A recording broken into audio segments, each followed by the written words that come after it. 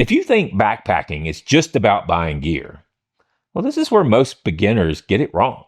In part one, we covered the foundations: packs, tents, sleep systems, and how to get gear without spending a fortune. But this right here, this is where backpacking either becomes something that you love or something you quit. Because in this video, we're getting into the real stuff: how to plan your trip, what to do when things don't go the right way, how to manage your food, water, and safety, how to think about weight, and how to build confidence so that you're not second guessing yourself the whole way. In part one, we covered sections 1 through 20. This is going to cover sections 21 through 40 of my full beginner's backpacking guide. This is the difference between actually owning gear and actually becoming a backpacker. So if you're serious about getting outside and not just watching videos about it, then let's keep going. All right, so let's talk about hygiene and staying clean out on the trail. So, when you're backpacking, right, you don't have the expectation that you're going to be as clean and smell good and all those things as you will at home. I mean, we are in the backcountry, but at the same time, you can't be that stinky guy either that says, I don't need to care about this crap. It's okay. We're supposed to smell bad. Because it's not just really about just smelling bad. The goal is not just really to stay clean. It's to make sure we're staying healthy when we're out on the trail. Because especially, for somebody like myself who, through hiked for almost 500 miles, you're going to really pay attention to that hygiene a lot more after those first couple days. It might be one thing for you to go out and do 2 or 3 days on the trail and then come back and realize, you're rubbed a little raw in some places and everything because you really didn't take care of everything. And maybe you don't care because you're going to have time to recover once you get home. But if you're going out for a longer type of hike, you definitely need to be, caring about those kind of things. Because you really want to be worrying about, preventing rashes, blisters, and a lot of those things. And a lot of those things come from being unclean and not having good hygiene. And so we're going to talk a little bit about some of those things and how to stay clean out on the trail and what are, some of the expectations that you should have. Because I promise you, when you're out like this, if you just stay somewhat, at least a little bit clean, you're going to sleep better, you're going to enjoy the days better, you're going to hike better, and you're just going to really have a lot more fun. All right, so let's start off with hand hygiene. So our hands are probably one of the most things that we deal and we use, the most each day. And it's probably the fastest thing to get dirty and to have issues with. And so you really want to pay attention to keeping your hands clean pretty frequently. So you want to be washing your hands, every time before you eat, every time after you go to the bathroom, any of these type of things, because, even if you're not necessarily sitting down to eat, you're going to be sweating, you're going to be touching your head, you're going to be rubbing sweat off or other things, touching your face, scratching and doing things which could easily be transferring germs and other things, to your body. And so, hand sanitizer can be your biggest friend, out on the trail. Just a little bitty bottle. I pair a little bottle with my toiletry kit so that every time I go to the bathroom, it's right there. I know to use it when I come back. And so if I can't wash my hands, I will at least use sanitizer, but I always try to wash my hands and then use hand sanitizer as well. Because I will tell you, a lot of GI issues and other things that you get out in the trail are not going to be from the things that you think about. A lot of times they're going to be from unclean hands and eating with bacteria or other things on your hands. And, you're going to be touching water and all kinds of other things and stuff when you're out there. But the biggest and the easiest thing with your hands is just make it automatic. Make it something that you do every time so you don't even have to think about it. That just makes it so much easier to remember if it's something that you do, every time. Like I said, for me, I put the hand sanitizer with my kit because that way I automatically know if I'm going to the bathroom, then I'm going to need to wash my hands and use hand sanitizer. All right, so now let's talk about body hygiene. So there's, a lot of areas and stuff. You don't pretend that you're going to be able to, take a bath. I mean, if you're lucky, you might be able to have some scenarios where you can do something, but you also, you really shouldn't be getting out into lakes or creeks and stuff and trying to use body wash or any of those type of things, out there, because those things most of the time are not very environmentally safe for that. And so a lot of times what I recommend is just take something like some wet wipes. Those are really easily accessible, and you can take out and easily get to for that. And you can just take one of those wet wipes and wipe down certain areas. I don't even recommend using it. It's probably one wet wipe is probably not enough to be able to, cover your whole body without drying it out, or just getting it really filthy and dirty, and then now you're just rubbing dirt everywhere. So just really hit the key parts. Hit any of your major areas, use your privates, get those good. You want to get clean around in there because that's where you can get a lot of chafing from hiking. You want to get, maybe under your arms. Start with maybe your face first. Do that first before you go to wipe any of the other things. And just kind of get some of those important parts, maybe even your feet. You can even take a collapsible bowl, go get some water from the creek, then come back over to camp and then use that. And then after that wet wipe is kind of a little dirty, you can use it to kind of now use it as a washcloth and kind of use the water to clean it out and help you do a little bit more. But you can also, I also have got a video coming up if it hasn't already gone live. I don't know when I'm going to post it compared to this one, but you can also use, there's some good medical cloths out there that aren't wet like a wet wipe, but they have, they're meant to be able to help people do, take a bath in the bed kind of thing. And so they already have, some good soap and other things in it, but it's dry. And so all you have to do is add a little water to it. And so they're really ultralight way of being able to do that too. And so that's a really cool way to do it. But really and truthfully, what you're trying to do throughout the day is really manage the sweat and the salt. When your body sweats a lot, it gets salty and leaves a salt residue. You'll start to see this, with kind of white stuff getting on your clothing. But this happens a lot in those areas like under your arms or in your private areas and some of those kind of things. And so those are the things that are going to cause chafing and stuff whenever you're out on the trail. And so the last thing you want is to be hiking and to be all of a sudden starting to get areas that are going to be, that are rubbing and starting to chafe out, and then they start to become hot spots, and then even worse later, they could even become blisters or something too. So the better that you can keep yourself clean, especially too, I didn't mention your feet. I definitely recommend, washing your feet whenever you get to camp. Keep those clean, and then put that clean pair of socks on once you're there. And so, because the better and the cleaner and the drier you can keep your feet, the better when you're out on the trail. And so that kind of leads me now to your clothing hygiene. So your clothes are going to get dirty, right? Especially if you're like me and you're carrying the least amount of clothing as possible so that you're getting your weight down a little bit. And so I hike in the same clothes every single day most of the time. Now, when I'm through hiking, I might try to do my share of either rotating something or washing, having some periods where I have a camp clothes that I clean, and then I try to wash my hiking clothes every once in a while. But for the most time, if I'm just doing a weekend, those clothes are coming home good and smelly. To the point where I get home and my wife normally looks at me and goes, "I think you're going to go shower and get off those clothes before you come over and say hi to me." But what you want to try to do, though, as I mentioned before, you want to try to keep those clothes dry.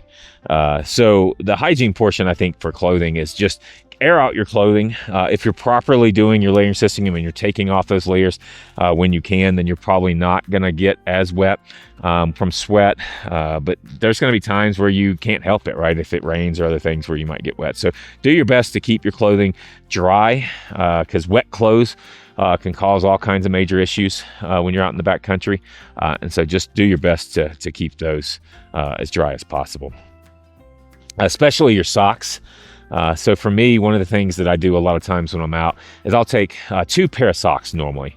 If you're a beginner, you might even take 3 to begin with, or 1 for each day kind of thing. But I typically hike in a pair, and then I always have a dry pair. And when I get to camp, I wash my feet, put the dry pair on, and then normally wash the pair I hiked in, and then put them out to dry if there's still sunshine. If I get up the next day and they're not dry yet, then don't be afraid to be the backpacker who clips their socks onto the back of your backpack and let them dry out with the sun or the breeze and stuff as you're hiking throughout the day. Because what you want is by the time you get to camp the next day, you want that to be your dry clean pair to then put on so that you can rotate your socks out. And then the last thing, I know I've mentioned this before, but don't sleep in sweaty clothes if you can help it. One, they have a bit of a smell, which could potentially attract wildlife. Wildlife do get attracted to that salty smell a lot of times. But two, you won't sleep as comfortably, and it could cause you to have irritation and even start to have some of that rubbing going on when you're moving around in your sleep. So do your best to sleep in clean clothes, and that'll help you be able to manage everything. So just to kind of wrap it up before we move on to the next section, hygiene, like I said, I'm not pretending that we're going to be perfect. You're not going to be bathing every night. You're not going to smell perfect. You're going to come home and smell like, I always felt bad when I was through hiking for the people who would pick me up and take me into town at times because I know after so many days I stopped smelling myself, but everybody else around me can smell me. So you're gonna get dirty out there. You're gonna have those challenges, but you need to do your best to mitigate that so that you're having a good time and you're staying healthy and staying safe out on the trail. All right, so let's talk about bathroom systems. So the first thing that everybody needs to know when going to the bathroom out on the trail is how to dig a proper cat hole. So when it comes time and you're ready to go off and do your business, you want to make sure that you're digging a proper hole. So the first thing that you want to do is look for the right type of soil. And yes, this does actually matter more than you think.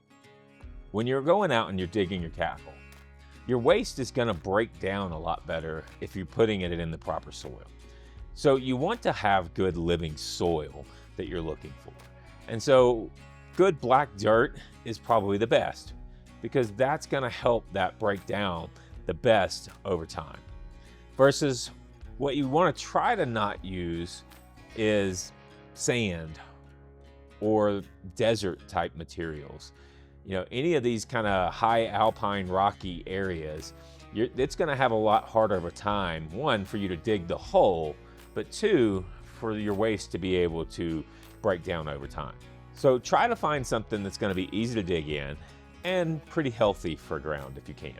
Then you're going to want to make sure that you're digging it a good 6 to 8 inches in depth, because you want to do your best to make sure that you're keeping away the smell, because animals could be attracted to the smell and potentially end up digging it up, which wouldn't be necessarily good for them. So do your best to dig it out. Most trowels are about 6 to 8 inches. I think mine's around 7 inches long. And so a good habit to have is just dig the hole as deep and as wide as your trowel.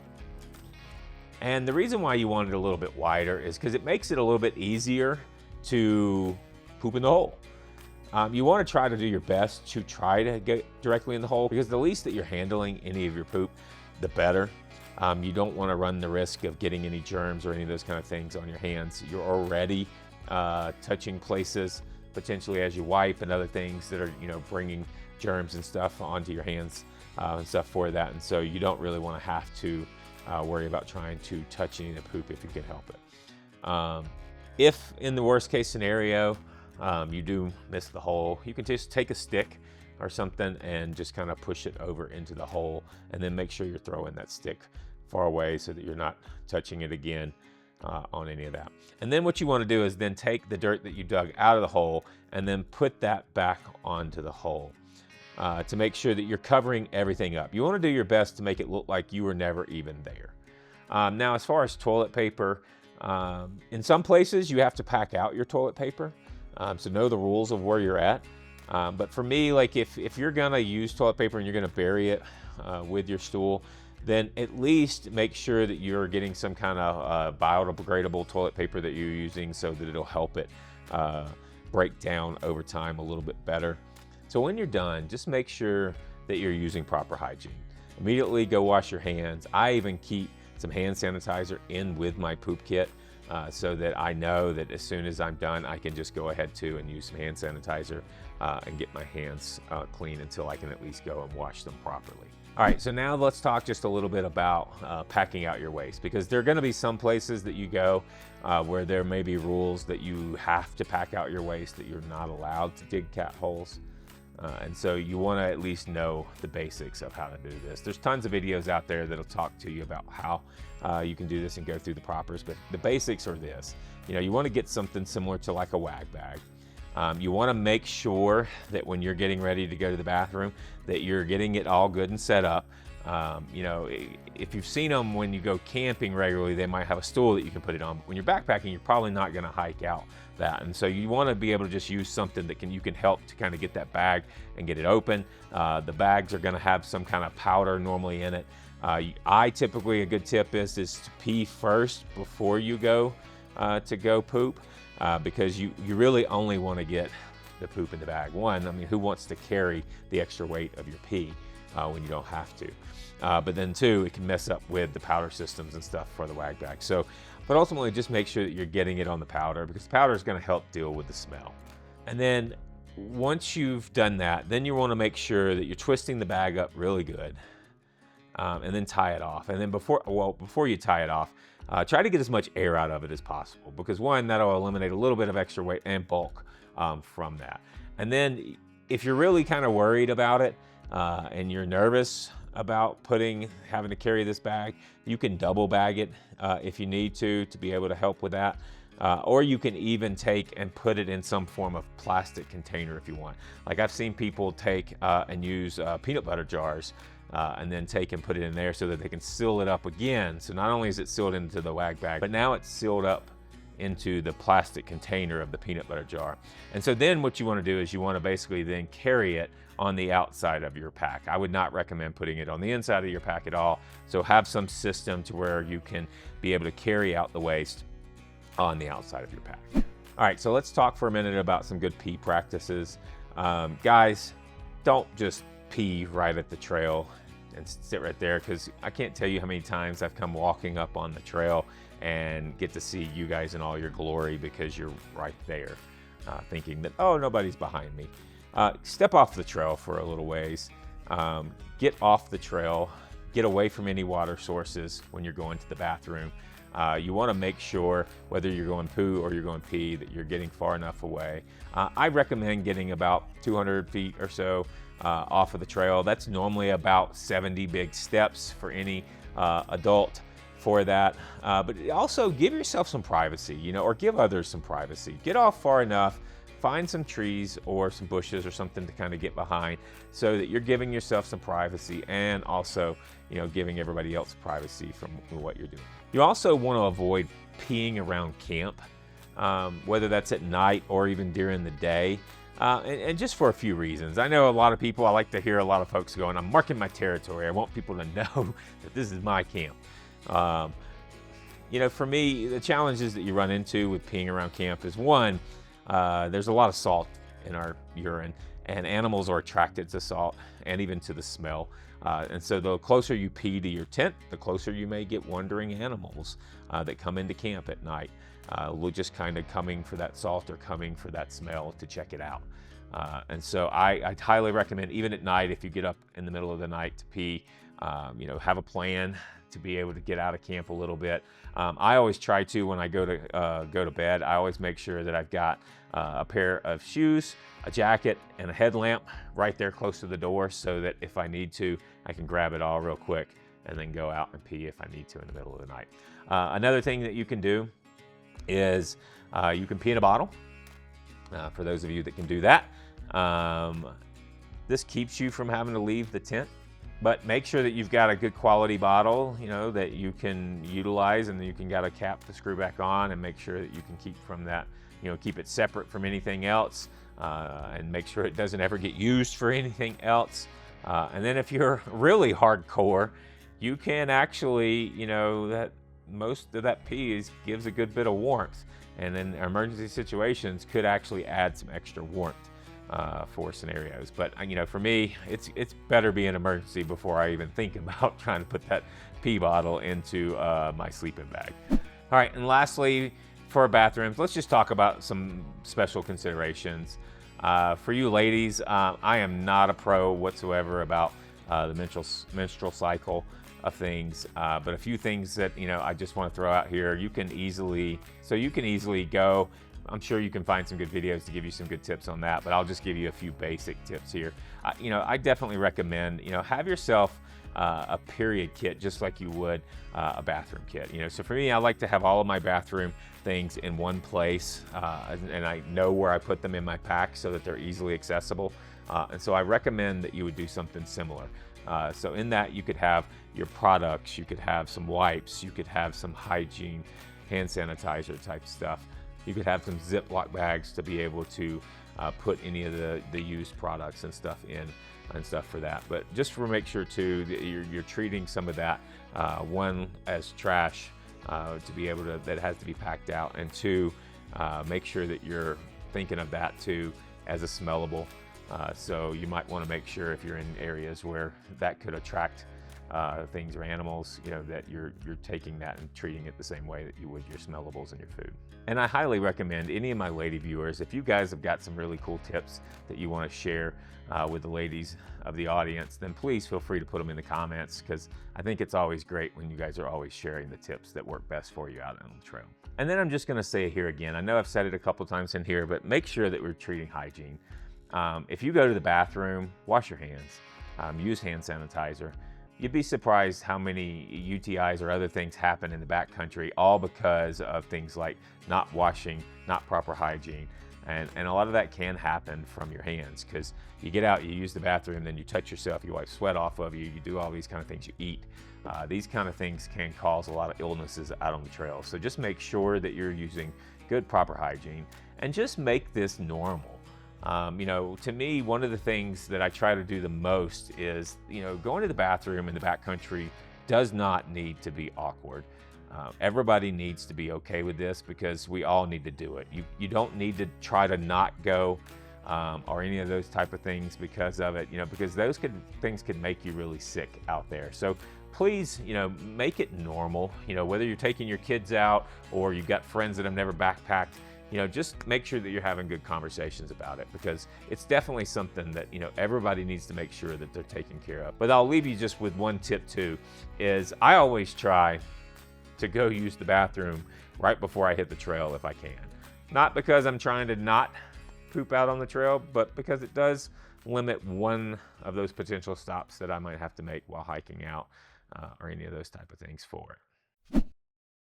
All right, so now let's talk about electronics and power. So the first thing in this category that I like to talk about is your phone, right? And I want people to think of this, when you're in the backcountry, don't think of your phone as a phone all the time, or even necessarily as an entertainment device first off. Think of it as a tool, because most of us nowadays are using our phones to navigate or to communicate in the case of an emergency. And so you want to make sure, you've only got a certain amount of battery life on your phone, and depending on how old it is, can depend on how long that battery life is. And so it's important, I think, to know in the beginning how long that battery life is when you go out. Because you want to make sure, if you're dependent on that phone to use for things for like your navigation apps and stuff, that you want to make sure that it works so that you have access to those things. Because the quickest thing that can cause issues is if the only form of navigation that you have is your app, and then your phone dies or it breaks or something goes wrong with it, and then you don't now have that ability to use that. So first and foremost, always treat your phone as a tool and understand its battery capabilities, and be prepared to be able to help lengthen those that battery requirements, and to be able to augment it if needed. And so one of the things that I recommend all the time for folks to do, if you're taking your phone out in the backcountry, whether there's service or not, just put it in airplane mode. Because when the phone is constantly trying to find a signal, if it's in and out of service, that's going to constantly just drain the battery, even faster. And then same thing, if you're trying to disconnect and get on the trail, even if there is service on the trail, maybe you don't want the distractions or people sending you emails or texts or all of these other things coming in. And so just putting it on airplane mode will help conserve the batteries on your phone a lot more. And then two really things to think about that are, two things that could really kill your phone when you're out backpacking. One is cold. And so I can't tell you how many times I've been out and you get into the really cold temperatures and you look down and you go, oh, I've got 60% on my phone. And then all of a sudden it just dies because the cold temperature will just zap a battery. So you want to do your best to try to keep your phone warm. And so they make some sleeves that you can put it in that, will help keep it warm. Or what I do a lot of times is some of the, jackets or shirts or things that I'm wearing out on the trail will have a pocket on the inside. I will just put it on the inside pocket. That way it's close to my body and it has the heat of my body to keep it warm as that. You can also put it in a pocket. That'll at least help it get a little bit closer to your body too as well. But do your best to keep your phone warm as much as you can. And then same thing when you're sleeping, right? So even if, a lot of times what I do at night when I get ready to go to bed is I'll turn the phone off. And so even if I'm plugging it up and charging it, I will still turn the phone off. That way it's not depleting battery while I'm sleeping. And then I take the phone and even the power and even the battery bank that I might be using and I stick them in the sleeping bag with me. If you're lucky, maybe your sleeping bag or quilt has a little pocket. If not, then just kind of shove it off to the side and just hope it doesn't wake you up when you roll over it or something like that. But there's other ways too. You can even take and just wrap it into, if you've got something that's down, you can like a down jacket or something, you could wrap it in that and that will help kind of keep some of the cold out from it. But the best thing to do really to me is to just put it in your sleeping bag. And then the other way that that you really need to be making sure that you're watching for is you don't want your phone to get wet. So be careful whenever you're anytime around water. Last thing you want is to be leaning over and that phone fall into the water, because that could kill the phone pretty quick. And then two, you don't really want to try to, if it does get wet, even though some of these phones nowadays have that ability to be, they're not waterproof, but they're water resistant, and they'll tell you that they're good to be down to a certain level. But the hard part is you don't have a good way to dry it out when you're in the backcountry after it does that. And so whereas at home, maybe you take the thing and you stick it in a bowl of rice or something to help get all the water out of all the places before you use it again. When you're out on the trail, you don't necessarily have that ability. So just do your best to keep it from getting wet. So like if it's raining also, try not to be having it out a whole lot. Try to keep it somewhere where it's going to stay protected. Make sure it's in a pocket that's not getting wet or something like that too as well. Now let's talk about battery banks. This is a way that you can carry out extra power to be able to help you along the way. So for a lot of people, if you're just going out and you do some of the things that I talk about, like putting your phone on airplane mode, you're not really using it for a lot of things. Maybe the most you do is pull it out every once in a while and take a picture, and you're just going out for an overnight or maybe even a weekend, you probably can get away with not having to charge your battery. But if you're somebody like me and I record a lot of videos with my phone, or I'm taking pictures with my phone, or I use my phone as navigation, or other things, maybe you use your phone for entertainment at camp, you download a movie or an audiobook or music or any of those type of things on it, then you need to know what that battery life is going to be like on your phone. And so do you have a phone where the battery is going to die about half the day? So now you're going to need to be able to charge it at half day, and then again probably at night, so that you've got it ready for the next day as well. So know what your charging requirements are for that, because then it'll help you understand what size of battery bank you have, because there's a lot of different types. I've got a couple here that I have. I'm a big fan of the Nitecore battery banks. There are some of the lighter ones on the market. There are, I think, some lighter ones out there now since I've gotten mine, but I have a couple here. When I first went on the Colorado Trail, I was doing a lot of filming, and I knew there was going to be many days between me getting to a place where I could plug in anything and charge stuff. So I actually bought the NB20000 to be able to do with that, and it works really well on there. I only had one scenario in the whole through hike where we just went for so long without seeing power that I ended up having to borrow my son's battery bank to be able to recharge my phone so that I could keep recording for the last day.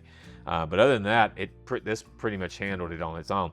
The one thing I wish I would have done differently was, at the time when I was buying stuff, I was trying to save as much money as possible, and it was cheaper to buy the 20,000 than it was to buy the 10,000 or to buy two of the 10,000s. And so I really wish that I would have bought two of the 10,000 in the beginning, which is kind of what I do now. Because one, when I got back home, when I go on a weekend, this is too much. I don't need this big thing. So I don't need that extra weight to be able to have to deal with when going out, when something as small as this actually works.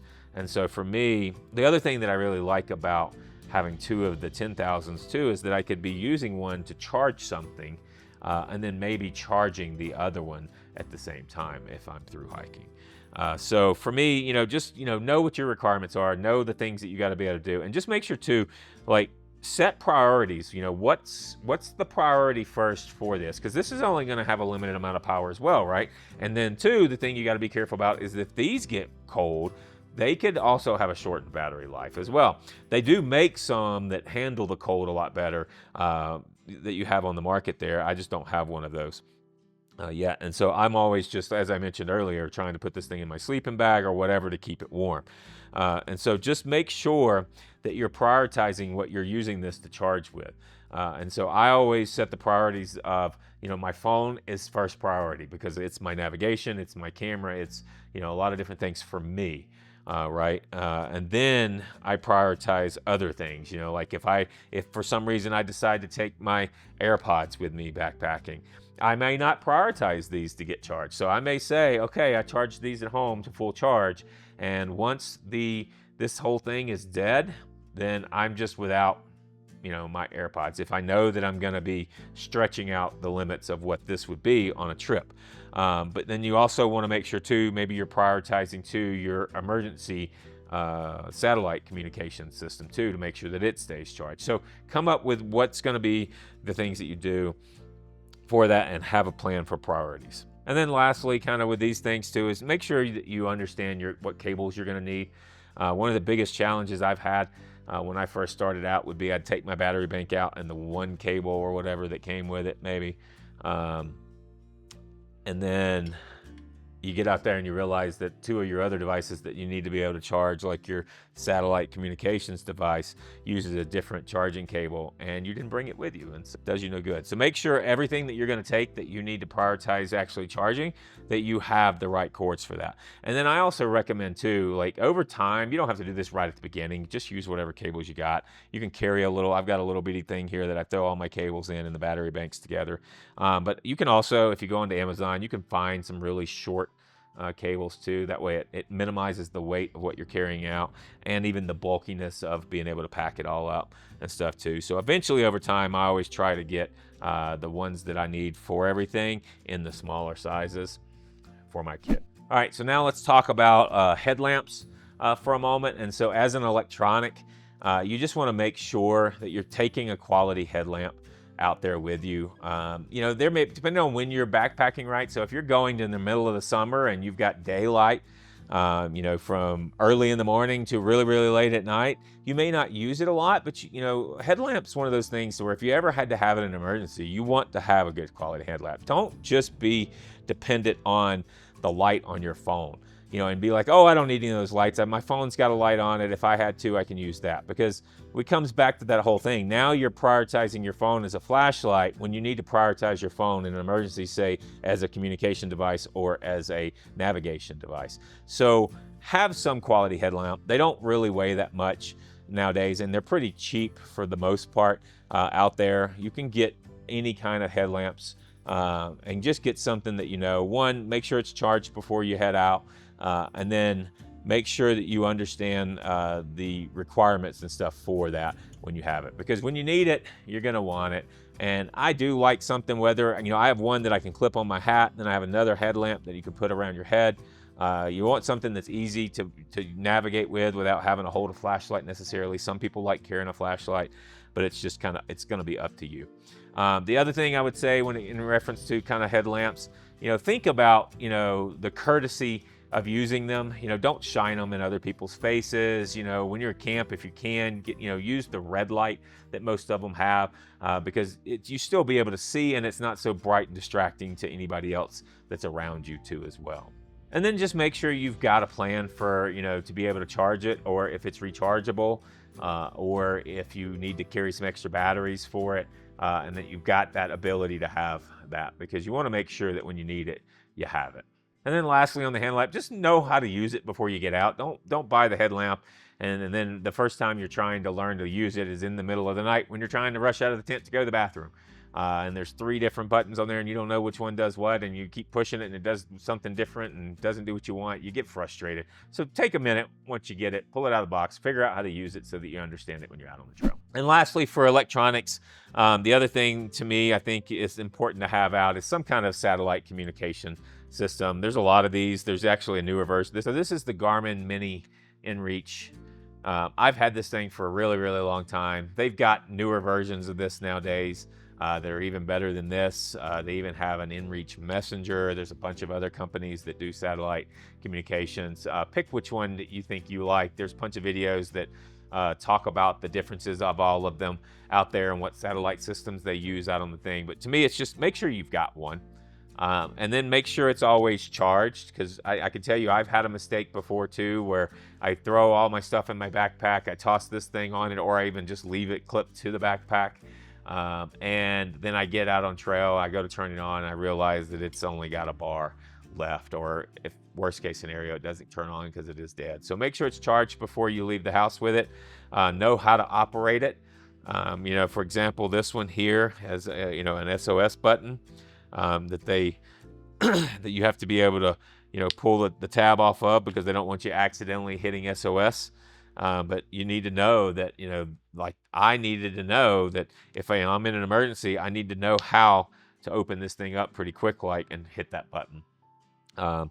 You also should know like if you need to be able to message with anybody or any of those things, know how to operate that beforehand, because one of the other challenges too, right, with at least the Garmin InReach, is that if I haven't added somebody to my contacts, once I'm out in the middle of the backcountry with no service, then it'll be too late to add them to. I can't just type in a number, or at least it just makes it so much easier when you've got the contacts in there, you've got your presets set and the other things like that. So be familiar with it, know how to utilize it. And then lastly, the one thing I would say about these things is always have it in your reach, right? So for me, if I'm going on my backpack, I a lot of times clip it right here on my shoulder strap. But the minute I take my backpack off, I try to clip it on myself. Whether if I don't have a loop or something, I'll just clip it to my shirt or do whatever, so that you always have it on you. Because especially, you never know when something's going to happen and you have to walk away from camp, or you have to, get out, your backpack off, or any of those things, and you may need access to this, because if you went off for a little hike, but your backpack and the emergency communicators back at camp, and you fall and something happens, and now you need to be able to call for help, it's just not going to be any good if it's not on you. When trying to go ultralight, most people cut weight from the wrong place. And this is one place where going to ultralight could actually wreck your entire trip. You can shave grams off your stove, off your sleep system, or even your toothbrush. But if something goes wrong miles from the trailhead, none of that matters. Over the last 30 years of backpacking, including through hiking the Colorado Trail, and getting deployed on multiple disasters across the nation, I've learned one thing the hard way. A first aid kit is not optional. It's one piece of gear that you hope you never have to use, but you can't afford to leave behind. A first aid kit is one of those pieces of gear that you don't even think about until you desperately need it. Blisters, cuts, rolled ankles, dehydration issues, altitude headaches, or even a stove burn can end a trip as fast as it begins. Even small problems can become big problems when you're miles away from help, low on daylight, or exposed to the elements. Carrying a compact first aid kit doesn't just help you. It protects your hiking partners, or anyone out on the trail that you might have come across that has an issue, and can turn a dangerous situation into a manageable one. Ultralight doesn't mean unprepared. It means being smart with weight, not reckless with it. In this video, I'm going to walk you through exactly what I carry in my ultralight kit, what I take fast packing, backpacking, or even on long trail runs out into the mountains of Colorado. It's not super big. It doesn't have everything you would need in an emergency, but it has what I feel like is the basics to help me get through any major situation. This is what I use for just myself. Now, if I'm going out with larger groups, I might carry something a little bit more than this because there's not enough gear in here to really be able to help if there was a situation where multiple people were involved. So in some of those kind of situations, I might carry something a little bit bigger. But the thing is you're in a multiple group, so now you can split some of the weight. So whereas some of the folks could be carrying some of your cooking gear or some of the food or some of those kind of things, then you can carry this little heftier pack here that I have too for bigger amounts. Because this actually has what could handle and support about 4 people for 7 days out in the backcountry. So with all that being said, let's dive into what I actually have in this bag. All right, the first thing that I have is this cool little bag that I got from Light AF. I probably spent a little more money than I needed to on it, but I liked it. I thought it looked cool, and it would make it really easy for me to be able to find my first aid kit in my bag. So let's just open it up and see what all we have in here. Just gonna pull it all out,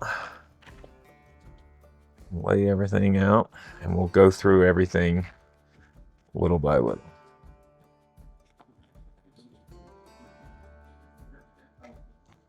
There.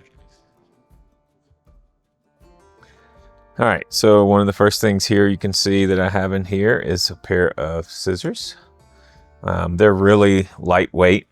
You could probably find some smaller versions, but I've even tried once to take and utilize just a small knife, but I found that even these pair of scissors are actually small, lighter weight than say one of my little bitty pocket knives. Let's see what else we have in here. I've got some sting relief. I've got an antibiotic towelette. I've got some elastic bandage that I've just kind of wrapped upon itself. It looks like it's all messed up, but it actually does still come off if you just pull it off on there. But you can use this, you know, if you're having to bandage yourself there. We've got an assortment of Band-Aids from super big to smaller to, let's see, I know there's some more in here. Oh, here they are. To smaller sizes, even to some adhesive bandages. You know, you can utilize these sometimes if you've got a wound that you need to be able to pull tight to be able to do on the trail as well. I also have a splinter out thing that comes with. Let's see here. So then I've got a gauze pad, a couple of those so that if I needed to really, if something got kind of bad, and then a bigger one. If you're really trying to stop some bleeding, you can get with those. Let's see here. I've got a threaded floss thing to be able to help out if worst case we got into something really bad. I also carry, I started doing this when I was doing the Colorado Trail, just a little packet of anti-chafing cream. This really probably isn't utilized as much on, say, a small trip, but longer trips, multiple days, I definitely use this pretty frequently when out there. And I've even pulled it out before when I've had situations where I run across somebody that's had issues that didn't have any anti-chafing cream with them, and I've been able to share that. And then let's see here. So then I've got some medicines. I've got some simple things like some Tums, some Aleve or Advil. For me, as I'm getting older, I find that the aches and pains, having something like that to take maybe at the end of the day is always kind of beneficial to make me sleep a little better. I also throw a little assortment of other meds in here. So this is some Pepto and Benadryl to be able to help in some of those situations. Some Imodium AD. If you run into issues where maybe you got some diarrhea issues, some Mucinex, some other just kind of small things that I throw in there. Look, here's some more ointment. some antibiotic ointment. And then I also have some water purification tablets. This is for my backup. So I always typically carry some kind of water purification system. But this is for that worst case scenario. If all of a sudden my filter stops working, I've got some tablets here where I can be able to still purify some water to be able to drink it. And then I carry some things to care for my feet, or other things that I might have, so I've got some moleskin that I'll carry with me.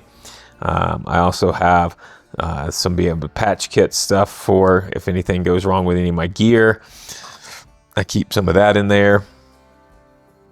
A little bit of duct tape, just a little bitty small roll of duct tape that's rolled on itself there. So then I also carry some lip balm.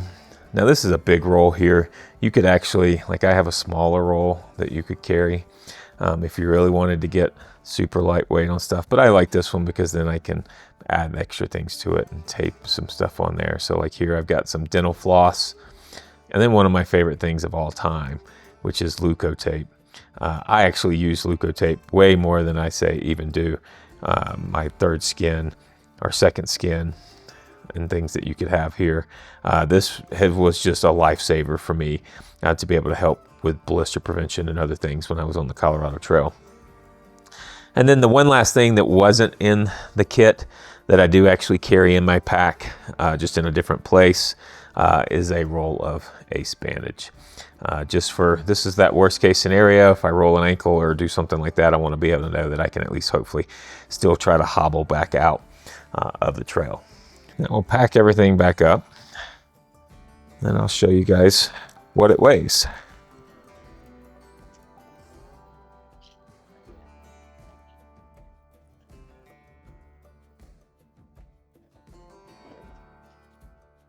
All right, you'll see that this little thing just barely weighs just over 3 ounces.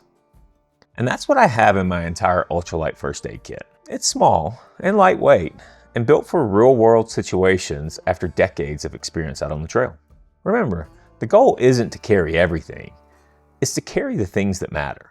All right, so let's talk about weather events and emergencies. So the first thing that we can talk about is lightning. When you're out backpacking, the last thing that you want to do is be, up on a pass or a high ridge line during a storm, especially if you're above tree line. Because the last thing you want to do when you're out backpacking is be the highest thing on the ridge when there's lightning. So if you've done your weather planning, like we talked about, then you've looked at the hourly forecast and you have a general idea of when to expect the storms to come in. Now, it doesn't mean you're going to get it exactly perfect, but you want to try to know this as much as you can. At least here, in the mountains around Colorado, it's almost expected that we get some afternoon thunderstorms. And so you can almost plan that later in the afternoon, you're going to see these storms roll in and they're going to have lightning. But sometimes they could be different. Sometimes they could be early in the day. So do your best when you're planning to try and time your ascents based off of the expectation of the storms. And sometimes that might mean that you need to get up really early, maybe even before daylight, to get started so that you can summit early and then be off of the ridge and back down into some lower elevations or tree cover by the afternoon when the storms are going to come through. But I'll also talk just briefly and give you some basics. So if you do find yourself caught up on the ridge, the most important things that you can do is, one, try to get off of it as fast as you can. If that's not an option, then try to minimize the potential impacts that you're going to have to the lighting. So some things that you can do, if you've got a backpack, take your backpack, make sure there's no major metal, on the outsides or, there with your backpack, and toss that off to the side if you can. For example, if you have a ice axe or a shovel or something like that on it, and just toss it a little ways away from you. Then sit the backpack down and use the backpack to help insulate you some from the ground. Don't stand on it because you're not going to be able to stay on that. So I recommend that you get your legs as close together as you can. Crouch down so that you're minimizing your height. You want to cover your ears in order to help protect you from any of the loud bangs of thunder. And you want to just try to minimize how much of you is exposed and attracting the lightning. Now, if you're with a group, I recommend that you spread out. Don't clump together. Try to get a decent ways apart from each other when you're doing this. But ultimately, if you've planned everything right, hopefully you'll never have to put yourself in that situation. Just do your best. The summits are beautiful. And it's gorgeous to go up there and be able to see those views. But it's not so pretty when there's lightning everywhere. All right, so now let's move to heavy rain. So depending on where you're at in the world and where you tend to go backpacking, some places get a lot more rain than others.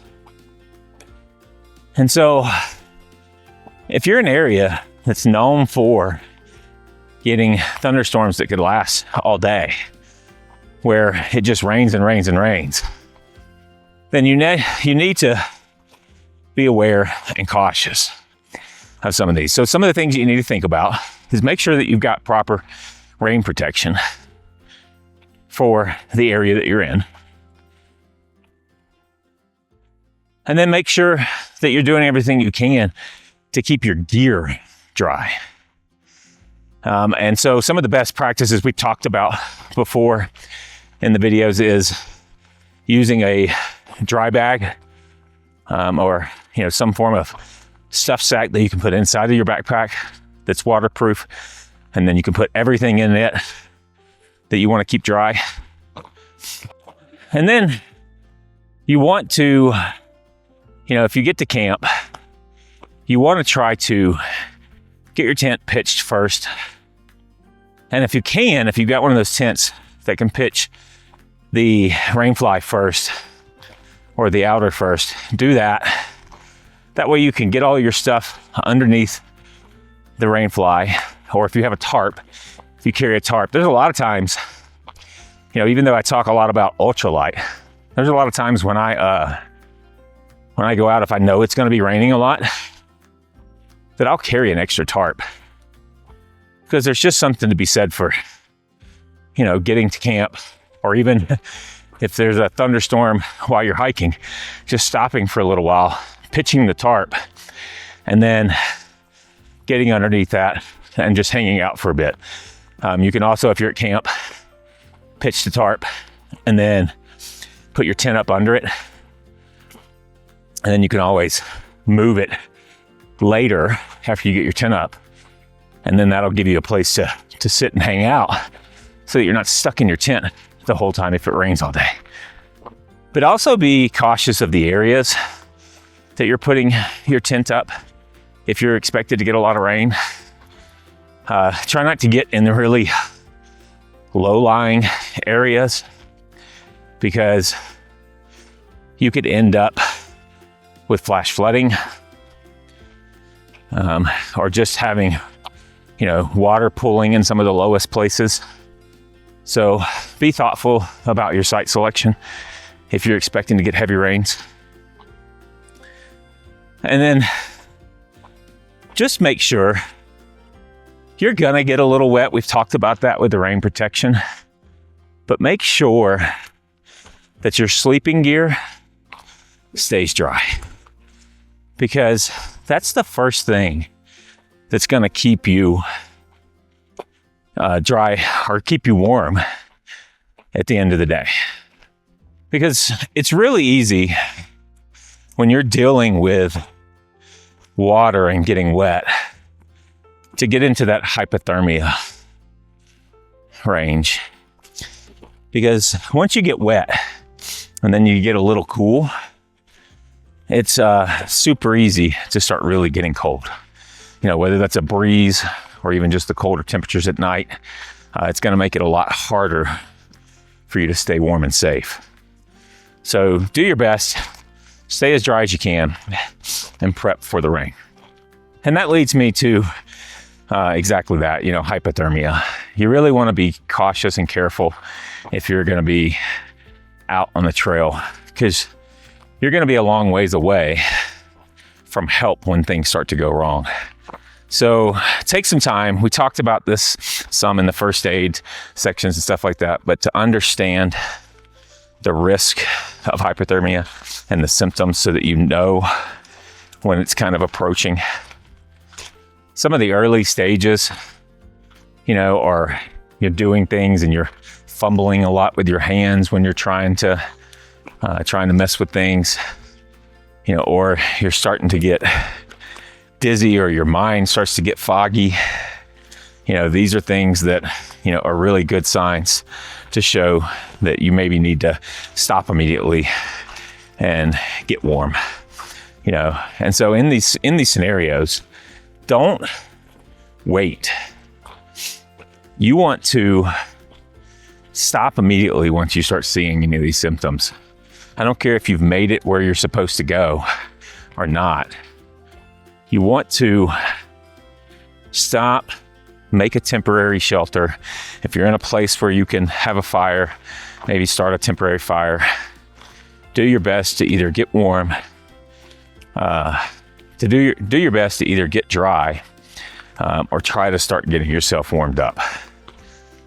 You can also do hot liquids like we've talked about, or even maybe eat early, eat some hot food. This will really help you be able to start to warm that inner core of your body up. And the last thing that we'll talk about in this section is heat illness. Just like you can with a cold, you know, a lot of people don't think about that you can get just as sick with heat and being in those kind of situations. And it doesn't have to just be the desert for that to happen. When we were on the Colorado Trail, there were many days where we had long, full sun exposure days where it would be a little warm outside and the sun's just shining on you all day. And so you want to do some things like make sure that, you know, you can wear a long sleeve shirt like a sun hoodie that'll help protect you from the sun exposure.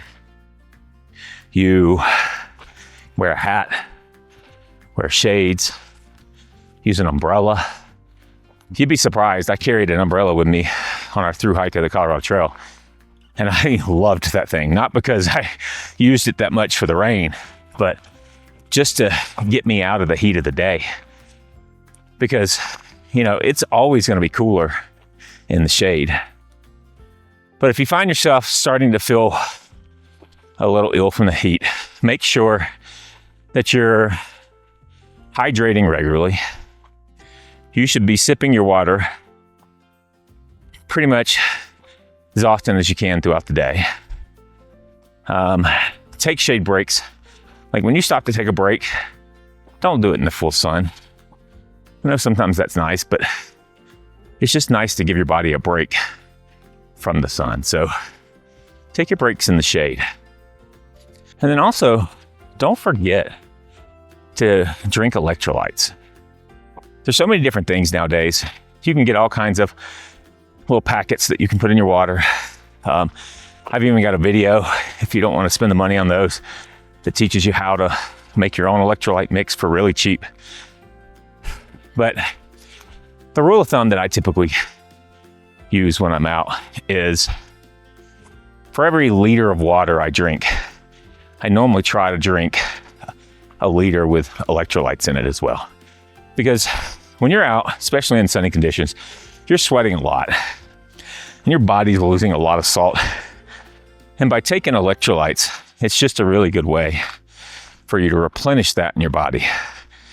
It's going to help you, with any kind of headaches that you might have gotten from the heat, which if you're, doing all the things I'm telling you beforehand, hopefully you wouldn't get those. But just take the time. Everybody's a little different. Make sure you're testing yourself. What is it that your body likes when you're out doing hikes? Sometimes you might be in scenarios where you might want to be drinking more often. But then also just be careful not to drink too much either in some of those scenarios. So if you're just mildly taking sips regularly throughout the day, you should be keeping yourself pretty hydrated. All right, so let's talk about wildlife awareness. So if you're in the backcountry, I know one of the biggest anxieties people have is about running into wildlife. A lot of us, for me, it's one of my things that I love the most about coming out here. But you do need to be aware, and you do need to understand, the wildlife that are going to be in the area that you're in, so that you better understand how to mitigate any potential issues that you could have with them. So let's talk first big animals, the ones that everybody always worries about when they're going out. And that's bears, moose, or even, elk. A lot of times, everybody's always worried about the bear, right? The poor bear gets such bad cred. Most of the time, depending on where you're at now, here in the Colorado mountains, we've got more so the brown bear. And so they're, a lot different than, say, the grizzly bears. They're a lot less aggressive. And so a black bear is more likely to want to run away from you as long as it sees you in advance. And if they hear you coming, they'll probably avoid you altogether, and you may never even see them. And so the trick really with bears is just make yourself known. When you know that you're in bear country, or you know that you're in areas where they're prone to be, or even if you're hiking in, some bear prone areas, but you're hiking in really dense forests or bushes and stuff to where you could easily startle something. Because the biggest issue that you have with most big animals is coming up on them and startling them. Just like anybody else, if you startle them and they get afraid, then they're more likely to attack or defend themselves as they were. But most of the times, as long as they see you ahead of time and you announce yourself, they're going to run off. So some of the things that I like to do when I'm out in the backcountry is just make sure that you're making yourself known. And there's many ways that you can do that. Some people use the bear bells. I don't really like those all that much. Or you could just kind of, if you know that you're in a prone area for bears, you could be yelling out, "Hey, bear." I always joke around a lot too, when I do it, because a lot of times I like to yell "Pink Panda." I know, just mainly because it's so funny whenever I come running across, somebody and they hear me yelling "Pink Panda" and they look at me so weird. And I'm like, hey, the bear doesn't really know what I'm saying. I'm just need to make sure that I'm being announced. And so as long as they know that you're coming, most likely they're gonna move themselves off trail or other things. Because a lot of times you're gonna be going to some of the same areas that they're going. They're going to the water source just like you're going to the water source. And so as long as you be mindful, understand them a little bit. They're beautiful to see at a distance. For me, I love it when I get to see a bear, but I always want them to be a long ways away from me when I see them. I don't really like it as much when I come walking around the corner and I see one. But in those kind of scenarios, make yourself look big, announce yourself, do that. Especially if you hike a lot with dogs, make sure that you're thoughtful about your dog. You want to make sure that they're on a leash. You've got control of them, because the last thing you want is your dog running off after something that it thinks that it's going to protect you from, and they doesn't realize that maybe that thing could beat them up. or hurt them pretty bad. So always make sure, especially too, you know, a lot of people don't think that they should be afraid of a moose, but for me, I'm more worried about running across a moose when I'm in the backcountry than I am a bear. Because they can be a lot more vicious when it comes to people, and especially dogs, especially if they have a calf with them. Those mother moose, man, they can be very, very protective. So do everything you can to kind of stay your distance. Don't be that person that goes, oh, pretty big cow, let's go get close and try to get a picture. No, keep a distance. You know, if you can, keep yourself, you know, maybe have some trees in between you and them. If they're out in a field or something, stay in the tree line and just kind of stay away to where they don't feel threatened. They're less likely to mess with you. Same kind of thing with elk or any of the other things, deer too. You just want to be mindful of some of that. You know, most of them, once they see you, they'll normally move on, you know, and go away. I mean, every once in a while, you know, you have to worry about, like, if you come across a moose or an elk, because they're a lot bigger than you, right? And so they're going to look over and they're going to be like, okay, yeah, I see you, but I'm not running away in fear. And so you might have to wait for a minute for them to kind of mosey on away and get off of the trail before you can keep going through, you know, or, you know, you might even, worst case scenario, need to try to kind of walk around them for that. But just keep yourself, you know, in mind, you know, especially too, if you're in bear country, you can carry bear spray. There's a lot of studies out there nowadays that say, you know, that you don't really need the bear spray for the black bears because they're more likely to run off. If you're in grizzly country, I carry the bear spray. So for me, it's do what makes you feel, you know, safe. But if you're going to carry that out and you are going to carry the bear spray, just make sure that you know how to use it. The last thing you want is to be fumbling with a bear spray canister when you're, you know, right there and a bear is right in front of you and you're trying to figure out what you got to do. Now let's talk about some of the critters that, to me, I think are even more so of a threat than even some of the larger critters, and that's some of those your smaller critters. You know, your rodents, your chipmunks. You know, those things are super cute until they're chewing through one of your trekking poles, or, you know, they've chewed through the pockets on your backpack, or, you know, maybe even chewed some of the string of your tent or whatever it may be. So be cautious of them. You need to worry about, even if you're not in a place that necessarily has bears, you know, you still want to be food aware for smaller rodents, because they're just as likely to try to chew into your food bag or other places too. They're the ones most likely, whenever you go, and then say you get to camp, you set your tent up and you lay your food bag out, and then you think, hey, I'm going to go explore and, you know, hike off a little bit. They're the ones that'll, you know, definitely ruin your night by chewing into your food and getting into all of that. So just be cautious about them and understand, you know, where they're at, their environments, you know, make sure you're doing things like, you know, I always hang my trekking poles like in a tree, you know, if I can nearby, or put them in the tent with me if I need to, just to make sure that, you know, never leave them laying down, you know, because they love to get a hold of those cork handles on your trekking poles. There's nothing that makes better nesting than some of those kind of things. Same with some of the mesh, you know, on some of your pockets too, on your bags and stuff like that too. So just be cautious about some of that stuff. You know, if you know you're in a very high activity area where you're getting a lot of chipmunks and stuff, they will even move around sometimes at night. And so I'm a little cautious sometimes about leaving my backpack out in the vestibule if I know that I see them moving around a lot in camp, because I just don't want them to tear a hole in my bag. And now let's talk too about bugs. Bugs can ruin a trip faster than anything else to me. You get into some areas, when we were backpacking the Colorado Trail, we would hit some areas where the mosquitoes would be really bad, or the biting flies would be really bad. And that would just ruin your trip, or before you know it, you know, you get to camp, you set your tent up, and, you know, my son and I would normally sit out and chat, you know, in the afternoons once we made it to camp. But, you know, there were times where we were like, nope, both go into our own tents. You know, if we want to talk, you can talk to me through the tent, but I'm getting away from these mosquitoes. So there's some things that you can do, you know, if you want to, you know,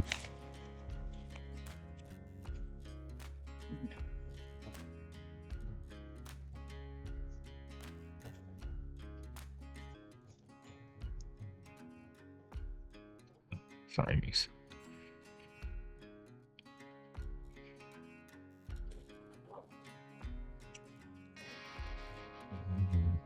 There's some things that you can do when you're dealing with bugs. They make some really lightweight bug nets that you can take to put over your head if that's an issue, if you're in an area where they get a lot of bugs. So there's some things that you can do when you're in some of those situations. You can wear your long sleeves, wear them maybe a little loose. That way, when the mosquitoes land on them, they can't bite through them to you. You can also make sure wear long pants if if it's not too hot. They make bug nets and some of the other things too that you can get. You can put those over your head. And that'll help protect you from, some of those, the mosquitoes and some of the flies. But ultimately, if you just, limit how much flesh that you have, to that. Same thing with things like ticks. Just be careful if you're in a ticked area. You probably want to have something over your feet because basically you want something that they can't crawl up to. So if they can't get onto your scanning and then crawl up, then you're less likely to get them in places. But just make sure you're checking too. Take opportunities to just check yourself when you're at camp at the end of the day. And then snakes. Snakes are similar to other wildlife. Most snakes want to avoid you for everything that they can. And so if they know you're coming, or they know you're there. So just be careful if you're in an area where it gets a lot of snakes. Just be making sure you're aware of paying attention in front of you.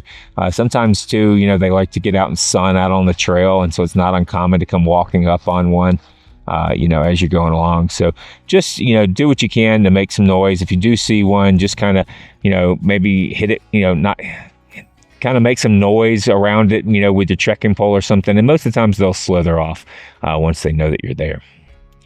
But definitely be aware, and if you're in areas where there's some poisonous snakes, especially if you're with a dog, just be careful about those areas and make sure that you at least understand, some of the snakes and be able to identify them, in case that you were to have any kind of issues when you're out there.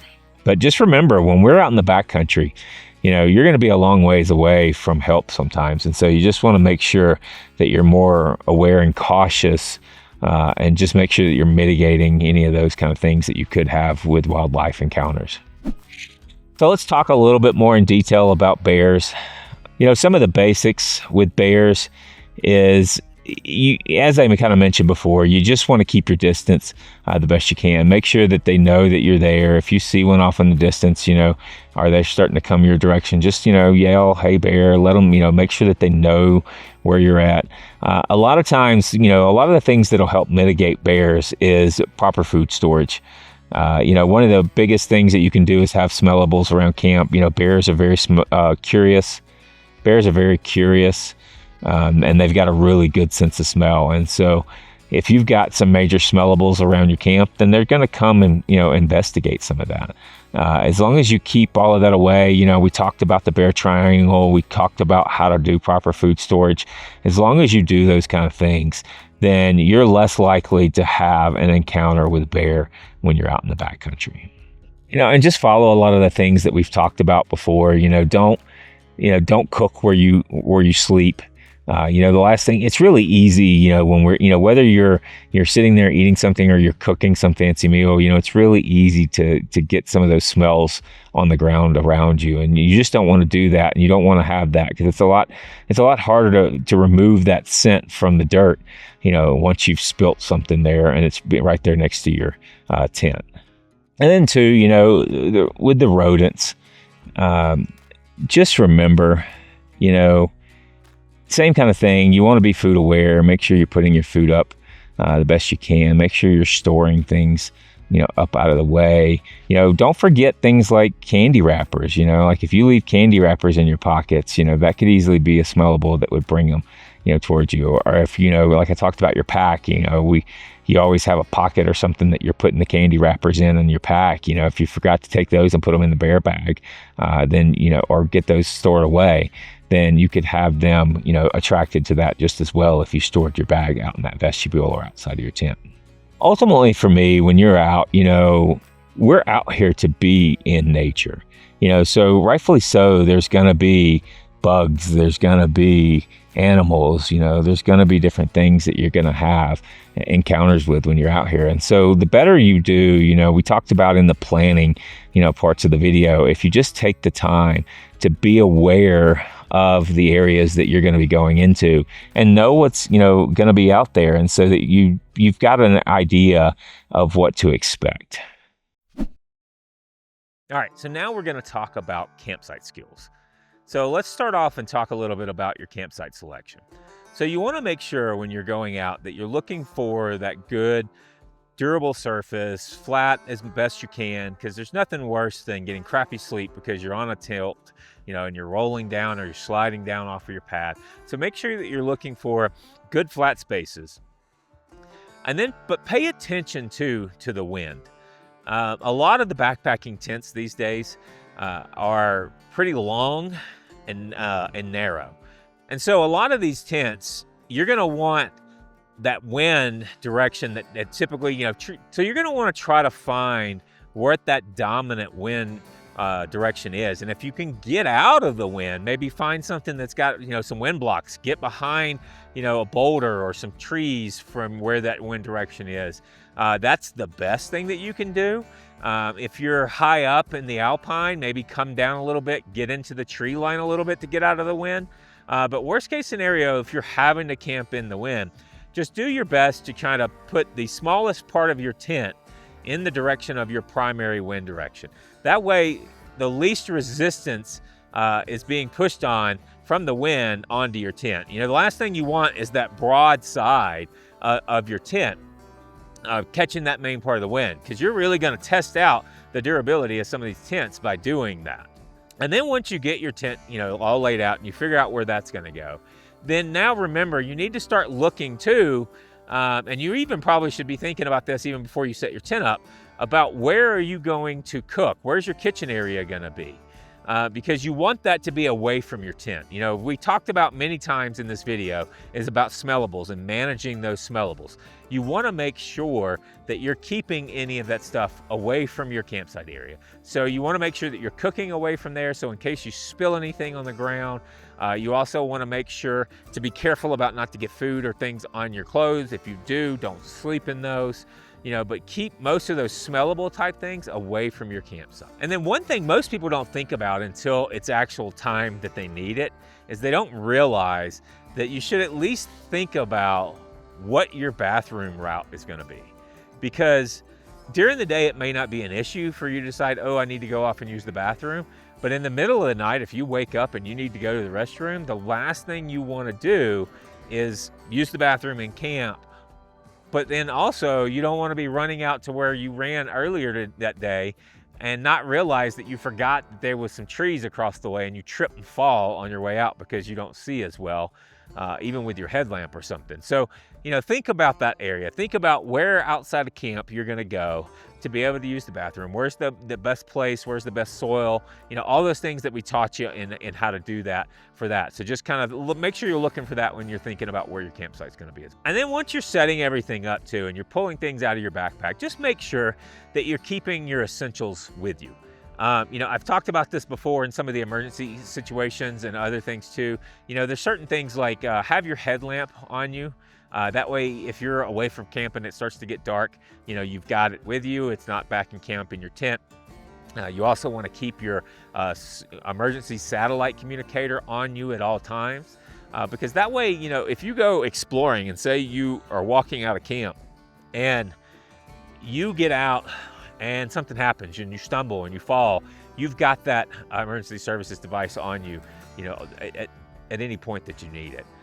So just make sure the things that are absolutely essential stay exactly where you can get to them. So now let me talk a little bit about the bear triangle. We've mentioned this, I think, before in brief portions of it, but I think when we talk about campsites and setting up campsites, it's important to talk about it. And we talked a little bit about it when we were talking about the planning of where you put your site.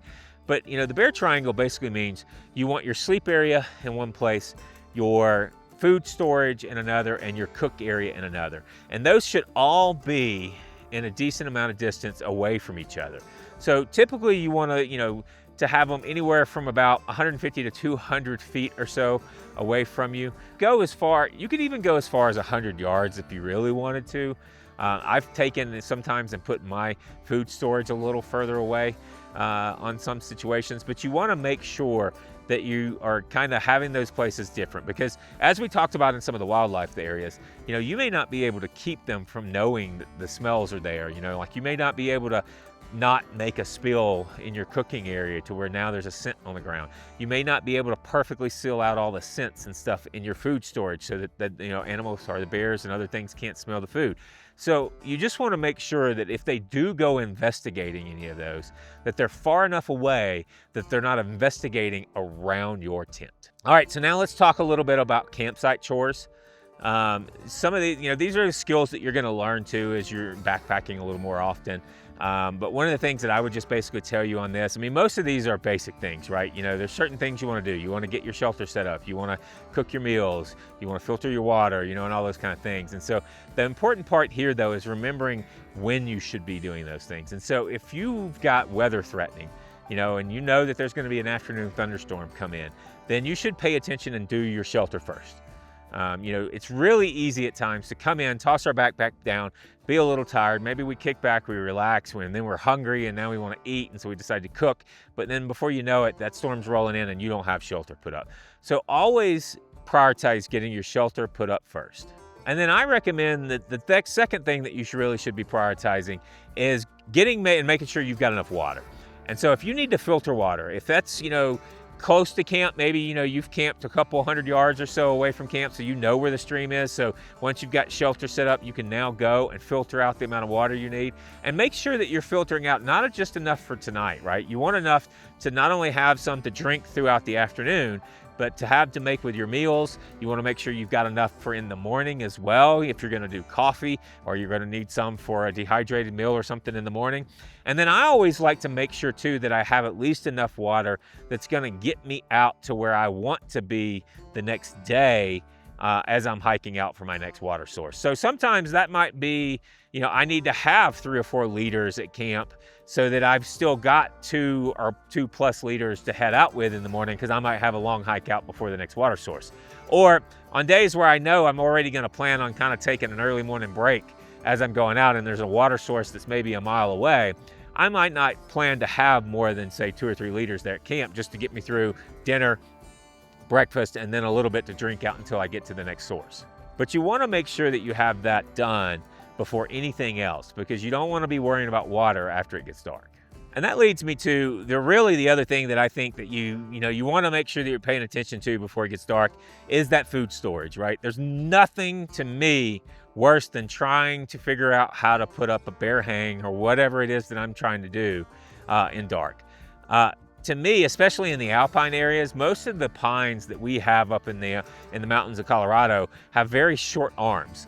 And so therefore it's really kind of hard to throw a bear line up. And so a lot of times you need to use 2 trees to be able to do that. And that can be a challenge to do. And that can be a challenge to do when you're trying to do it at dark.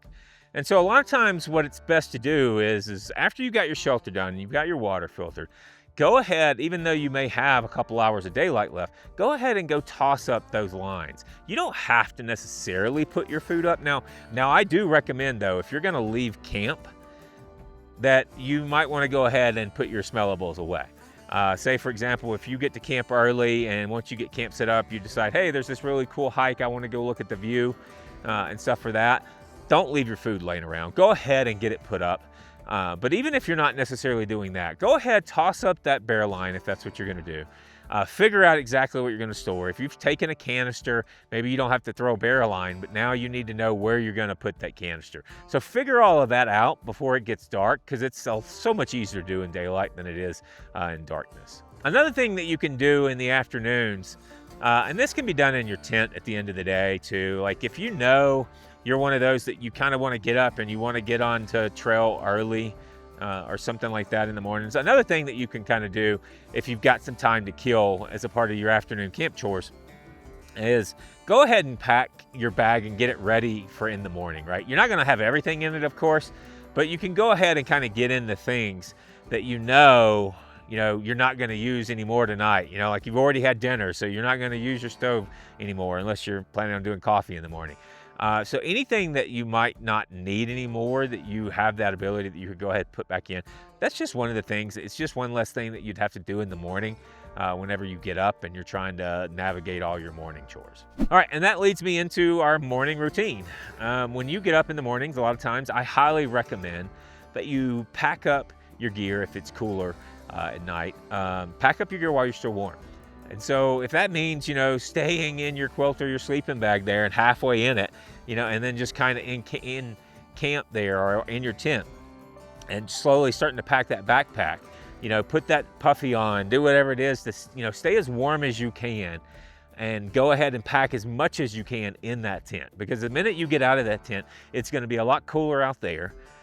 And you may need to get moving pretty quickly depending on how chilly it is that morning. So the more you can do from inside of your tent, the better. I definitely recommend, even if you're not a breakfast person, eat something, even if it's just something little in the mornings, because you want your body to have the energy that it's going to need to get moving. You don't want to be risking, hitting fatigue early on in the morning. And so even though a lot of people, and I'm one of those, right? I'm normally not much of a breakfast eater at home. And so it's really easy for me at times to go, I'm not really hungry yet, so I don't want to eat. But I tell you what I do when I'm out on the trail. I at least, I don't cook a warm breakfast. For me, I like to typically get up, get moving, get everything packed up and get on the trail. And so for me, a lot of times is I'll just toss some breakfast bars and that'll be my breakfast. And normally as soon as I get packed up, I throw my backpack on, jump on the trail, and I'm normally starting to eat on that breakfast bar as I'm hiking out. But you want to go ahead and start putting some calories into your body so that you're not having any worries about being tired later.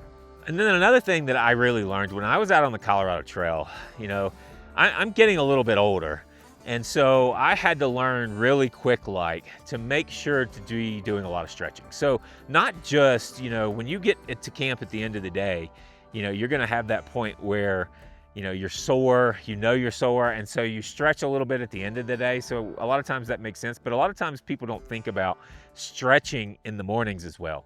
Because a lot of times in the mornings, we may feel a little bit sore, but we normally think, oh yeah, I'll get up, the soreness will kind of move. As soon as I start moving, the soreness will work itself out a little bit. Do a little bit of stretching. Take just a little bit of time. Figure out 4 or 5 stretches that you like to do. You don't have to do it for a lot. I don't need you to do an hour-long yoga session or anything. But pick a few stretches that you like. Stretch out your ankles, stretch out your legs a little bit, even your shoulders, because you're carrying that pack a lot. Find some good ways to stretch out your shoulders. But those things will go a long ways to helping you feel really good as you get started on the trail. The last thing really here is get started before you get cold. A lot of times we get up and, we put on all those layers to try to stay warm. We pack up real quick to, stay warm. Don't sit around camp for a really long time and get chilled. Get up, get started. For me, I tell people all the time, don't necessarily start with that really warm puffy, because then you're going to start sweating and you're going to break your rules of layering and some of those things about, not getting wet that we talked about in a lot of this. But, what I do a lot of times is I will, after I've got all my gear packed up, maybe after I've had my morning cup of coffee and I've, throw my backpack on, or before I throw my backpack on, I take my puffy off, stick it in my backpack. And then normally I'm wearing something like this, a nice little small thin fleece that's just warm enough to kind of keep me kind of warm from the coolness of the morning, but it's not enough to really, if I stood there long enough, I would probably start to get cold. And so for me, what I like about these kind of layers is these kind of thin layers is that they're really good active layers. And so then once you get moving, you're going to find that you warm up really well, and that'll help you get going. All right, so let's talk about leave no trace for a minute. For me, a lot of people, don't pay this, a lot of people don't take this serious enough. For me, leave no trace is not just about it being rules that we need to abide by. It's really about making sure that we're preserving the areas so that they're here for future generations. We are constantly, as the human race, spreading more and more, places. How many times have you heard people talk about the stories, about how town or the city was, so big whenever they were a kid, and now it's, 10 times that size now, and there's just so much more people there. when we start to look at the, the backcountry and getting out into the wildlife areas, we want to make sure that we're preserving this for others.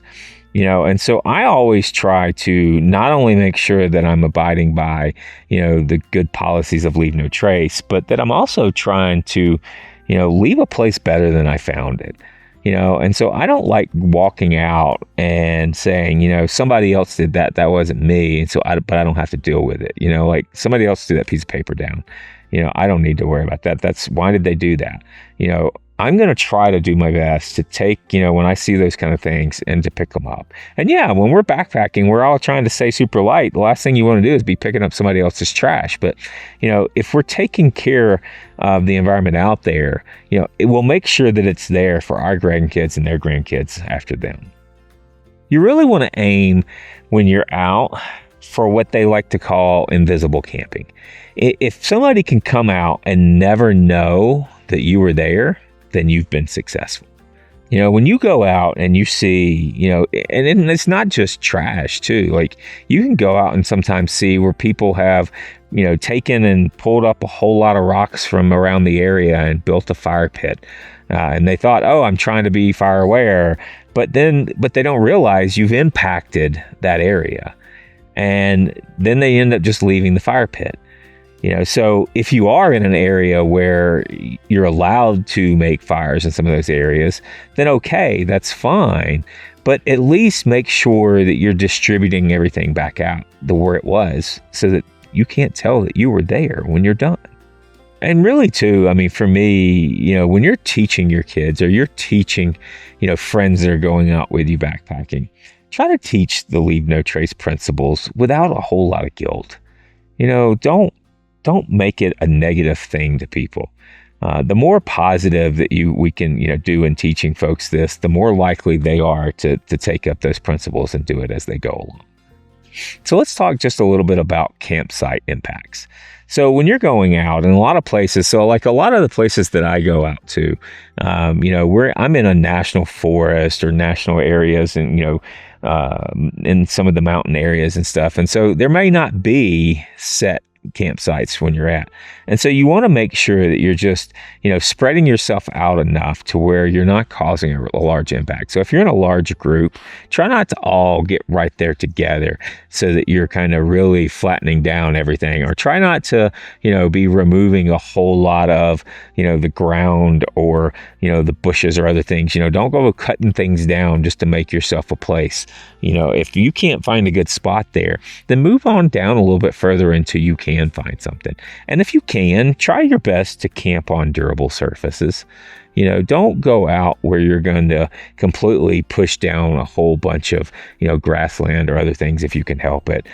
Try to do your best to just minimize your impact when you're there. And for me, yes, we all like to have a fire out there, but don't go trenching out, an area there in camp, or building some kind of fire pit, and if you're going to do something, make sure that you're scattering it back out when you're done, afterwards. But, also too, make sure that you're in an area that actually allows some of that, because a lot of the places like I go up to here in the mountains, we'll have some kind of fire bans and most of the times. And so open flames like that are not even allowed. And then you really want to be careful. It's really easy when you're backpacking to try to get just right off of the trail.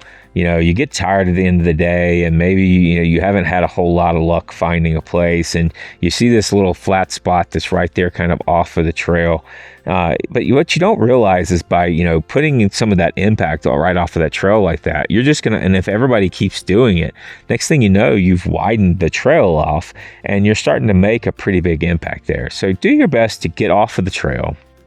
For me, I've always said in so many parts of this video, for so many other reasons, that it's just good to get off the trail for that anyway. So just be careful about doing, any of these kind of things that could create some kind of impact with your campsite. Now let's talk just a little bit about waste and water ethics. Some of the things that I've talked about, I think, along the way here, you don't want to wash, in a lake, or in a stream if you can help it, especially if you're carrying, some kind of detergent or, some kind of soap or something that you're taking out there. You don't want to introduce that into that. There's a lot of fish, there's other things that live, in those environments. And so the best thing to do most times in those scenarios, if you're going to wash up, take a bowl, take something that you've got, go out, get the water, bring it out away from camp, and then wash up there. Now, we've all been out there in the summer and you go running out and you go, jump out in the lake and, maybe get wet. But, that's one thing to kind of go out and do that. It's another thing when you start trying to introduce soaps and other things like that into it. Make sure you're packing out all of your trash when you're out. And especially be very, very careful about micro trash. There's a thing that a lot of people call two-part trash, where, you go to tear off the wrapper off of that, bar that you're going to eat, that energy bar. And if you tear it all the way off, that little bitty piece of paper right there, but now becomes really easy for you to accidentally drop and then miss it when you're looking out. You may not even intentionally be trying to drop, that there, but it just does. And so make sure that you're always kind of checking the areas when you're done, when you break up camp, and along the way, and just make sure you're taking out anything that you took in. And then, like I said, too, if you really want to be a cool person out there on the trail, do like I do and just, hike out any of the trash that you find along the way. And that kind of leads me to food scraps. You want to be treating food scraps like it's trash as well. You don't want to cook some really big meal and then just throw out a whole bunch of food out there, because now you're introducing, something that isn't a part of that environment to the animals around there. And if they noticed that there were people camping there, they may now start to associate people with food and some of that stuff too as well. So if you're not going to eat all the food that you have out there, put it in the trash with everything else and make sure that you hike it out. Don't just scatter it out. And then same kind of thing with, gray water. If you're a true backpacker, like a lot of people talk about is, you'll eat all of the food, out of your bowl or whatever it was. And then you're going to take a little bit of water and you're squish it around in there until that becomes that gray water. And then you're going to drink that stuff up. But now if you're the person who, can't necessarily stomach that, which is fine, I get it. Then just make sure that when you are, scattering out the gray water, get all the chunks of food out of it if you can. And, like I said, pack that out as trash. But then take the gray water and just make sure you're scattering it out a good ways away from camp, so that it's at least impactful. It doesn't create a big scent spot. It doesn't create a place that, animals will be investigating at night. They'll be coming close to camp to get to you. So as long as you walk a little ways away from camp and make sure you spread it out that way, that's the proper way to do it. And now before we get on to the next thing, let's talk a little bit about fire ethics. So the biggest thing to me about fire is make sure that you know your fire bans. Look up the areas where you're going to be going and check to see if there's any kind of fire ban in the area. They have those for reasons at times, like right now, we're in the middle of winter in Colorado and it's dry as could be. Normally these mountains would be full of snow right now. And so we have just not been having a whole lot of moisture. And so we've got a major fire ban right now. And that's because if anything was to really start, everything would be so dry right now that it would be really easy for a forest fire to start up here. So make sure that you know the areas, that the regulations, and even if you can have a fire. There are even some places, when I was over visiting Death Valley and got over into the California areas there, they actually make you have a permit to even have a butane stove or any kind of flame out there. And so, it's not that they won't let you have it out there. It's just that they want to know where it's at so that they're monitoring the areas in case they have any potential threats for fire. I've said this quite a few times in some of this, stuff here. For me, if you're going to build a fire, pick a campsite that's got an existing ring.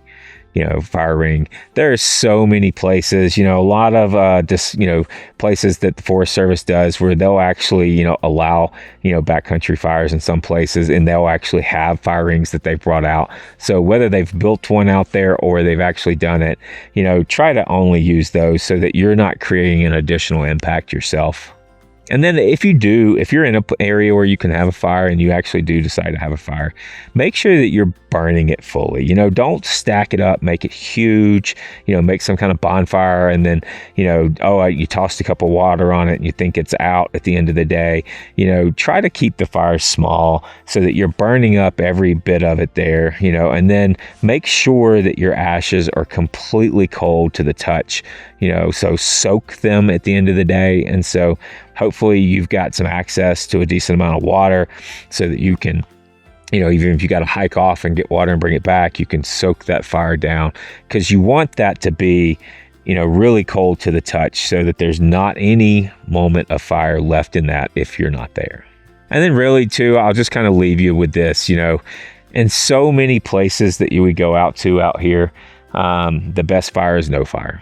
I get a lot of people, because I talk a lot about ultralight stuff on my channel, talking about, why don't you, just build a fire or take, some of those little bitty stoves that you can build fire in and stuff like that. And so even if, really and truthfully, because, where I like to backpack a lot and where I like to get out into the mountains at, there is a lot of places that are really at high threat for wildfire. And so I just choose to be the guy that's not going to, bring that threat into that environment. I can do many other things to enjoy myself out here. If I want to have a big, monstrous bonfire, I'll go car camping. So do whatever you can to just make sure that you're protecting the environment that we're in. Because like I said, I just really hope that, my grandkids can really be able to be doing this too as well. And, maybe they'll, get to watch some of these videos and learn from me, on how to go out and enjoy the backcountry.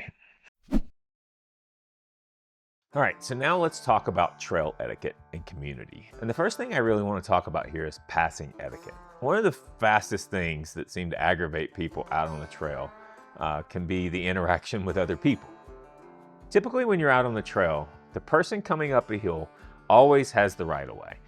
It takes a lot more energy to get your momentum going when you're uphill, and it takes a lot more to get it restarted. And so it's just really nice and kind to be able to just stop and let people keep going and let them keep moving up. Now, there will be times, because I know I've had it, where I may be the guy coming uphill and I know I just need an air breather anyway. And so maybe I stop and I tell you, no, thanks for offering, but go ahead and you can come. This will be a good time for me to take a break. But always give them the option. Anybody coming uphill gets the first option of having the right of way on the trail. And then just make sure that you're communicating well and be polite when you're doing it. Give people plenty notice. Try not to startle them as best you can. I mean, sometimes, when we're on our own little worlds and we're just enjoying the quiet of Mother Nature, I know a lot of times I get startled when all of a sudden somebody brings me back to reality that there's other people on this trail with me. But do your best to, let people know as far in advance as you can.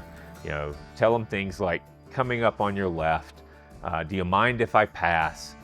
Some of these type of things are ways that I go about just letting people know that I'm there and letting them know that I'm coming in and approaching them and gonna come by them. Especially if I have my dog with me or if they have a dog, I'm gonna, not all people are friends with me. Not all people love dogs as much as say I do.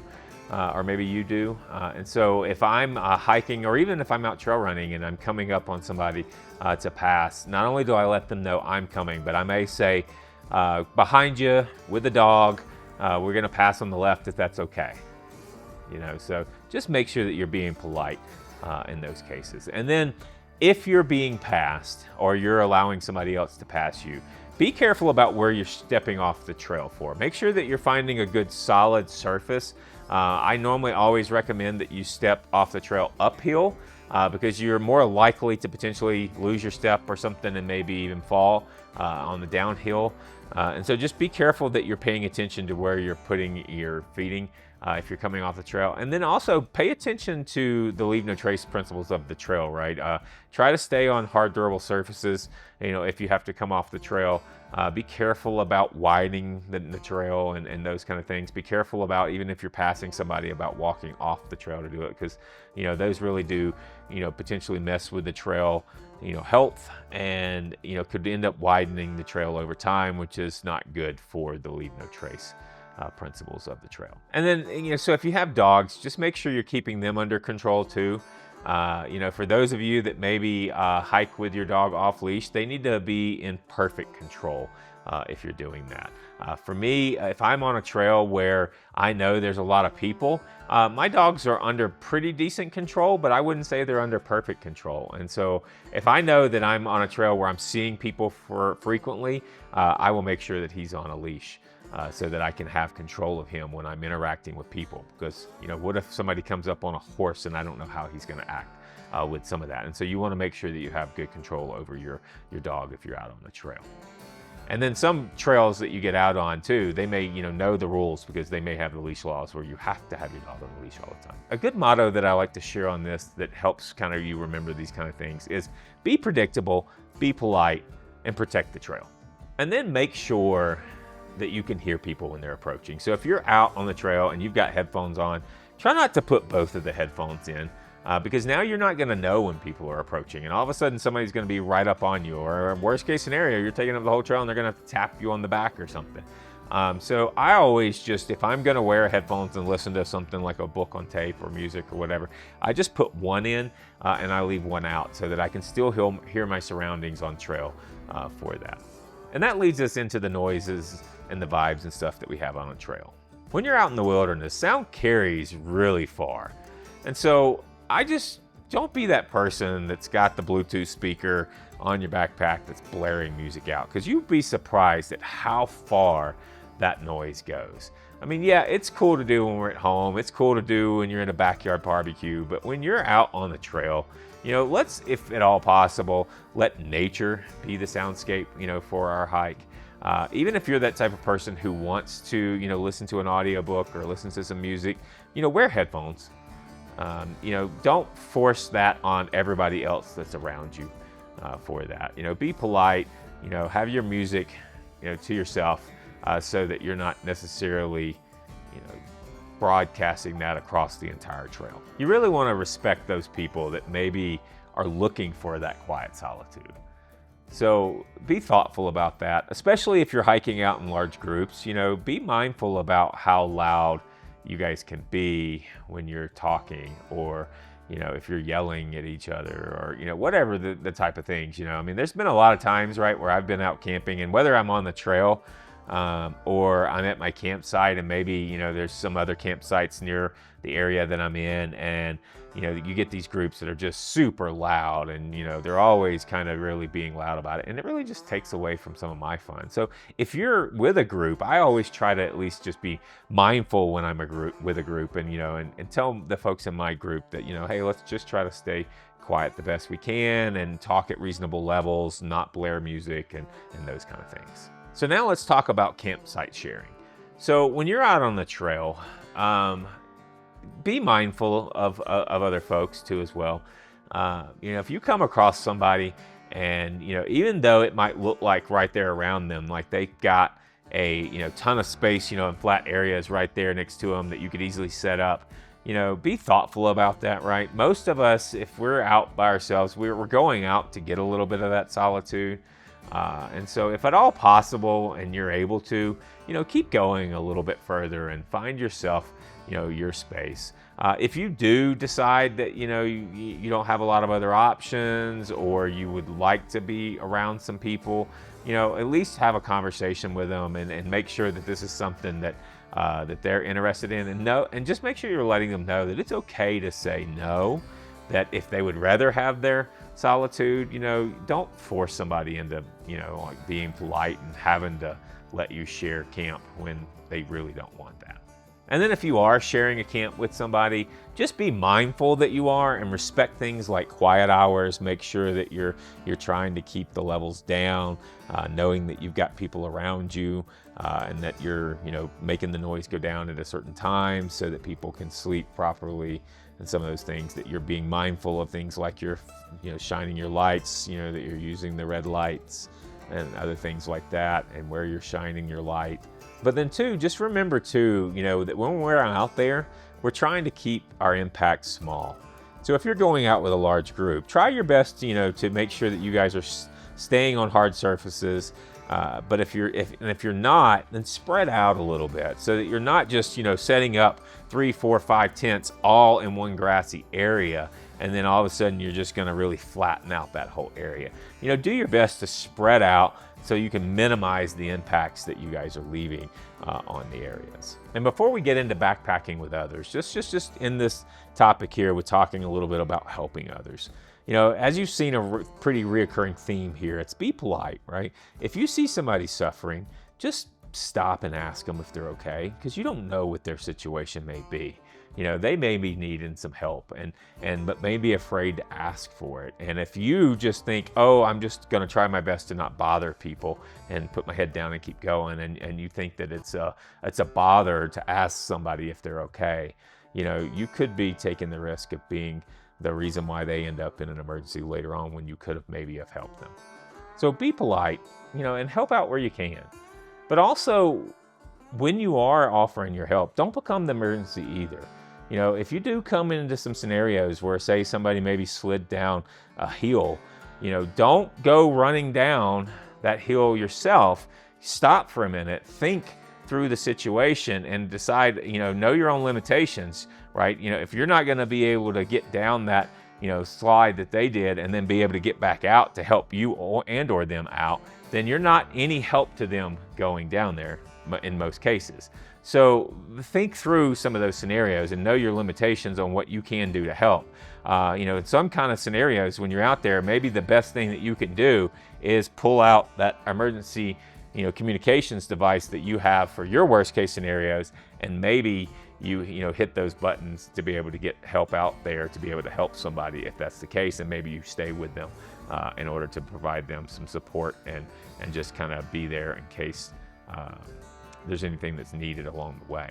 But ultimately, I always encourage that people should be prepared when you're out there. Make sure when you're out on the trail, have the things that matter. Take the emergency communication devices, know a little bit about, have a first aid kit, know a little bit about emergency, know a little bit about how to deal with emergencies when you're out on the trail, and just be polite. We're all out there to have a good time, and I can't tell you how many comments I've seen from you guys on all of my other videos about how the large majority of all the people that we see out on the trail are nice and polite people. I want it to stay that way all the time, and so even simple things like being polite when we're passing and not easily getting aggravated, when something happens that, we don't like the way that somebody, didn't automatically, stop when we wanted to, or I hate mountain bikes, or, whatever it may be, when you're dealing with any of this kind of stuff. Just let's make sure that we all remember that we're out to have a good time. All right, now let's talk about backpacking with others. The first thing we really want to talk about is pace management. If you've got a bunch of people in your group, you should always remember that the slowest person should be the person setting the pace. You don't want to put the fastest person in the front of the line, because before you know it, they're going to run off and leave that slowest person behind. And so you want to make sure that you're allowing that slowest person, you've already hopefully agreed that we're coming out here as a group, and so we want everybody to have a good time. And we want to make sure that everybody's enjoying themselves. And so the last thing you want is somebody having to hike faster than what they're comfortable, or them having to worry about getting lost or being left behind. It's okay to split out a little bit. You know, even my son and I, when we were backpacking the Colorado Trail, you know, when you spend every single day with each other, you know, you need a little bit of separation sometimes. And we wanted to be able to enjoy our own silence at times. And so we had some agreements. You know, for example, I told him at times so that he could hike at his own pace, which was a lot faster than mine. But he had to, if he hadn't seen me, if he looks back and he doesn't see me behind him, and he hadn't seen me for 5 or 10 minutes, then he had to stop and then sit there and take a break and wait for me until I got close enough to say, for him to ask me, are you okay? And I could say yes. Like, he couldn't just see me at a distance a half a mile back and then keep going. So make sure that you've decided amongst each other in your group, what is that regroup time? When are you going to do that?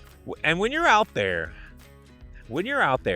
make sure you don't let splitting up happen, even if it's accidentally.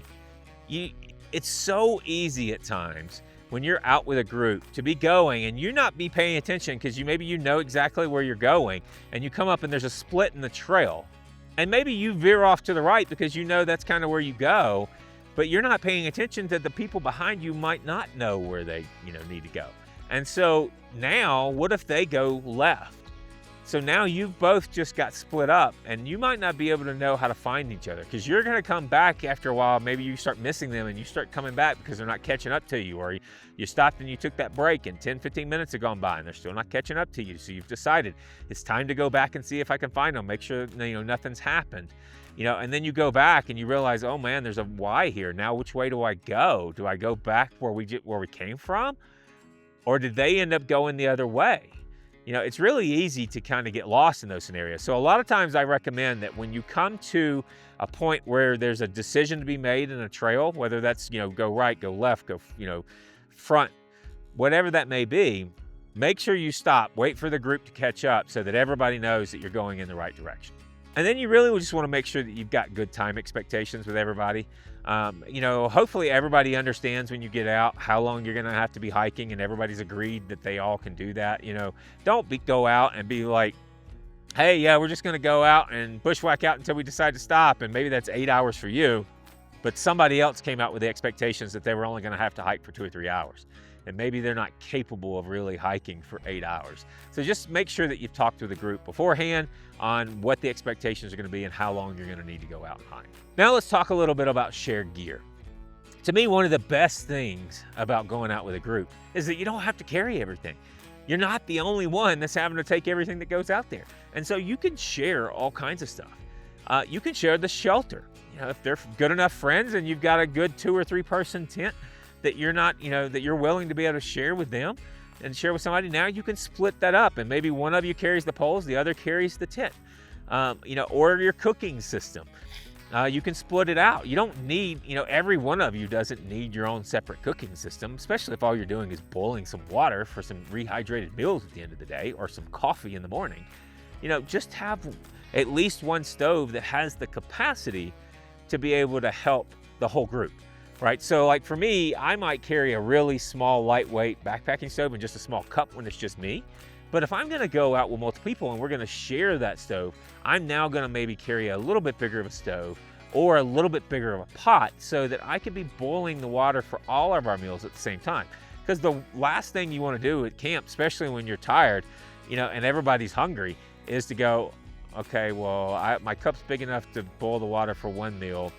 I'm gonna go first, you have to go second, and then you have to go third. And everybody ends up having, the third person maybe has to wait 20 minutes before they get to have their boiled water. That's just not cool.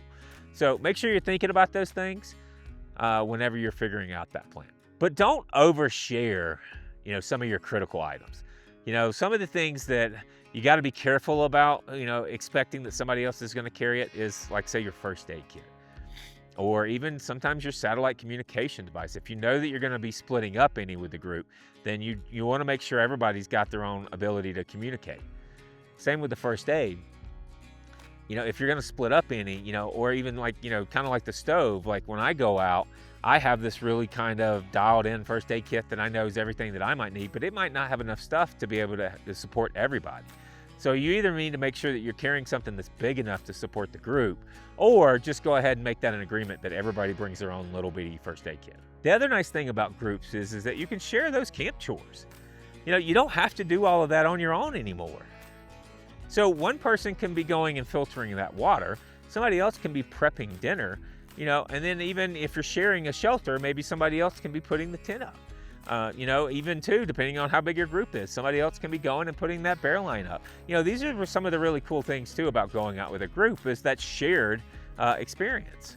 The one thing you really want to avoid though when you're talking about sharing is make sure that you're communicated with everybody, and just like you've done that gear checklist of your own at home to make sure that you've got everything, double check with your group to make sure everybody has what they're supposed to have. Because the last thing you want to do is get out to camp and be 5, 6, 10 miles away from the cars and find out that somebody forgot something because nobody checked to see, or I thought you were bringing that. Oh no, I thought you were bringing that. Remember, we talked about that. So make sure that you guys are communicating. Put a group text together or whatever it is that you need to do to make sure that you're doing that same gear checklist that you would do for yourself with the group. And so now that leads us into communications and conflict. This is one of the biggest challenges sometimes that you can have with a group, is you want to make sure beforehand that everybody has the same goals. We've talked about before in in some of this video is that, setting those goals and knowing what it is that you wanted to get out of your trip so that you're enjoying yourself. Maybe your goal was to go out, do 4 miles, set up camp, and really get to hang out with your friends and enjoy a little bit of time out in the backcountry. But maybe your buddy's goal is, I want to do that 14er today, and that's going to be 12 miles, or we're going to get to camp and then we're going to do another summit. Make sure that you guys have all talked about that and everybody's got the same goal when you go in. And then you want to talk about your risk tolerance. We've talked about this multiple times, but I think it's important to repeat it here again too, is everybody needs to understand what everybody else's tolerances of risk, right? And so if you haven't communicated all the expectations and everybody doesn't know what you're going to be doing, and you get that one friend that thinks you're doing 2 miles, but you're going to be doing 8, or it's their very first time backpacking and they really didn't have a clue what they were getting into, and they have horrible shoes, and now they've gotten out and they've got a blister on their foot and they just are not willing to go any further. And so you need to know ahead of time, and kind of have an agreement that says, we're going to make sure that we're doing this as a team and safely, or not at all. And what is the rules that we're going to say, if we need to make a decision, if we start to see, hey, we thought it was going to be nice weather, but we're seeing some bad clouds roll up, how are we going to make a decision as a group, and who's going to be, having that decision authority, to make that final decision if there's a conflict in the group. Because you don't really want to get out there and just be arguing and fighting about decisions. You want to make sure that you have some line of decision making, and that everybody trusts a certain person to do it. Maybe you say that, hey, so and so is way better. Oh, maybe you say, hey, John is really good at weather and understanding, and maybe he's backpacked for 10 years, and so he's got a lot more experience of understanding the patterns of the clouds and the weather. And so if we end up in a situation where weather starts to be a question, we're all going to talk about it as a group, but ultimately we're going to lean towards John to make that decision because we trust that John's going to make the best decision for it. And then when you're with a group, it's really easy to go out there and everybody be afraid to ask things, right? Like, I can't tell you how many times I find that people are afraid to ask if somebody's okay. Don't be afraid. It doesn't make somebody out to be weak if you're asking them, hey man, how you doing? All right, how you feeling? Is this feeling all right? Are your legs doing okay? I know this is your first time coming out, or you seem to be kind of lagging back a little more than normal. How are you feeling? Let's just check in. Oh, your feet are hurting a little bit? Well, have you taken some time to pull off your shoes and check to see if you got any hot spots, or you got any blisters starting? Oh no, you haven't, because you've been trying to keep up with us and you've been afraid to ask to be able to stop. Encourage people to check in with those around you. Even if it's a stranger, or anybody in your group, you want to make sure that everybody's doing all right. And then make sure that you're taking time to fix those small frustrations when they're small. I've talked a lot of times about the things about how the small mistakes and the small things that go wrong can end up being real big mistakes later on when you're in the backcountry. So same kind of thing with the encouragement. Make sure if somebody feels like they're having something, or somebody mentions, hey, I've got something, a rock in my shoe, or some dirt in my shoe, stop and say, hey, well, let's take some time to fix that. Let's take a break, everybody, and why don't you take your shoe off and get that out so that it doesn't cause you problems later on or start causing you irritations. Fix the issues when they're small and they won't become big later on. And then that leads me into the emergency plan. Make sure you've got one, just like with anything else. Make sure people know what the plan is. They know where you guys are going to be, when to expect you. Figure out who's carrying the comms device, who's carrying that emergency communicator if you're only going to carry one. Talk about early, what's the bailout plan? Talk about a few scenarios as a group maybe, and say, hey, what are we going to do? What's the plan going to be if we need to bail? If we need, something happens and the weather gets really bad out there and we have to turn around and come back, maybe we can the plan is we'll come back and we'll go to the trailhead and we'll camp there. We're going to still have a good time out with each other and enjoy ourselves, but maybe it just won't be on the trail. And make sure you guys have talked a little bit about how to handle injury. This is one of those things, like I will tell you in a heartbeat, blood and dealing with those kind of things are not my favorite thing on the trail. I have taken some wilderness survival courses and some other things just because I know I spend a lot of time out in the backcountry. And so a lot of times I will talk with my friends, and maybe you got a friend out in the group that's a nurse and then, is willing to be able to do that. And so the agreement that you kind of like when you divvy out those chores, maybe they've agreed that says, hey, if somebody has a boo-boo, we're going to check in with you and you're going to be the one to help us out with that situation. But just make sure that you've got a plan, on like if something happens, and you don't want it to just be one deep. If you're going out with a big group, make sure at least a couple people have a general idea. One, everybody should know where the first aid kit is. And then everybody should know the basics of how to use it. Because what if that one person who you're expecting to do all the med stuff is the one person who gets hurt? So everybody needs to know a little bit about that and how to be able to help out in case something happens and somebody gets injured. All right, so now let's talk about solo backpacking. So now that you've probably gone out and hopefully you've done a couple of your beginning trips with a group, and now you've decided, hey, I want to go out on my own. Or, maybe you're starting to think about that your first ones are going to be going out on your own. Let's talk a little bit about some of the pros and cons. I know we talked a little bit and just briefly about some of this in part one, but I want to go into a little bit more detail about some of the pros and some of the cons and some of the extra planning things that you need to do when you're going out by yourself. So let's start off with talking a little bit about who solo backpacking is actually for. To me, if you're just trying to prove something to yourself or to somebody, that's not the reason to do this. You want to make sure when you get ready to start to go out on your own that you feel a little confident in what you're doing, which is why I normally recommend that most people, when they first start off backpacking, your first couple trips should probably be with a group, because you maybe don't have some of the skills that you might need to have when you're going out on your own.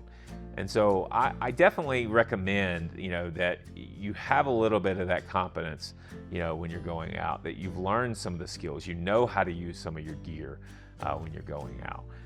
And then even if you're, if you're not as skilled as, say, somebody who's been doing this for a long time, start off easy.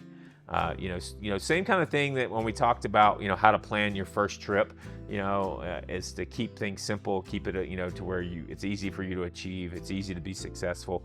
Same thing. So even if you've gone out and you've backpacked a few times with some friends, now that you're starting to decide to do it on your own and you're going to solo, reset those parameters again. Don't just because maybe your friends and you had worked up to where you could go out and do 10 miles or 15 miles over the course of 3 days. Don't immediately jump into solo doing that. Reset back, make it easy, make it a simple trail, because you're gonna have different challenges with solo backpacking than you will with group backpacking. And so you just wanna make sure that you've got some easy ways to be able to handle some of the things that maybe you forgot. But ultimately, hopefully by this point, you've been able to really identify what your skills are. What things have you done well? What systems have you learned pretty decently as you started? And what systems do you still need some work on? And so that you're setting up a hike out and a trail where you can be successful within those systems. Like for the example, that I'll give here is, if you're really not that great at navigating yet, and you've been depending on your friends to do a lot of the navigations, then you probably shouldn't just go venture out on a really long trail out into the backcountry. Maybe you give yourself something short, give yourself something that's got multiple exits, that in case you do get turned around or something, that you can easily find a way to get yourself back out. So now let's talk a little bit about some safety measures. You're gonna need to add on some extra layers of safety when you're going out by yourself than you would with a group. For example, I highly recommend that anybody who's going out on their own have some form of emergency satellite communication device that you have on you, because now if you don't have a group, you don't have somebody that can potentially run out to get help if you didn't have a communication device, or you don't have somebody else that's carrying a communication device that can be able to call for help if needed. So make sure, if you're going to go out solo on your own, it's definitely a must that you have some form of emergency communication. And then you want to, when it comes to things like your camp, right? If you've gone out and say you've done a few camped backpacking trips with some friends, or however many you've done, and when you're going out with a lot of people, you can carry a lot more stuff sometimes, right? And so maybe you go a little more elaborate with your campsite. You're taking a lot more cooking type stuff, maybe a lot more pots and pans, maybe even a lot more furniture or other things that you're going to take out, because you're sharing the load and the weight, a lot of that, when you're going out with a group. When you're doing it yourself, be a little bit more conservative about what you're actually taking out, because now you have to put all that weight on your back.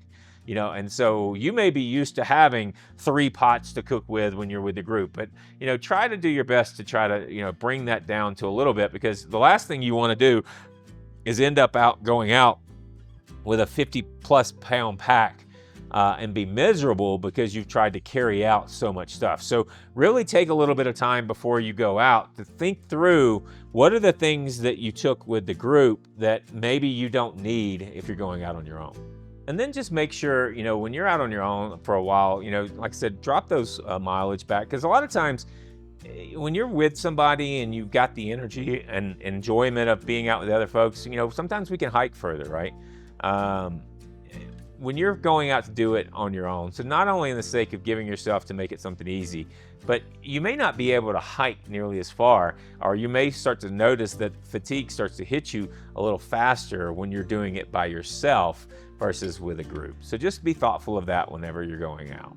And then really try to make sure too that you've dialed in your warmth system, because when you're out with a group, if you forget your jacket, it's really easy to ask somebody else, hey, does anybody have an extra layer that I can wear?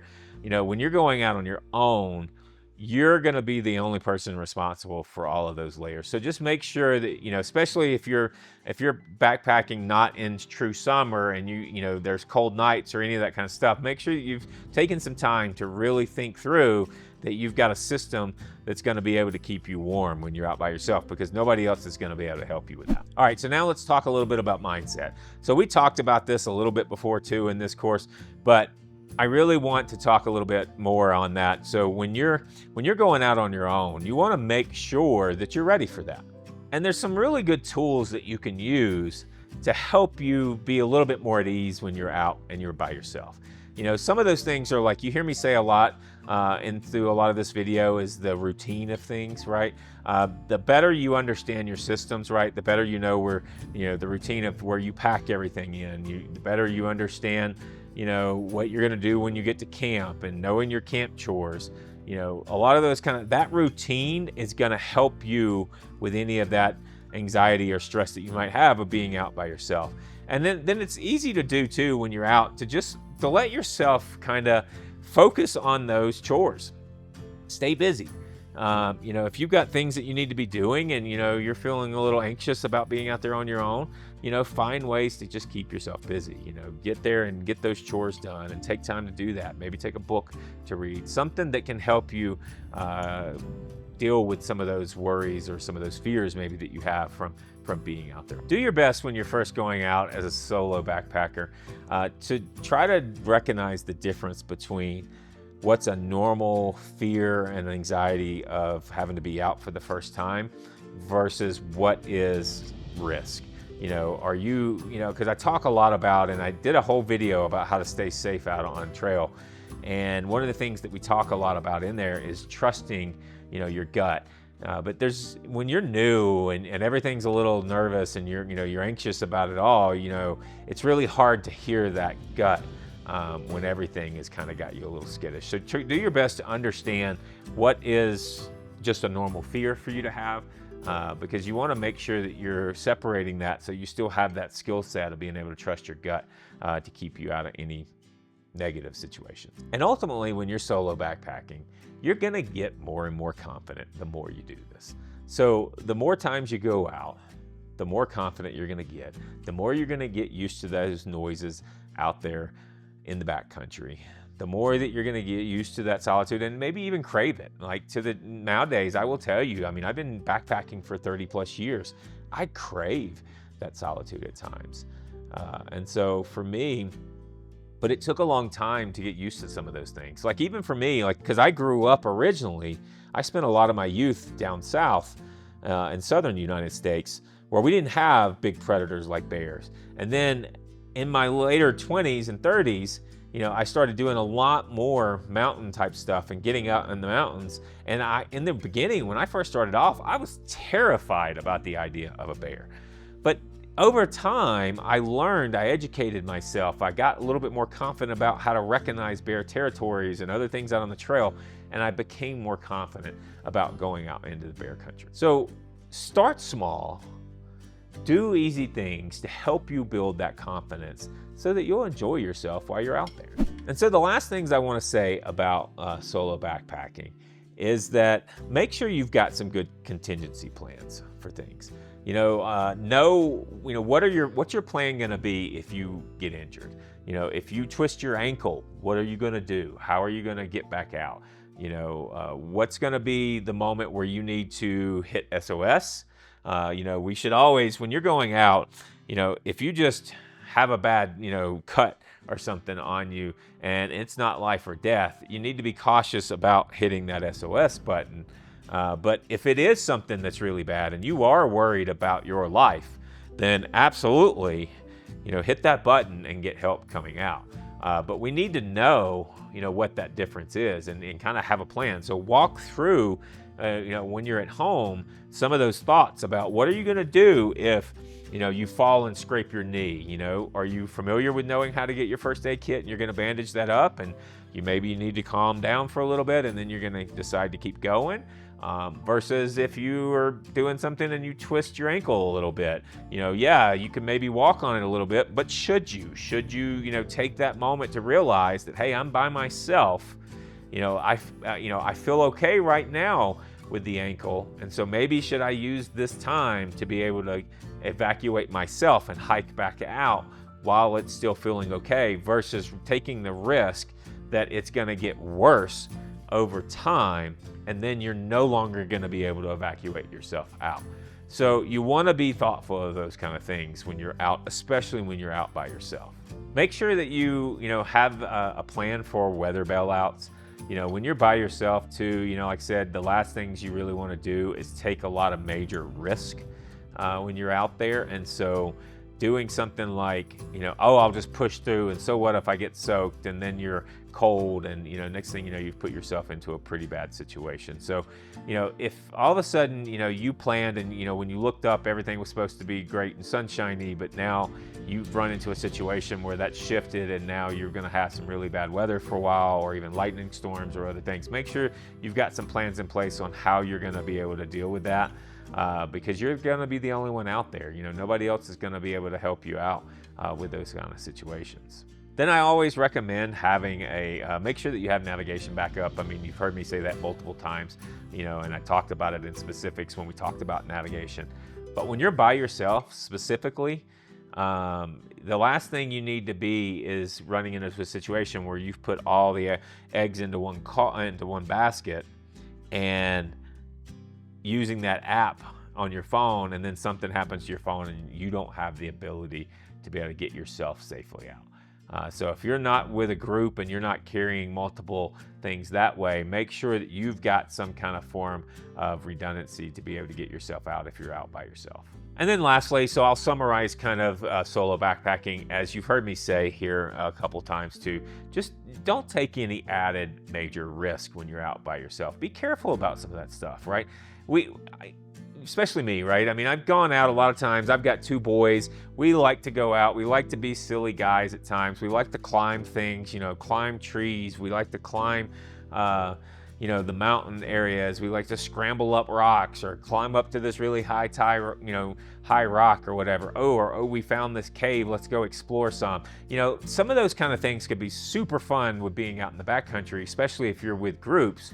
But if you're by yourself, be thoughtful about some of those kind of things, because what risk are you now potentially taking on that you don't have somebody else there to be able to call for help if something happens? If you end up sliding down that ravine or you end up falling off of that rock and hurting yourself, what are going to be your next steps for some of that? So for me, if I'm out by myself, I'm a little more cautious about the crazy stuff that I try to put myself into. And I try to do my best to not take as much risk as I would as if I was out with a group. All right, so let's talk a little bit about backpacking with dogs.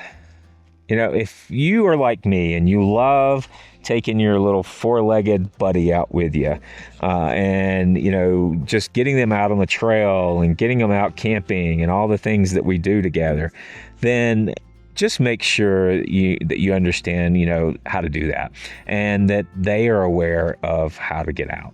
And so some of the things that you should be doing, so if your dog is not used to backpacking, you should be working to kind of get them ready. And so some of the things that you can work on to help get your dog ready for being able to go out there is basic obedience. And so when you're out on the trail, in most places, know the rules. If you're supposed to have your dog on a leash, keep them on a leash. If you're in areas where you can have them off leash, then just make sure that you have them under control. You're going to want to make sure that they understand things like recall, that they understand heel and leave it.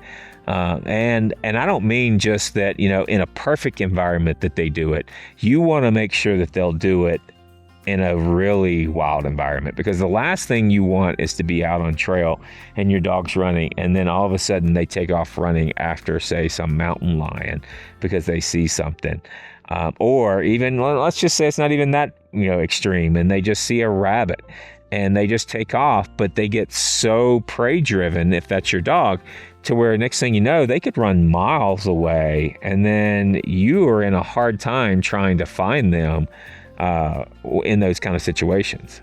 So really, take the time, make sure that they understand some of those basic trainings, and then take it to the next level. So even if you have to maybe put them into a class or do some of those things, because especially if you're going to let them off leash, you need to make sure that you've got them under 100% control, or you could be putting them at risk and yourself at risk. You also want to make sure that your dog is used to the endurance that they're going to be doing out in the backcountry. If all you do is take your dog, and throw fetch in the backyard, or you go for a mile hike around the neighborhood, then they're probably not going to understand how to go out and backpack out for 10 miles. Even my dogs, when we first started out, they love running loose, and I spent a lot of time trying to get them off leash trained, and so they were really good at recalling, coming back and heeling when I needed them to heel. But they would start off when I would first start backpacking, and they would love to just run loose and run wild, and then they would tire themselves out really fast, and so it took time for them to learn that it's smarter to kind of maybe do some minor things right there close to the trail, but not run like a wild man out there, because you might have to be doing this for all day.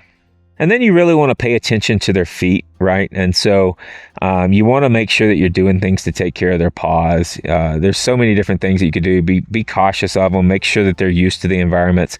When we get out here into the mountains, you get some of those sharp rocks that can cut their paw a little bit, or if there's snow on the ground, their paws can get really cold really quick. They make boots and booties and stuff for them if need be. It's all about making sure that their feet are hardened to whatever environment that that you're having to go into.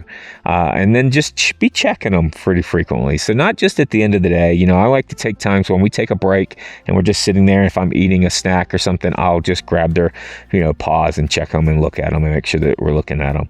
Because you just want to make sure that you're keeping good awareness on them when you're out in the trail.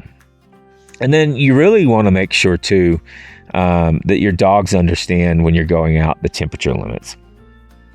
If you've got a dog that doesn't like the cold, but you're going to go backpack out and it's going to get down to freezing, at night, then they might not be happy about that. Or you might have to, make sure that you're carrying an extra blanket so that they can go hide in the blanket in the tent or something when it starts to get cold. So just kind of ease them into it. So just like you would friends or your kids or any of that kind of stuff when it comes to backpacking, ease your dogs into it as you're getting them ready to be able to experience some of this. So now let's talk to you a little bit about dog gear. There's all kinds of things out there for it, for dogs. I would just say make sure that you've got a good harness and a leash system that you like. It took me a while to really kind of work into what I liked, and what I feel like my dog really liked for being out on the trail all day. You don't want something that's going to be pulling on them a whole lot or be, rubbing them in areas. So for me, I've got some harnesses that, have like 6 points where it connects into it so that it's not really pulling on just one particular area. And especially right around their legs, you don't want it pulling on behind them or even, like clipping a leash to their collar and having to pull on their neck for a lot of the days. Those kind of things are not something that you're going to want to do for long days out on the trail. A lot of people see, and you see in my videos, Moose wears a pack and he comes out. Don't just start that on your first backpacking trip. You want to condition your dogs to wearing a pack. I typically, once I start, so most puppies, you don't want to take out on the back country until they're at least a year old or better. You want to talk to your vet to see when's the best time to start conditioning them for a lot of this stuff. But once mine were, over a year and we started hiking on the trails more and we were starting to trail run and do some other things, we would slowly start working to condition them to having a pack on. And so they would wear it. Sometimes I would put the pack on and we wouldn't put anything in it and we'd go for a hike, and then get them conditioned to that. And then you'd slowly start to put a little bit of weight into it. But for me, I never really put a whole lot into them. Don't use your dog as a pack animal. Don't put some of your gear and stuff in there. The only things I really put in his pack is, some of his own gear. He's got a really lightweight down padding, bed that I've managed to get over the years that really doesn't weigh much that I put in there. I'll put some of his food, some poop bags and, other things. I always have one extra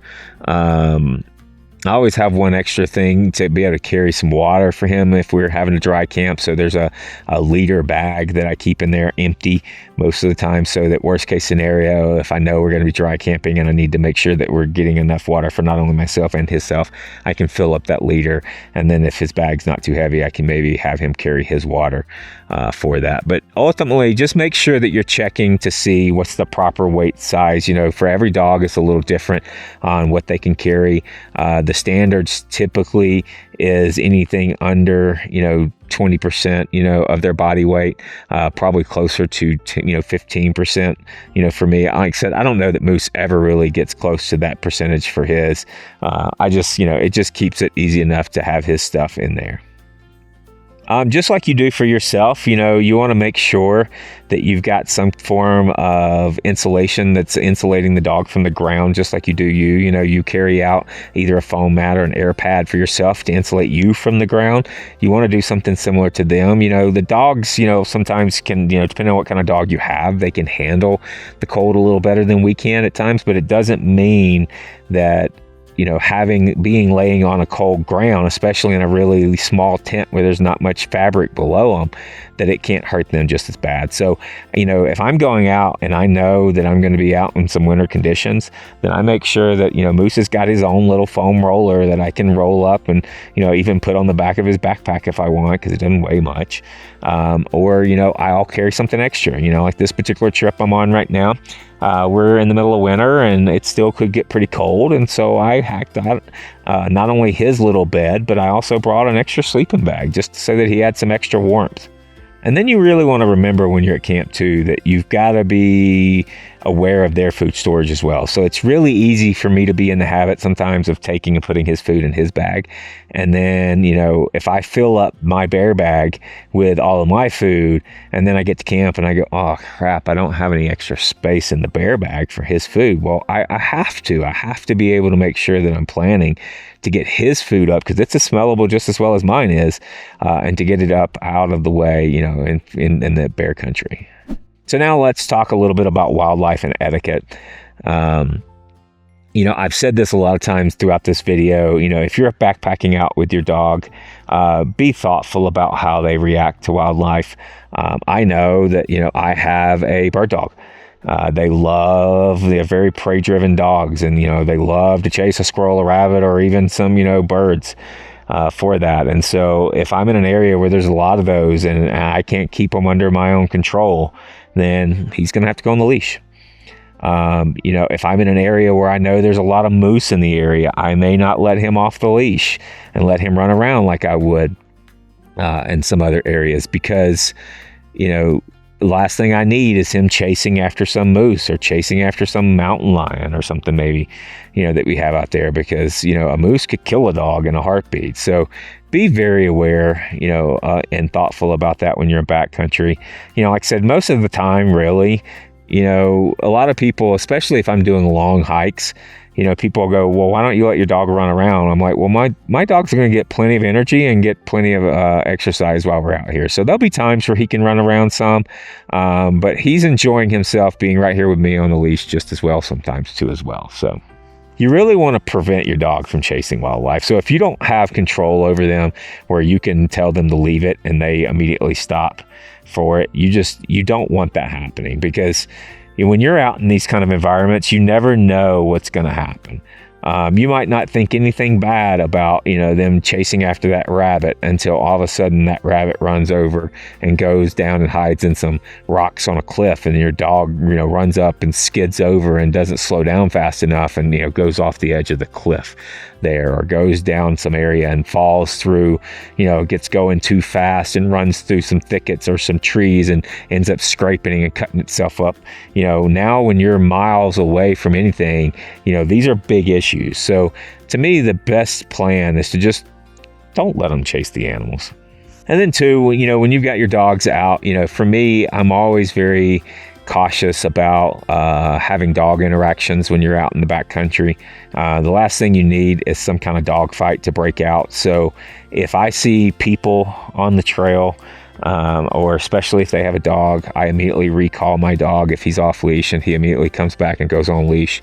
And then I even, typically will just keep my dog on the opposite side of myself on the trail than, say the other dogs and other things out there, because I don't know these dogs, right? So for me, it's not just about the protection of, my dog, but it's also just making sure, to keep these kind of interactions, because, you could have a dog get scared and then snip, and then next thing you know, my dog snips back, and these are the kind of things that I just don't normally like to have happen when in the backcountry. So, most times, even when I run into people, I'm just wary about going, hey, let's have playtime. There's fun times that we can do that when we're at home and we're in controlled environments for that.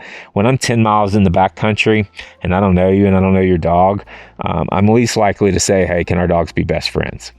And then another thing you should really think about, be careful about, if you're in an area where you're going to need to filter out, some water from, try not to let your dogs get into the water before you're filtering it, for that, because they're going to stir up a whole bunch of stuff in there. Doesn't mean they can't have access to the water.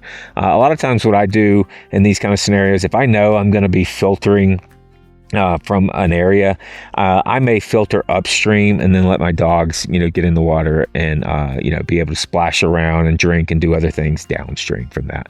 But just be careful about, when they're in there, because whether or not, they're picking up any bacteria on their feet or anything like that, or even, just stirring up things and kind of getting stuff going along the ways, it just can be a best practice to try to keep them out of some of the areas that you're trying to filter. So before we move into the next topic, let's just talk a little bit about safety with your dogs. Just as much as you hear me preach all the time about having some kind of first aid kit and safety, devices and other things that you need for yourself, you need to make sure that you're thinking about that too for your dogs.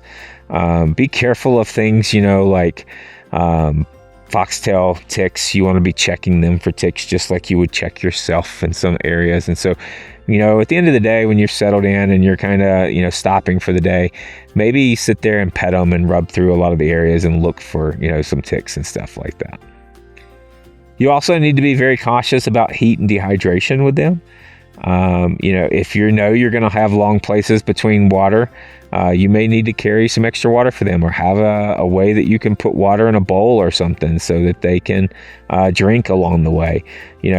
You also, it's really easy, Moose is black, and so he really absorbs and soaks up that sunshine a lot faster than I do. And so even though I might not be hot, he could get hot, and we need to make sure that you're taking times for shade breaks, or, give them some opportunities to get in the water and cool off, or some of those kind of things too as you're going out, so that you're just making sure that they're not overheating when they're out on the trail. And then too, when we talk safety, when you're at the camp at the end of the day, a lot of times I like to, let Moose run around when we're, at camp and I'm setting up the tent and some of those kind of things. But one of the things that I do that just can keep him a little controlled, he knows that I'll just leave his leash on him. So I won't be holding it necessarily, but he'll be dragging it around, because he knows that means he needs to stay close, especially once it gets dark. It's really easy, as I mentioned, Moose is black, but even, any other dog, if all of a sudden, something happens and they see something in the distance and they go take off running out, outside of camp, it's a lot easier and a lot quick, it's a lot easier for you to be able to grab that leash, or something there, because if Moose goes running off into the darkness, it's going to be hard pressed for me to find him, because he blends in so well to the dark. And then really the last thing that I'll mention too, is before we move off of, backpacking with your dogs, is always have a plan if you have to carry your dog out. You need to make sure, that you've got some form of ability to be able to do so. So for me, like one of the things, this is just my preference only, but this is one of the reasons why I hike with a mid-sized dog and not a larger dog, because I at least know that, through some other things that I carry and things like that I could be able to strap up and get Moose strapped to me and be able to carry him out. It's going to be hard and it's going to suck a little bit, because, I'm going to have to carry this extra 35, to 40 pounds or so out. But I know that, if his life depends on it or something major has happened, that I can do that. So at least know that you've got some kind of plan. They make all kinds of little carrying harnesses and stuff that you can buy if that's what you want to do, so that you can then take and strap them on and be able to carry them out. But always be planned for that worst case scenario. Now let's talk for a minute about backpacking with kids. When you get out on the trail with your kids, this can be some of the most rewarding things that you could ever do. Some of my best memories over the last 30 years of backpacking has been with taking my boys out and just seeing them not only enjoy the trips, but also start to learn some of that, or even, learn to kind of make through some of the challenges that we have out on the trail. And so it can be a very rewarding time.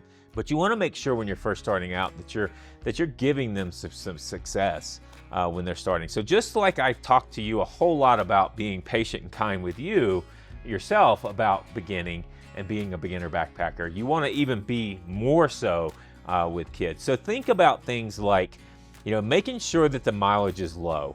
When you're first starting kids out, you want to make sure that it's super easy and it's a lot of fun. So you may want to start off with something that just, we're just going to walk a half a mile away from the car, maybe for the first time. Or, maybe we go a mile or a mile and a half, Like even once I always started my boys off, really kind of small in the beginning, and then we would eventually work ourselves up. One of our favorite trips that we would go out on was this little 4-mile hike out, which was super easy. Like for me, that's not a very challenging hike. But what I liked about it is that we could go out, we could set up camp, take a break. If somebody needs a nap, you got nap time. Then you can, take some things out, and we would play games and stuff around camp while we were there. Or maybe if we wanted to do a little bit more hiking, we could hike just for a little bit up the ridge to a view. Or, in this particular place that we would go to a lot, there was some good caves that we could go exploring. Anything to amp up that fun, value, because the more they enjoy themselves out there, the more they're going to want to do it again. Now, also, I would say, too, one of the things, if you're camping with kids, I would recommend, even though a lot of times I tell you not to camp right next to water always, if you're going out on your own, because you want to kind of be respectful for some of that. I would say with kids, you want to be a little bit closer to water, but make sure you're being safe with that. So, you want to make sure that this is not an area where if they go wandering out of camp and you're not paying attention, that the water could be a threat or a danger to them. You just want to have access to the water, because the kids are going to probably need to drink a little bit more. Maybe you're going to need to carry some more things out, a little bit more food or some of the other type of stuff that you may have. And so having good access to water, being able to wash their hands more frequently, or just some of those type of things. Even the fun nature of kids being able to play around some streams, can help add to their fun when they're out there. But just make sure that you're cautious about, what those threats may be, for some of that. So if you're near a big rushing river, then I probably wouldn't camp really close, because, you don't want them wandering off and accidentally falling into some kind of river. For me, when I really start to take kids out, I really try to find those kind of go-to trips that just have that wow factor, right? Because the more they just get excited about how awesome that was, or even think about them coming back and telling the awesome stories when they're first starting out, anything that you can do to help with that, you're just going to be building a great foundation that says they're going to want to go with you again later. And then as they get a little bit older and they've done this for a year or two, then you can start adding in some of those, hey, let's do some challenges. Like a good story that I'll give you is, when my son first was, started learning, backpacking, he liked it, but not to the point where it was as much fun as like car camping, because he knew that was a little bit more work involved in some of that. But before I knew it, we had done enough small trips when we were young. And then eventually in scouting, he ended up wanting to do Philmont. And so then we did Philmont, which was an 8-day backpacking trip. And so then he loved that so much that it blew my mind that when I told him I would give him a gift of taking him on a trip for after he graduates high school, anywhere he wants to go, he came to me and said, you know what I want to do? I want to backpack the Colorado Trail with you. I was like, okay, that's awesome. So start small when they're young and build them up, because the last thing you want is to be that person that's pushing them, and trying to make it hard so that they're overcoming adversity, because if they're not enjoying themselves, they're going to grow up to be adults who don't like backpacking. All right, so let's talk a little bit about gear. When backpacking with kids, you want to pretty much plan on that you're going to carry a large majority of the weight, especially if they're young. I always tell people, let them start off. You don't have to have any fancy gear for them on things, because one, you should be only doing one season.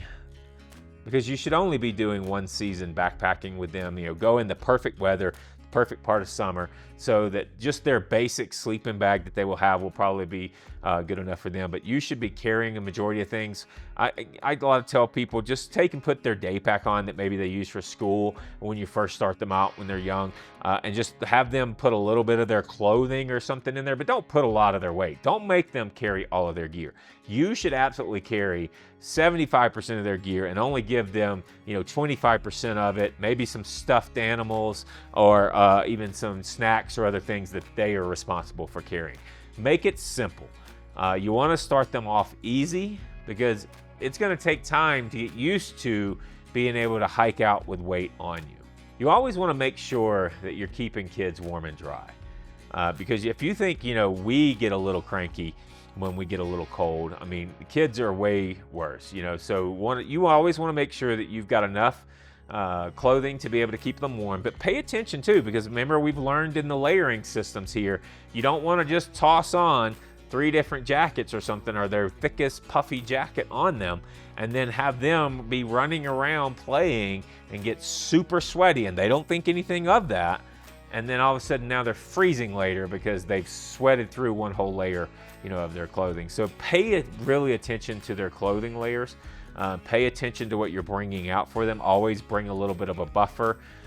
When I go out, a lot of times, even when I'm volunteering with the scouts and stuff, I throw in extra things always into my camp gear. If depending on what we're doing, if we're backpacking out, it's different than if we're car camping. But I'll throw in, sometimes I may pack out an extra sleeping bag. I may pack out an extra hoodie, and some of those type of things, because you want to make sure that worst case scenario, if you got a kid that's cold, you can give them another layer. In order to get them feeling better. Because ultimately, you really want to make sure that they're sleeping really comfortable. And so if that means you have to bring some extra in the beginning, maybe even depending on how you decide to do that, just bring, like if you're going to come out and they've got a sleeping bag that's, say, rated for 50 degrees, maybe you bring them a 30-degree sleeping bag, to be able to do that. So just make sure that no matter what, they can sleep warm and they can sleep comfortable, because that's going to make it a huge difference of a kid. I mean, a kid needs to be able to, whether they nap during the day or just get good sleep at night, it's going to make a big difference in their attitude. And then just pay attention to snacks, right? It's really easy for us to, as I kind of told you when we talked about food prep for yourself, it's really easy to get in those habits of, the next thing you know, we've been out for 3 or 4 hours and we didn't eat anything, and then now people are hangry.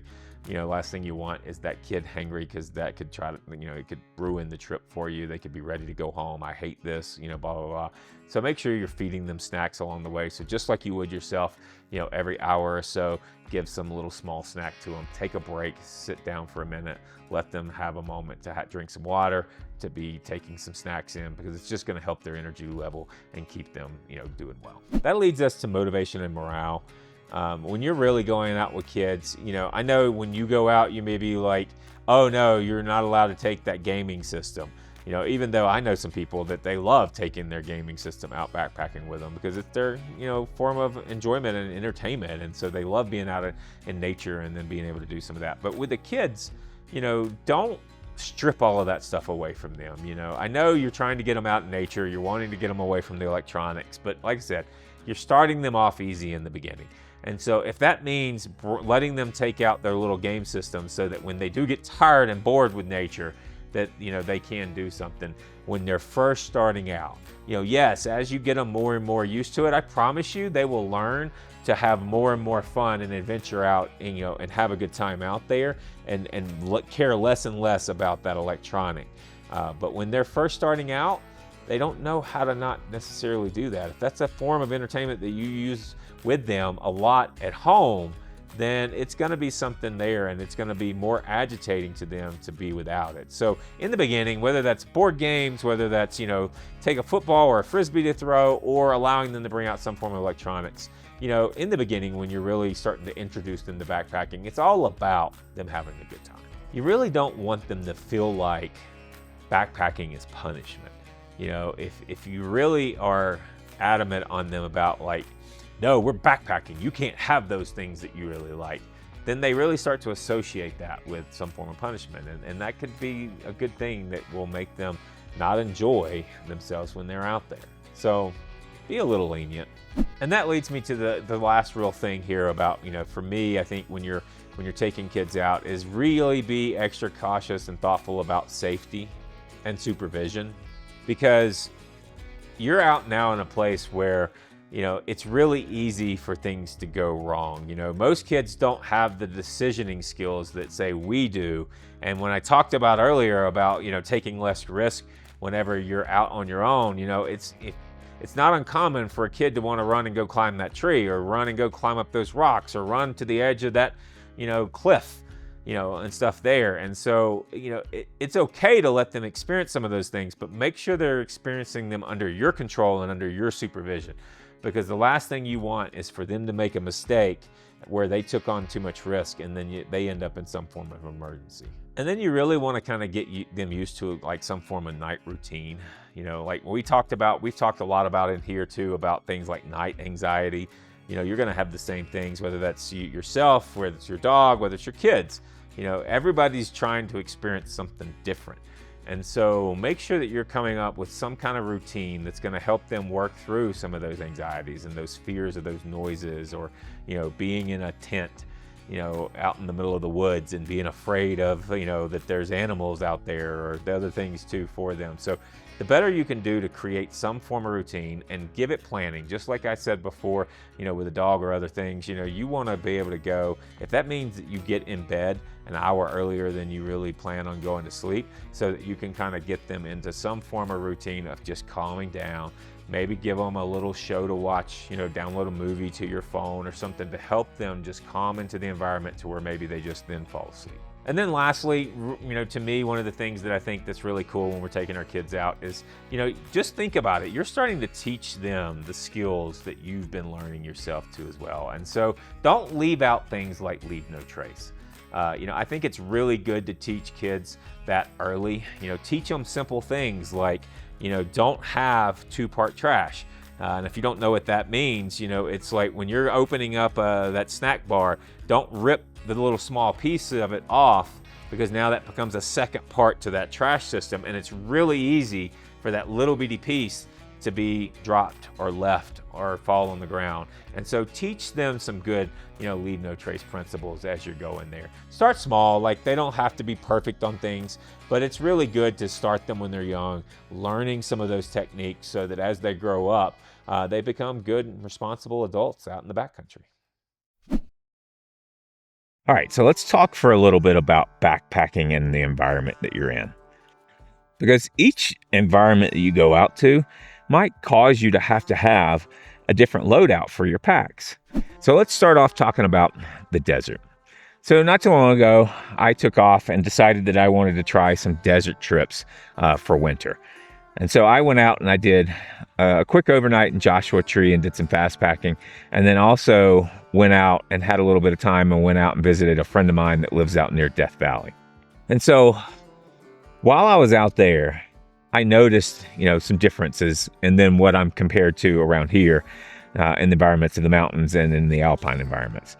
And so a lot of the differences there are that depending on the time of the year that you go there, you could have completely different scenario for your temperature swings. So you could either be in the summer and have really hot temperatures and very little water around, or you could be in the winter and maybe have some warm days that get up into the 60s, but then get down into freezing, if not below freezing at night, and even the potentials of snow in some of those areas. And so there can be some big swings depending on when you go out there.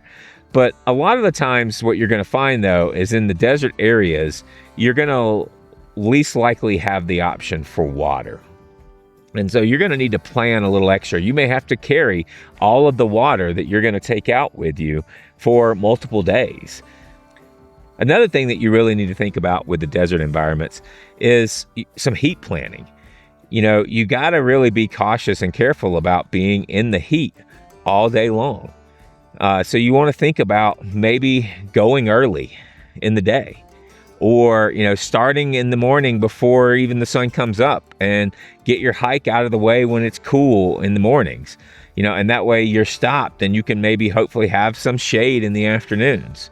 But you're also going to want to, you know, have clothing too to protect you from that sun, because you're probably not going to be in environments where you have, you know, a lot of shade and other things, you know, and stuff for that. So you're going to probably spend a lot of times in that hard sun.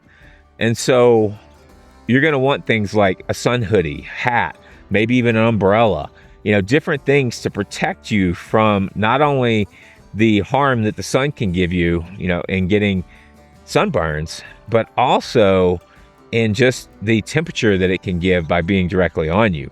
It goes a long ways to keep you cool by having a long sleeve on that will keep you out of that direct sunshine. And two, even when I was on the Colorado Trail, we had a lot of days where we were in direct sun for multiple days, and I had a ultralight umbrella that I carried with me that was just worth its weight in gold, just because just having myself in a little bit of shade would drop the temperature that you would feel and experience when out in that sun during the day. And then lastly, with the desert, you really want to pay attention to your sand management. You're going to get sand everywhere.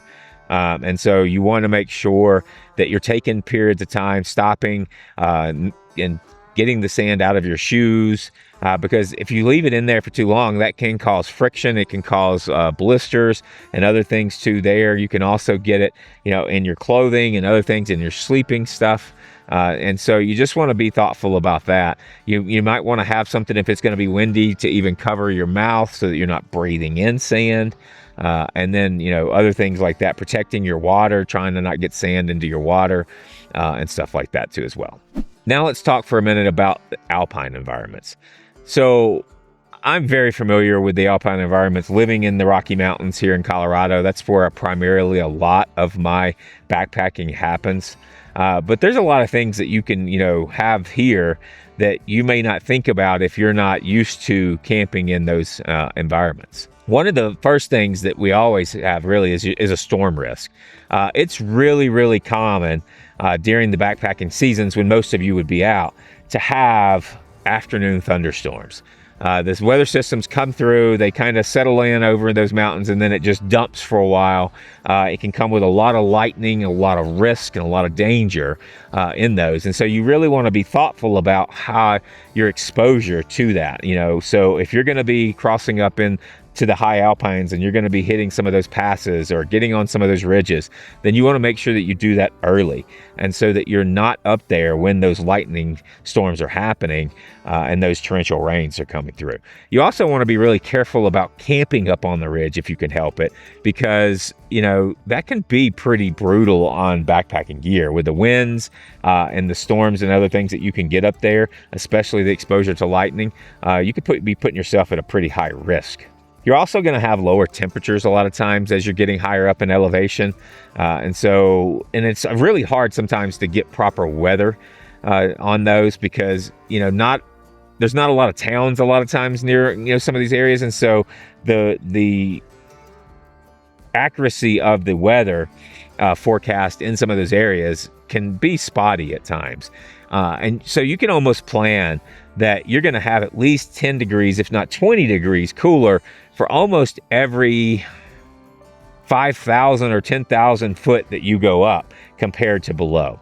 Like, I'll give you a good example is I live up in the mountains outside of Denver, Colorado. And a lot of times it can be 10 degrees cooler in my house than it is down the hill in the mountains of Denver, than it is down the hill in Denver. So make sure that you've got plenty of things to keep you warm, especially you're going to get into those wind exposures up there. And so you're going to find that you're going to want some more layers and stuff when you get in those environments. You're also going to have, as you get up higher up in the elevation, less oxygen than you have at the lower elevations. And so you want to really, do your best to acclimate yourself to that. So if you're coming, let's say you're coming to do a trip in the mountains, but you're from somewhere like sea level, if your body's not used to that lack of oxygen, you're going to feel it when you get out there. So you want to really give yourself time to acclimate to those elevation. And so I always recommend that if you're not used to it, come a day or two early, spend the night closer to the elevation that you're going to be hiking in, so that your body can start to acclimate to getting used to having to take in some more oxygen as it goes along. And then two, just make sure that you're looking up things like altitude sickness. That is definitely a thing that happens a lot, with folks that are not used to the altitude. You can easily start getting dizziness. You want to do things like making sure you're drinking water more frequently. You want to avoid alcohol the best you can when in those kind of environments. And just remember, one of the biggest cures for altitude sickness when you're out is going down in altitude. So if you're going up and maybe you didn't have the opportunity to really get yourself acclimated, or it's really starting to affect you more than say you thought it was going to, you can always turn around and come back down to the lower elevations and maybe camp, come down to a place where you feel a little normal again, do some good things on hydrating yourself, take some electrolytes, do some other stuff to kind of help your body in those moments, maybe stay another night there and then move to the higher elevations as you get used to it.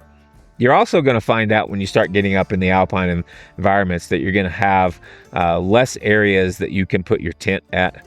There might not be nearly as many flat spots. You're going to have a lot of high-pitched, portions of the mountains. It's going to be hard to find a good level spot that you can put your tent in, or you're going to have a lot of rocks and other things that may be in the way from that. And so just be cautious about that. Like if you're used to kind of backpacking in some more forested areas where you could easily find camping spots, you might not have as many of those available for you when you're in the alpine areas. Because too, you really don't want to, like I said, we all like to get up there and get those perfect views and stay on top of the ridge, but it's really not the smartest place to go if there's going to be any kind of weather. And so a lot of times it's better to go up, experience the views, and then come back down into tree line if you can to be able to find a good campsite. So that leads us now, let's talk a little bit about forested areas. When you get into the forest, you're going to get into more places where you're going to have probably more bugs. You're going to have, things like ticks. You're going to end up in areas where the ground's wet more often. Maybe there's mud, especially too, like even in the mountains, once you come down and get into the forest areas, those tree covers will keep that snow from melting as quick. And so when it does slowly melt, it gets muddy. You get into more of those environments too as well. And so the water just doesn't evaporate from the ground nearly as well. And so that could affect your being able to find campsites and other things too when you're out there. You're also going to have more things like tree hazards. You're going to need to be looking for things like widowmakers. You want to be careful about not setting up your camp under dead trees because if you do get any of those high wind events in there, the swaying of those dead trees, all it takes is just one moment and then, a tree can come down and you definitely don't want that happening anywhere around your campsite. And then too, when you're in the forest, you get into these environments where it's a lot harder to see for distances, and so it's a lot harder to navigate sometimes. You can't see landmarks, whereas like if you're in open areas, you can normally say, okay, here's where I need to be heading, and there's a landmark to kind of walk towards, and then it doesn't matter as much if you're not paying the attention to your navigation devices because you can be walking towards that landmark that you're going. You're not going to have that as much in the dense forest when you get in there, and so you're probably going to need to be paying a little bit more attention to your navigation systems and making sure that you're not getting off path or off trail. And now let's talk about winter. Winter is definitely an environment that you have to be prepared for. It takes a lot more skill to go backpacking in the winter. And so if you're new and a beginner backpacker, I normally don't recommend that you go backpacking in the winter. I normally recommend that you start in the summer when it's a little bit easier to plan for. It's a little bit easier. You have less risk on yourself. But in the winter, there's a lot more. You're going to need more gear. It's going to cause you to have heavier packs when you're going out. And just a lot of these kind of things that you're going out for. You're going to have to worry about moisture a lot more. You're going to have to worry about things like hyperthermia. It's really easy to get wet, whether that be from the snow or anything like that you might be dealing with in the winter. And then once you get wet, it's really easy to get cold with wind or anything that you could be having. And so you're going to need to have your gear dialed in a little bit better than, say, if you're going out in the summer, if you're going out in the winter. You're also, when you're out in the winter, going to have to do things more like, be snowshoeing out or cross-country skiing or some of those type of things, which is going to make it harder, so it's going to take a lot more effort and a lot more energy to go just as far that you might have gone in the summer. You may double, if not triple, the energy that you need to do that when you're hiking out in those environments. And it too, you can have challenges with navigation, right? Because you might have challenges seeing if it's snowing, or you might even have challenges where the path that you hiked in on gets snowed over and now you can't see your tracks coming back out. So you are really probably going to have to pay a lot more attention to your navigations too when you're trekking out in the backcountry during the wintertime. The big thing I would say for winter, don't accidentally do winter camping, and so that's why, like if you're a beginner, I always caution people about going out in the fall, when you could easily end up getting some pretty big winter conditions. Because if you're not ready for that, you don't want to accidentally have that. And so even if you look at the forecast and go, oh, it looks like it's going to be a 60-degree day, it's really not uncommon in the mountains to all of a sudden get a foot or two of snow when you're out in these environments. So just be ready that whenever you get ready to actually start doing winter camping, make sure that it's on your terms and that you're ready and you've gained the skills to be able to make sure you're safe when you're out there. All right, so now let's talk a little bit about common beginner mistakes. So we all make mistakes when we first start out. So don't be hard on yourself when you do it. It's part of the learning process. It's part of gaining experience and knowledge when you're out there. So just know, it's going to happen. I appreciate that if any of you are watching, this video and part 1 that I did through, that's a lot of knowledge that you're trying to gain that I'm hopefully trying to share with you guys. And I appreciate that you're trying to educate yourself, because what you're doing is you're going to hopefully cut down on as many mistakes as that you might make when you're out there. But you're still going to make them, because no matter how much or how many times you watch these videos, you're not going to remember it all the time. Sometimes we learn the best from making those mistakes. So, when we've made a mistake, you'll remember that lesson a lot more frequently than you will if you just read it or watched it on a video. So let's talk first about overpacking. One of the biggest mistakes I think beginners make a lot of times is what we call packing your fears. I've been there. I've done it. We all have. It's basically where when you don't necessarily know and have all your systems figured out, then you end up packing extra gear. Whether that's, hey, once I get away from my car, there's no way to make sure I'm staying warm. And so I'm going to throw in these extra coats just in case. And then next thing you know, you've gone out on a thing, you've got 3 fleeces in your backpack and you didn't ever pull out but maybe one of them. But these are the things that you learn when you start to do these things. We also have a tendency to pack the what ifs.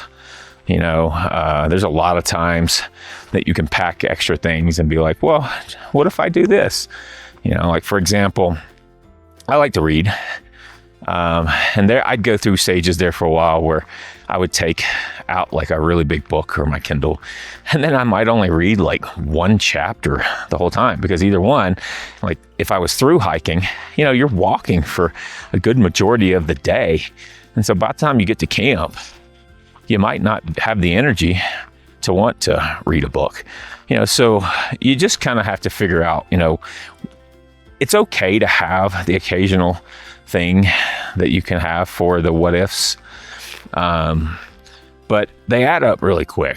And so just be careful, when you're planning out your gear, that you're taking what you actually know that you need when you're out on the trail. And the best way to figure this out is to do shakedowns.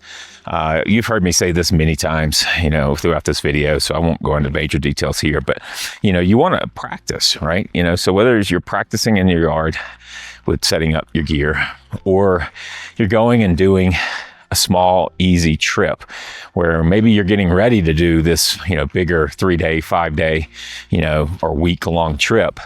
And so pack as if you were going to leave for that trip, and then go and do that overnighter or that 2 nights, so that when you get out there, you start to see, oh, what are the things that I really should have brought? Or, take and sit down at the end and do that after action report like we've talked about, where you pull out all your gear and decide what you needed, what you really used, what you really needed, and what you didn't.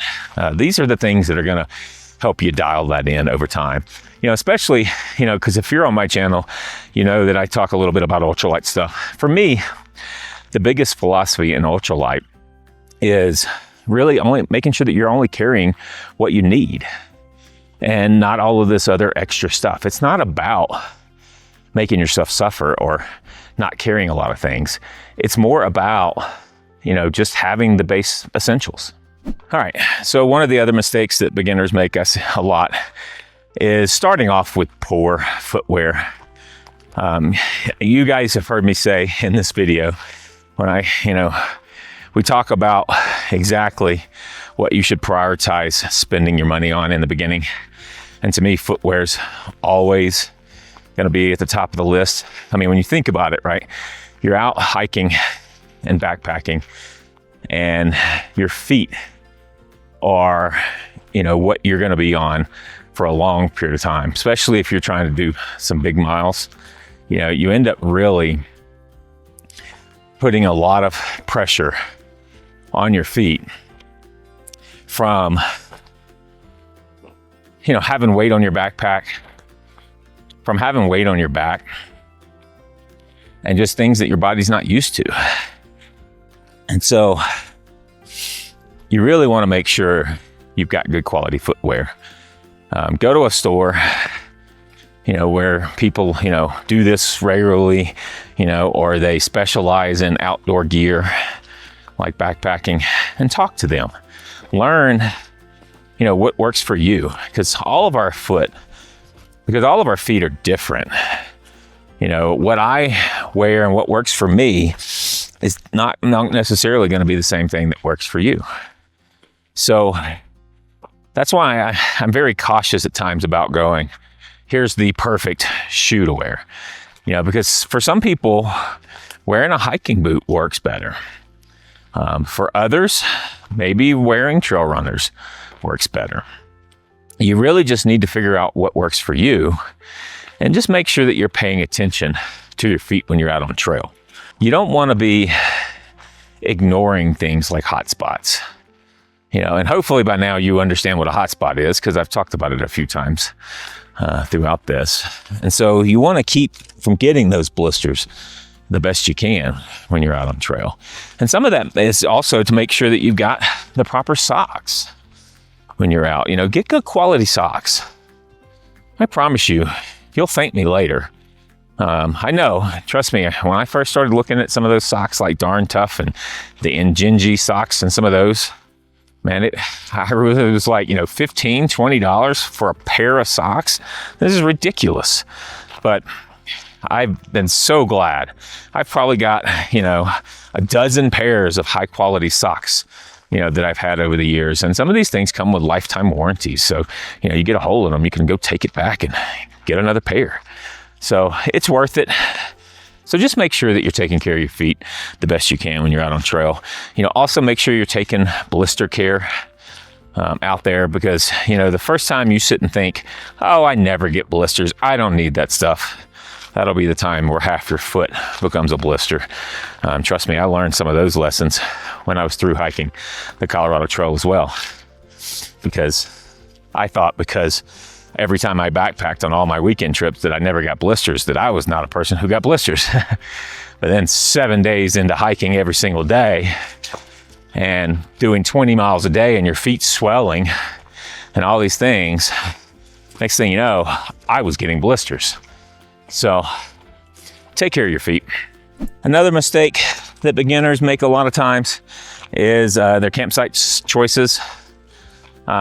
Just be thoughtful, take some time, understand this.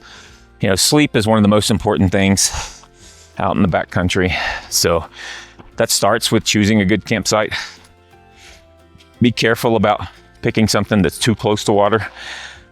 I know, hearing that babbling brook roll by always sounds so amazing, but it also attracts wildlife, people, and all kinds of other things.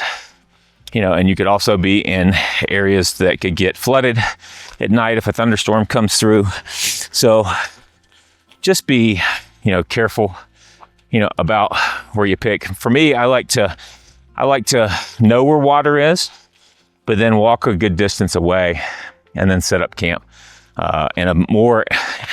set up camp in an area that's maybe a little bit more protected from some of those things. You also want to be careful about, picking low spots when you're picking your campsites, because a lot of times that could actually mean it's going to be colder in those lower spots. Water, as I mentioned before too, could to funnel to some of those lower spots. You could end up, if you got rain, waking up and having water underneath you or even in your tent. So just be careful about those. Be careful about, putting your site up under dead trees. We've talked about widowmakers, but the last thing you want is to have a tree fall down if you get some high winds at night. And if you're lucky, it just falls close to your camp. But if you're unlucky, you become a pancake. So be thoughtful of that. And then make sure that you're trying to find as flat a spot as you can. You'd be surprised how those small little bitty hills that don't look like much when you first pitched your tent end up causing you to lose so much sleep at night because you're sliding off your air pad. And then lastly too, when picking your spot, you want to be careful about the wind exposures. Like I said, I know it's really nice at times to go up on the top of the ridge and get those beautiful views, and you want to, have those pictures where you're watching the sunset from your tent. I mean, I've been out, I've done those, but be smart when you're doing it. Make sure that you have a pretty good idea what the weather patterns are going to be, because you get up there on those exposed areas, those winds can get brutal to a backpacking tent. And, last thing you want is to be sleeping at night and have the tent cave in on you. And so then you're having to figure out, how to either get your tent back up in a storm, or worst case scenario, your tent's broke because it wasn't really rated for those kind of conditions. So a lot of times if I know that the weather's going to be bad, I'll get to where maybe I can hike up and walk to the ridge so that I can go up and enjoy the view if I want later. But I make sure that my tent's in a safe spot. All right, and the last real common mistake that I want to talk about here is, beginners a lot of times make issues with time itself. One mistake a lot of people will make will be starting too late in the day. A lot of times I've been there, right? I mean, you have to work till 5, and then you got your backpack in the car, and then you rush to the trailhead, and you try to get on the trail real quick and hope that you can get there, and you've underestimated how long it takes you to hike to the place. And then next thing you know, you're having to put up your tent and do all your camp chores in the dark, which for me, I've done it, and you can do it, but it's just not fun, especially if you're a beginner. If you're a beginner, make things successful. You don't want, like I said, backpacking is not meant to be, suffering or go out and push through the hard. It's about going out and enjoying the beauty out there. And so set yourself up for success. If you're not certain if you're going to have enough time in the day to get to camp, but there's still to be daylight, then make sure to, push it off a day or something. Leave the next morning so that you've got plenty of time to get to camp. You don't have to force yourself into these things. And it's because it's really easy when you're out backpacking. To underestimate elevation. You may sit here and think, hey, I can go on a hike, down here at home, and it only take me a short amount of time to do that. And so that you can do so many miles in such a time. And so then you start kind of thinking things like that. Then you get out, and now you're in the mountains and you've got 1,000 foot of elevation gain to do today, and an extra 30 or 40 pounds on your back that you're not used to having. That's going to slow your pace down a lot. So give yourself buffers, especially when you've got elevation to do. It'll help. And then that just kind of, leads me exactly to my ending point there is, give yourself buffer time. There are so many cool things that you can do. You don't have to, if you're not through hiking, and even if you are through hiking, get out there, give yourself plenty of time. Give yourself some time to enjoy camp Or maybe even if you do want to do some extra hiking that day, get there to camp early, set up your camp, and then once you've got everything set up and taken care of, then you can take off on a little short day hike, and go check out that summit or go check out that view. And that way you're not stressed about, is my tent up?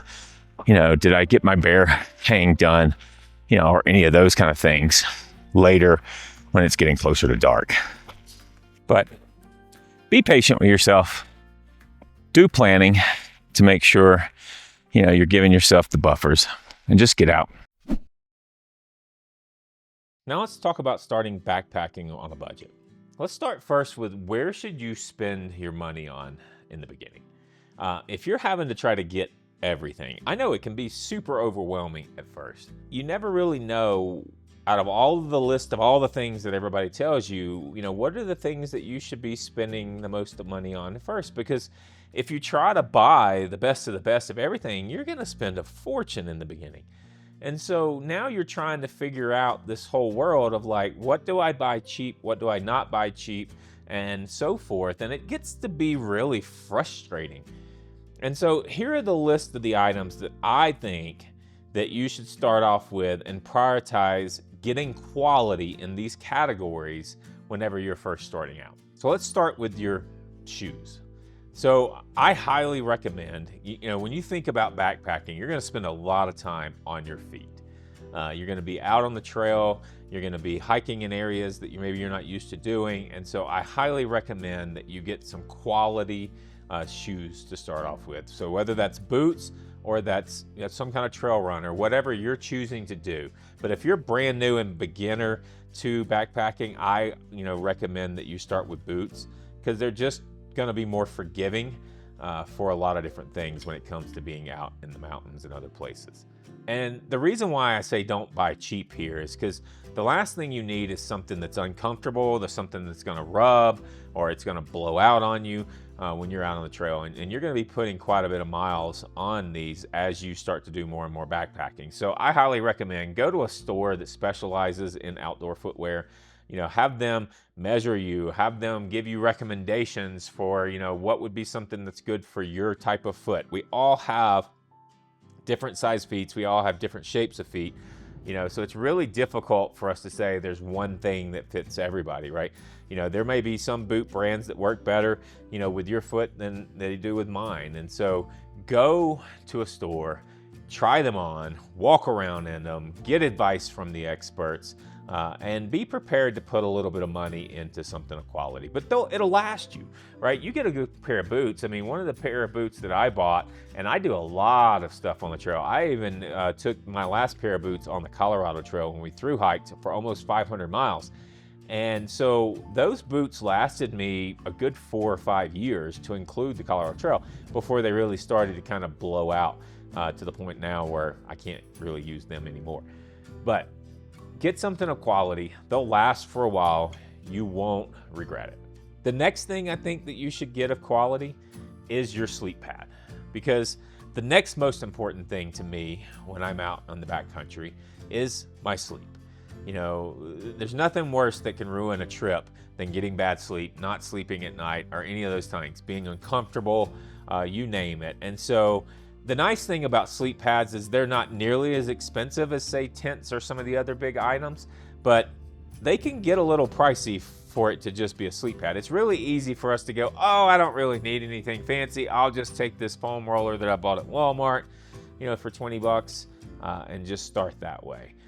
For me, yeah, can you do that if you're younger? If you're, still in your teens or your early 20s, absolutely, you can probably get away with doing that. But I promise you, you won't regret buying a nice quality air pad, and buy something that you can grow into, right? So similar to shoes or something, you want to buy something that can last you some time. So I recommend buying something that's got an R value of, say, at least 4 or 5 on there, because that'll help you. Not only will it be really good for, say, summer trips when you're first starting out, but it'll also be able to carry you into some of those shoulder seasons as you're going to get some of those cooler nights to on it. Find something that's, 3-4 inches. I recommend air pads, because then you can blow them all the way up, let a little bit of air out, man, and they're super comfortable. They really help you separate yourself from the cold ground and other things on that. And so I would definitely spend my money on an air pad when I'm first starting out. Then the next thing I would kind of focus on is going to be your shelter, because this is going to really be what's going to protect you from the environment, right? You don't have to have the best on the market, so don't go out when you're first starting out and buy a $600, $700, $800 tent. There are a lot of decent entry-level tents that you can get that'll be of quality. I've tested out some really cheap options that were not horrible, but they're just not going to last you long. I mean, like a lot of the really, really cheap options that you find, what you're going to find is that they may work and they may give you shelter and it may be, lighter, but you're also going to have that issue where it might only last you, or two. So spend a little bit of money, do a little bit of research on it. Don't get the best necessarily. There's a lot of good brands out there that are just kind of got some good entry-level stuff, like Nature Hike. It's got some good stuff. 3Z Ultralight gear has got some good stuff. There's a lot of different things that you can get for that, but just make sure that you're getting what you want, right? Because the other issue that you don't want to have when you're going to look at your sleep system is you don't want to spend $600 on a tent and then come to find out I actually like hammock camping more than I like sleeping in a tent. Well, then now you're going to feel really bad about having to turn around and buy a hammock that's way cheaper than the tent. So, but get you something that's of somewhat decent quality that's going to make sure that you're at least protected. It may be a little more. Don't worry about trying to get the lightest weight in the beginning. You're going to carry a little bit more weight in the beginning as a beginner, and so just get something that's halfway decent. And then the last thing really on my list, to me, as you're prioritizing, will be a backpack. But for me, what I'm going to tell you here is get a backpack that's comfortable in the beginning. Don't really buy the cheapest of the cheap backpacks, because it might not be comfortable for you. But so what if it weighs a little bit more? Backpacks are kind of like AirPads too. They're not super expensive as compared to some of the other big ticket items. And so it's really easy for us to go, oh man, the cool people have those frameless, lightweight backpacks. I'm going to get one of those because it's only $150. Well, then you may end up having to put 50 pounds of weight in it, and that, frameless backpack isn't so cool anymore when all the rest of your gear is doing that. So for me, when you're first starting out, yes, spend a little bit of money, get you a decent quality backpack that's going to be comfortable and that's going to be able to support the weights that you're going to know. So once you've kind of got all the rest of your gear dialed in and you know about what you're going to need for size in the backpack and in weight, for carrying, then that'll help you better understand what kind of backpack you can get. But for me, I definitely think, spending a little bit of extra on your backpack could go a long ways for you. But there's a lot of good entry-level markets out there that I think have some good stuff. And there's some good things I talk about on the channel too here about some different backpacks that are out there that you can get, like Nature Hike and some of those as well. I think even 3Z UL has got some too as well. Now let's talk about how you go about getting your gear. For me, definitely look at the used market and just be smart with how you go about buying some of this stuff, right? There are a lot of these different things, like even some of the stuff like your backpacks, your tents. A lot of these things hold pretty good value, in them. And so, there's nothing wrong with buying something that's a little secondhand. You never know the situation. I mean, you may have a friend that, decided to buy a backpack and then decided they didn't like it. I mean, if you understand the why they didn't like it and it is the brand that you've researched and you think will work well for you, then there's nothing wrong with getting that. There's a lot of good things out there. I mean, depending on where you're at, you could easily find all kinds of gear in the camping community that could be secondhand, that could save you well over half the amount of money that you would spend in having to buy everything. So don't immediately jump to brand new, especially if you don't even know if you like backpacking yet. But make sure when you're buying used that you're looking and checking for issues, right? Talk to the people who've had it. Most people are honest, I think, in the backpacking community. So at least from my experience, a lot of people are pretty upfront about talking about any of the major, or the minor issues, like, oh, there's a couple small things here, but it doesn't affect the full nature of the pack or something. But just make sure that you're looking at it. And if you don't know enough about, some of this stuff to know where there may be some flaws or some issues with what you've got going on, and that there may be some major holes in the tents or whatever it may be, then make sure you carry somebody that, that can look at it for you, so that you're just making sure that you're not getting somebody's junk when you do get it. I would say avoid buying anything that's like safety gear as secondhand. I just don't trust that everything's disclosed. And if it's something, especially like a GPS unit or something like that, that I feel like that I'm really going to have to be dependent on for it to save my life, then I'm probably going to spend the money and just buy it new. Versus now, what you can do for some of those, if you have some friends that you really trust and that that you would put your life in their hands, then maybe you could borrow some of their gear for that. But just be careful about anything that's safety related and getting that secondhand. And then you hear people say it all the time. I mean, it's always said a lot: buy once, cry once. I mean, there is some truth to that in backpacking. You'll find, there's a lot of gear that I've had that, I've got some things that I've had for 20 plus years. So a lot of these things, if you do buy quality, it can last you a lifetime. And so when you're kind of looking at your gear, you can think about that some, but I would say just be cautious about letting that be your driving force when you're brand new, because like I said, you're not even 100% sure how you like this or what style of backpacking you want to do or any of those type of things. And so don't go crazy spending a fortune when you're first starting out. Take what you can get something that's used, borrow some friends' stuff, do whatever, get out there, just start getting the repetition, so then you have a better understanding of what you like. You start seeing other people's gear and knowing what you want to start looking for. And then you can start trying to work on building your own set. But you're not going to get it all perfect when you first start out. You're gonna have some things that you're gonna grow with. The more you learn to like, because not everybody's a through hiker, right? Most people, actually probably the largest majority of people in the backpacking community, are weekend hikers or an overnight hiker. They're not, go hike 2,500 miles hiker. There are some of us that enjoy doing that and we get out there, but that's not everybody. And so knowing what your style, so you may not need to have the exact same gear that a thru hiker would have. Maybe you find out that, hey, I'm just going to be a weekend hiker, and so I don't mind carrying a little bit extra weight if that means I have a little bit better of a time. I can't tell you how many good trips I've had, and I carried out 2 or 3 beers with me out on the trail.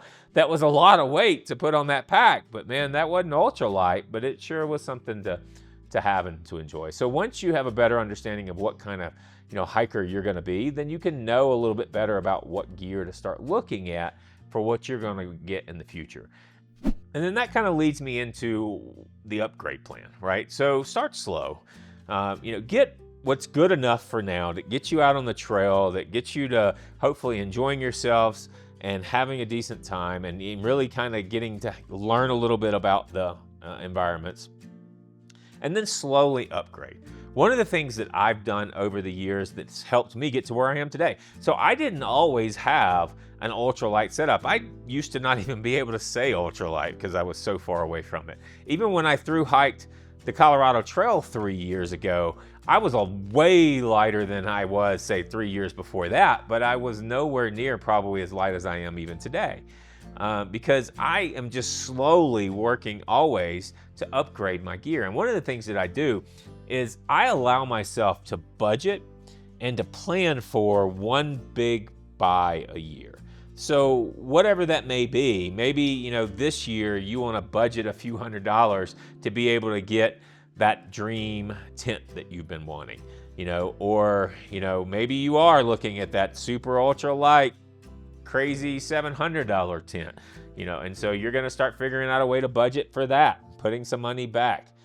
And so whatever it is, pick one item each year and each season and allow yourself to buy that. It doesn't mean that you don't buy some other things, but because you're going to find that in the backpacking world, there's a lot of things that are kind of what I call small ticket items that don't cost that much to get. You know, they're 20 bucks, $5, 20, 30 bucks, something like that here and there. And so I may buy a few of those throughout the year, but then I always will look at and try to do one big ticket item each year. And what that's done is, you know, as I've gone, like for example, you know, as I got a lighter weight quilt, and then I eventually got some lighter, higher quality sleep pads, you know, then eventually as all of that got light, you know, and I realized now I don't need to carry 40 pounds of gear, then I could start looking at a backpack. And then I was able to one year go and get a nicer backpack that now, you know, could handle the 20 pounds that I'm carrying, you know, versus 40.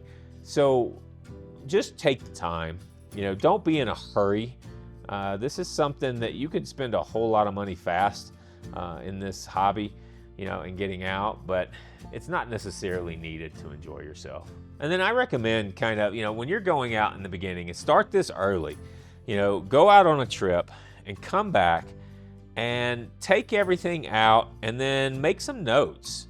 You know, you want to do an after action kind of from each of your trips, because you're going to learn a little bit something different about you and what you like and what you want, you know, when you're out in the backcountry every time you go out. And if you can keep up with all those notes, it'll help you when it comes to, you know, being able to decide what you want. You know, I'll give a good example is no matter how lightweight I keep trying to go, because for me, being ultralight's not about being the lightest that I can be or carrying the least amount of things. Being ultralight for me is that I love being in the backcountry, and I'm getting older, and I'm realizing that you know, it's harder for me to carry some of the same weights that I could carry 20 years ago, but I still want to be able to go long distances. I still want to be able to get there, and I still want to be comfortable. And so that sometimes can mean spending a little bit more money to take some of those same comfort items that I wanted to carry in the past, like say a chair, but now making it so lightweight that it's easier for me to be able to add into my pack system. So when you keep those kind of notes and stuff that you learn, it'll help you learn to decide, you know, what it is that you want, you know. And like for me, you know, even though I would want the lightweightness of a single person tent, you know, to help me get as light as possible as I can with, you know, with my tent system, I'm not willing to do that because I haven't met a single person tent yet that will still have plenty of room for me, Moose, and my gear. So for me, I just keep, you know, I keep going with a 2-person tent for now. But who knows, maybe down the road, you know, somebody will make a 1+ tent or something. You know, I know Durston just recently put out a 1+ dome tent that they did, and so I haven't really taken the time yet to go looking at that to see, is that enough extra, you know, room in there where now it would be enough for you to have one person, a dog, and some gear, and then not have a bunch of extra weight too as well. So, you know, these are the kind of things. Make the notes, figure out what it is that you're wanting, but take your time. Be kind to yourself when it comes to buying your gear. Don't make yourself stress so much because you feel like you got to have the best of the best. Don't sit there and judge yourself when you're out on the trail and you see somebody in that, you know, Z-Packs 1-pound tent, and you just, you know, sit there and it makes you miserable because, you know, you're so mad that you don't have that. And, you know, don't make it about the haves and the have-nots. Make it about we're all out there to just have a good time. All right, so we talked a little bit about how to get your gear at a budget. And so now let's just talk briefly, and I talked a little bit about this before, but the evolution of gear over time, right? Could you absolutely buy a lot of high quality gear today and then never buy gear again for another 30 years, you know, as you go through backpacking? Absolutely. I know a lot of people, there's quite a few people on this channel that actually put in the comments a lot of times, so, you know, oh, I've had my stove for 25 years, 30 years, and I've never had to change to anything else. Or, oh, I've had my backpack for this long, or my tent, or whatever. Like I said, kind of like what we talked about and the other things, you know, you're not gonna start with the best, you know, and even if you tried. So let's just say you really wanted to just kill yourself, spend a fortune of money in order to be like everybody else and be like, you know, me, somebody who's been backpacking for 30 years, and you know, took out a loan, did whatever you did to buy all of this gear.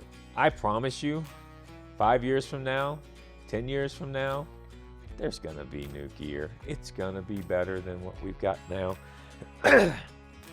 It's gonna be lighter than what we've got now.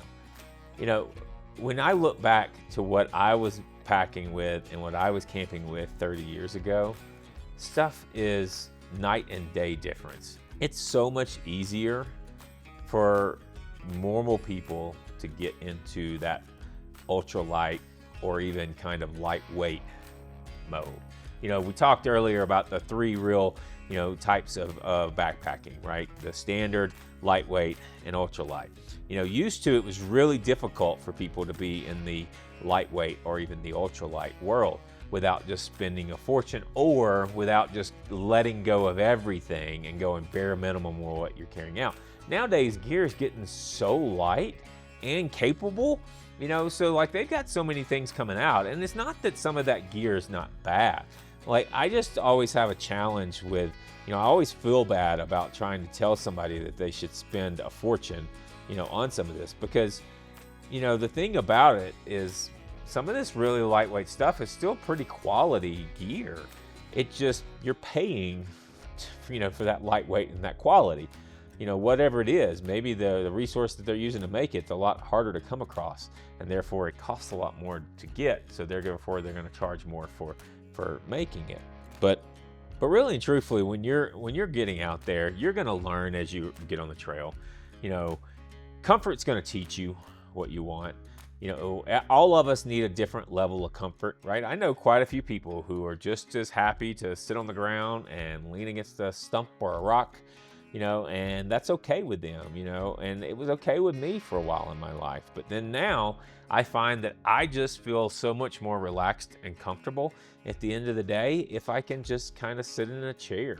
I don't need it to be super fancy, but I still need it to be, I'm a big guy. I need to feel like it's not going to fall under me, and I need it to support me a little bit, but I don't need it to be, super fancy. And so just know that you're gonna buy more gear in the future. It's just the reality, guys.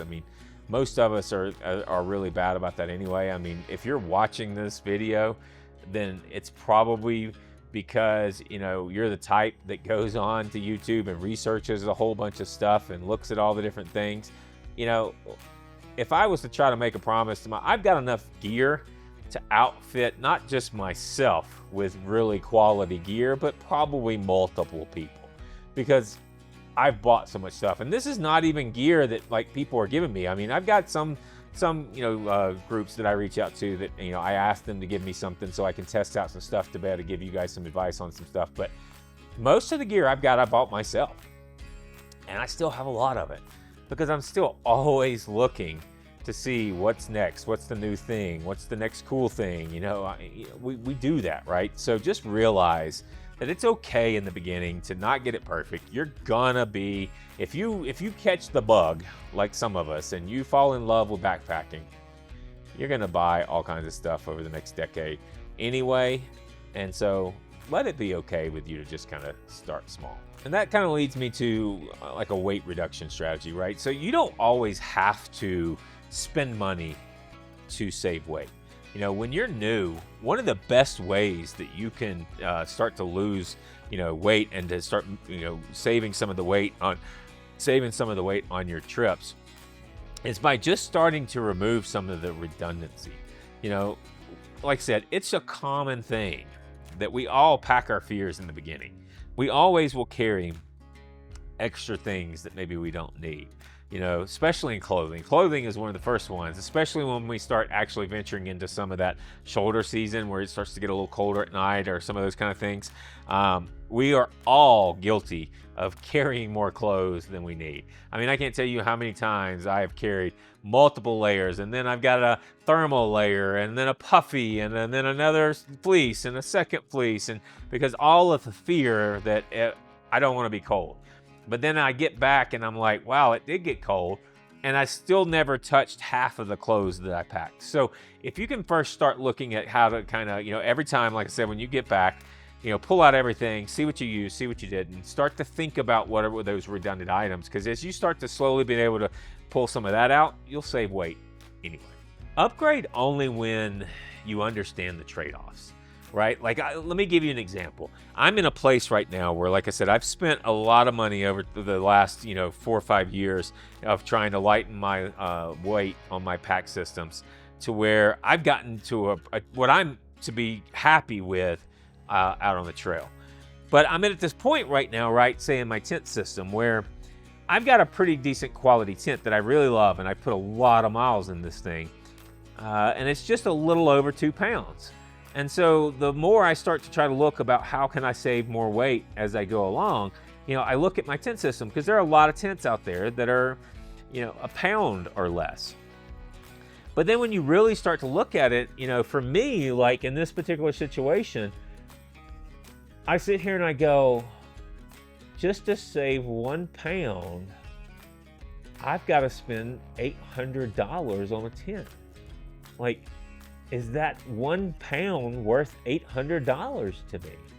And so far, the answer has been no, which is why I have not bought one of those 1 pound tents. And, the other option might be to go a little bit more simplistic, get something like a super ultralight bivvy or a super ultralight tarp that I could pitch. But then I have to look at, what are the pros and the cons to that? And so far, those kind of things have not outweighed for me racing after just to save an extra pound. And so I've kind of stayed where I'm at for right now. We'll see whether or not, I'm thinking about trying out a couple other tents, here soon, but I don't really know yet on what I want. And so I'm not going to let myself upgrade just to save the weight until I understand the pros and the cons of that decision. And then the other thing too for me about weight, before we leave that topic, is never cut safety to save weight. I don't care how many times you sort out that gear at the end of the day, and the first aid kit or the satellite communication device always goes into the pile that you never used. It never should come out of your kit. It doesn't mean that you can't be more thoughtful about what your first aid kit looks like and what you think you really need out on the trail, but never start stripping out that kind of stuff. So because the example I'll give you, right, is I've been thinking about, because I've been able to do, because I do some fast packing, so I've been able to get my base weight down to below 10 pounds with the gear that I have right now on different ways that I can go out. But I've been trying to, just because I thought it would be fun to put a video together, to do a super ultralight, which is what they say is base weight is below 5 pounds. But currently, without me spending a fortune in gear to get some of those big ticket items down in weight, I can't get below 5 pounds without letting go of like some of my first aid kit or my Garmin or some of those type things, my water filter, and I'm just not willing to let go of those things just to reach that weight. So you shouldn't either. Now let's talk a little bit about some of the comfort trade-offs. When you're starting to figure out and dial in your systems and stuff, you're going to have to really think sometimes about, what am I giving up by getting rid of something or by going lighter weight on something from that comfort. So, for example, like you may be that person that has decided that, carrying that chair doesn't matter as much to you as it maybe does to me. And so you can give up some weight by giving up that comfort item. But you also might be the type of person who decides that's not what you want to do, right? So like, for example, in the air pad portion of things, you could be looking at the situation of trying to save weight by saying, I'm going to go to a foam pad because I can get this really cool one that everybody talks about, that this is 1/8 inch foam pad, that you can get that's super ultra light, but you may not want to let go of that kind of comfort. There's definitely ways that you can give up comfort to save weight if you want. Like you can, not carry a cook kit. I know some people who do, no cooking or cold soaking or some of those type of things in order to not carry the cook kit. I'm not one of those because I don't feel like the little amount of weight that my cook kit weighs and then I'm giving up warrants not having that warm meal at the end of the day. But there's all kinds of ways that you can work on dialing in your system, and deciding, what are the comforts that work for you and what are the ones that maybe you don't need. So let's end this one with just kind of your own personal style, right? Everybody's pack system and everybody's setup is probably going to look a little different.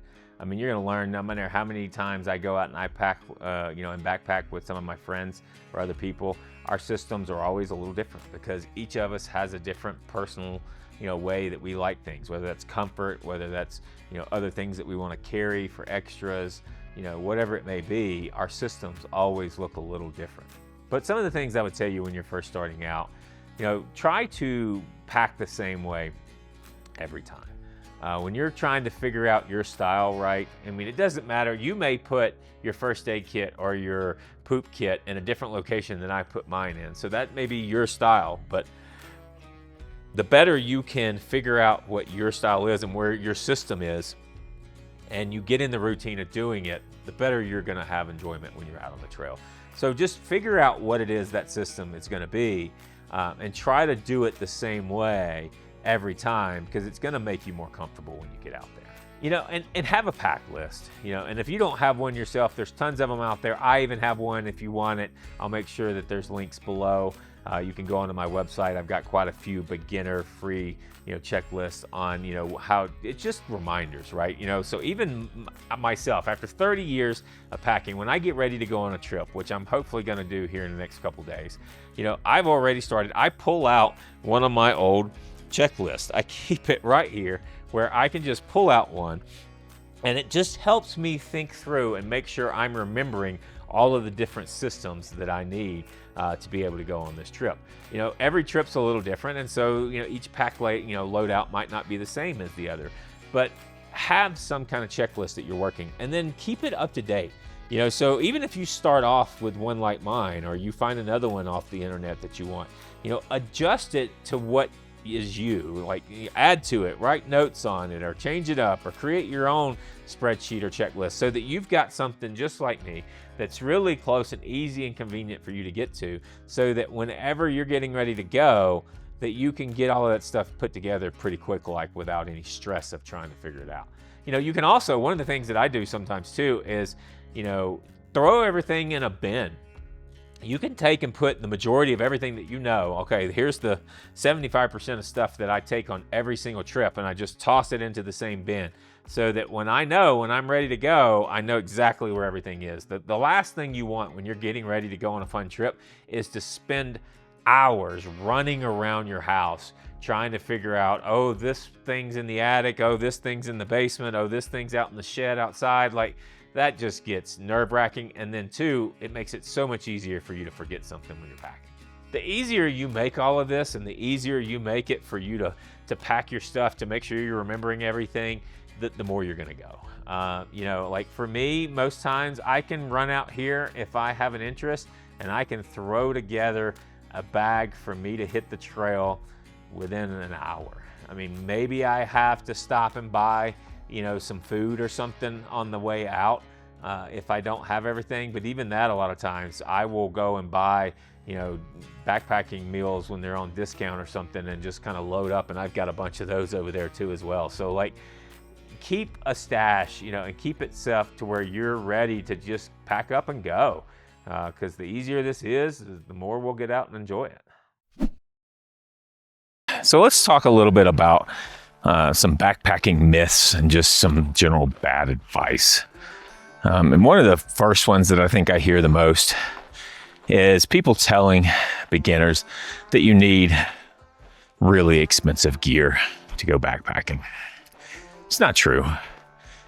You don't need, anybody who's starting off, you don't need the top of the line best thing. I mean, think about it from your youth.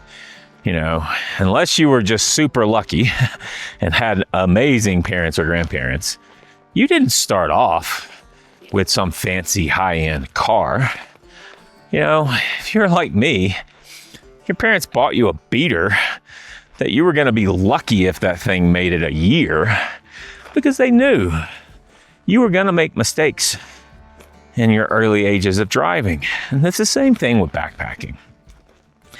You know, the last thing you need is to go and buy an $800 tent and then not have the proper skills to know how to take care of that. And then you go out there and you rip a hole in it, or you put it in a high wind environment where it collapses on itself. And now you've ruined it because you don't necessarily have the knowledge or the skills yet to know how to maintain that. So you can easily start with good enough. In the beginning, you just need to learn, like we've been talking about in here, is how to have functional systems. And you don't need pricey gear to do that. The better you learn how to dial in each of your systems, then sure, you can eventually upgrade your gear, over time. But we've said it many times here, so I won't go into major details, but start with secondhand. Start with stuff, friends let you borrow. You don't need the best stuff. And you could even, if you eventually learn a lot of these skills, you can make a lower quality gear function just as fine, or function just as well when you're out in the backcountry. For example, I'm testing out right now a very low-priced ultralight trekking pole tent that, it takes a lot of skill to be able to use a trekking pole tent. And this one's a single wall. And so there's some challenges that come with that. But if you know that and you expect those challenges, then it's a really amazing tent to have for the price. But if you don't know some of that stuff, then it can be challenging. But you could easily get some of that, lower level gear and just spend the time to practice with it and learn it and give yourself skills to where that would become a quality, gear for you to be having out in the backcountry. So in the beginning, spend smart. There's a few categories that you really want to spend your money on to make sure you're comfortable so that you get good sleep. Your feet are taken care of, a lot of these things. But don't go putting yourself in the poorhouse in the beginning, because it's all about getting out and just enjoying the trail while you're out there. All right, so now let's talk a little bit about the myth that ultralight is unsafe. 20 years ago, when gear was a lot heavier, then it was a lot harder to get into the ultralight world. But even the good ones who knew what they were doing knew that ultralight wasn't about suffering, or putting yourself in dangerous situations. It was about knowing your systems well enough to know exactly what you needed for the situation and the environment that you're going into, and only carrying what you needed and trying to get down to the bare base essentials for being able to get out on the trail. It doesn't mean, too many people make bad decisions when they're thinking about going ultralight, or just because they're trying to get below that 10-pound base weight.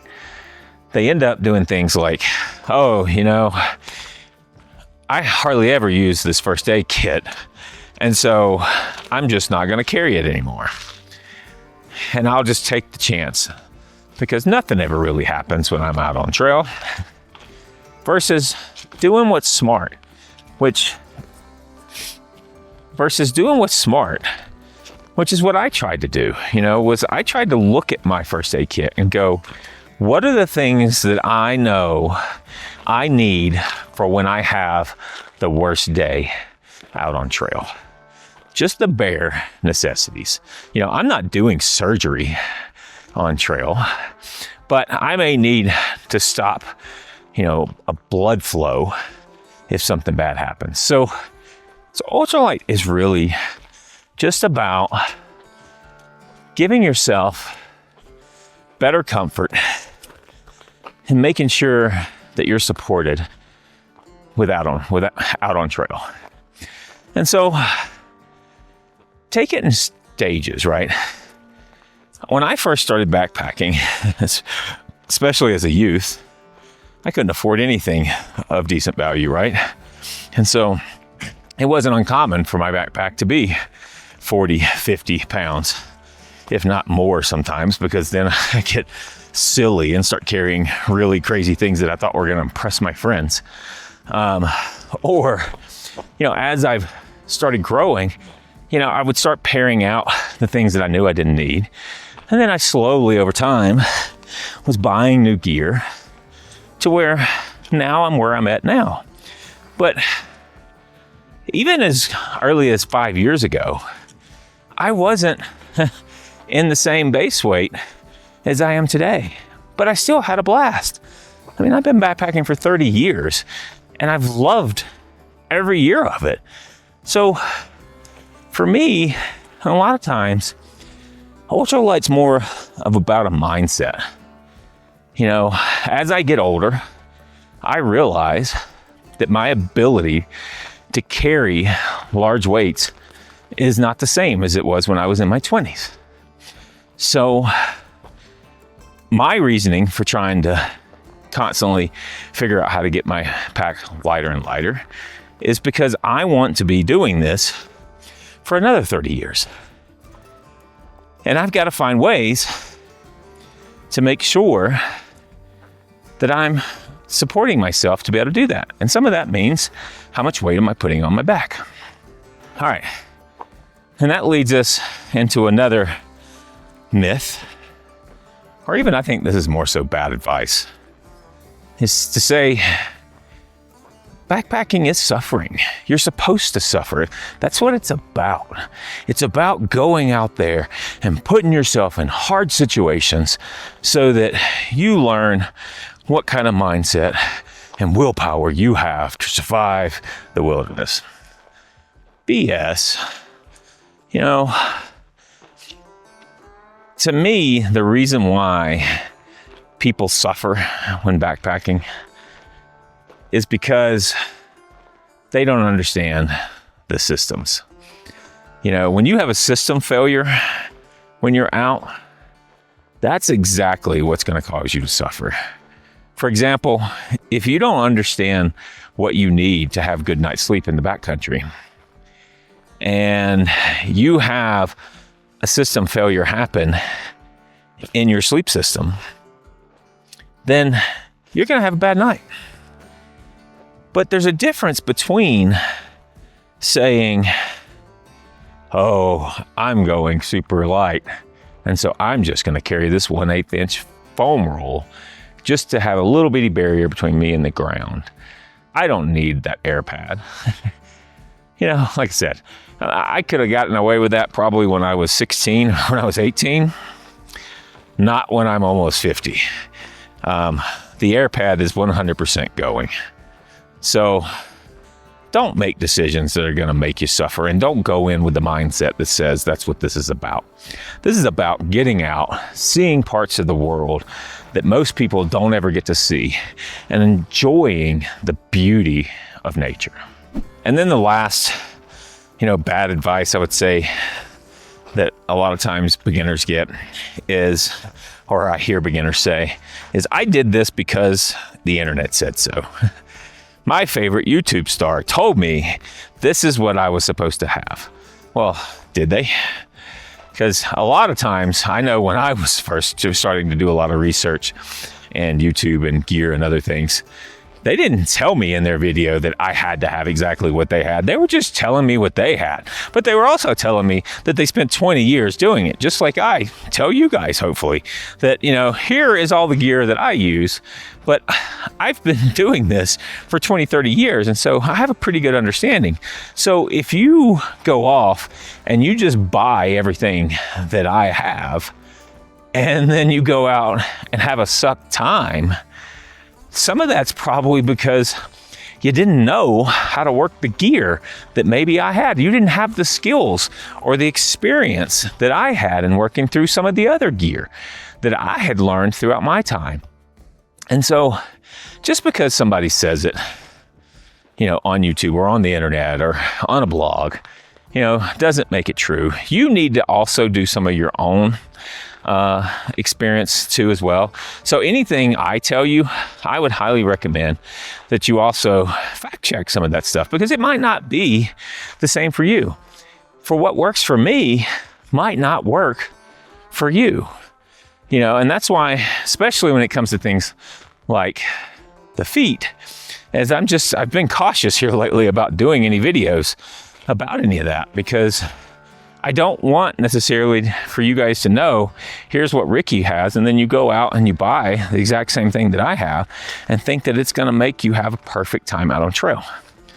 So practice with your gear, test out things early, and get advice from all over the place. Yes, there's nothing wrong with watching YouTube videos to learn some things, but watch a bunch of them before you make a decision. Go talk to people in the stores. Even if you don't buy from places like REI, to me, they're amazing because they've got so many people in that store that love doing what we do. And so they've got a lot of experience there. And so you can easily go in and talk to them about some of the different gear that they have and get some advice on what works for your scenario. But ultimately, you're going to build your own truth through getting out on the trail and through experience. Be careful in the beginnings with, like I said, buying too much expensive stuff when you don't know that that's what you were going to like. I can't tell you how many times I've talked to somebody who bought an $800 tent, but then got to doing it and started talking to people and seeing other people's stuff and realized how much they thought hammock camping was so cool and how they wish they would have gotten a hammock first for way cheaper than the $800 tent, And so take your time when you're growing, take your time when you're in the beginning.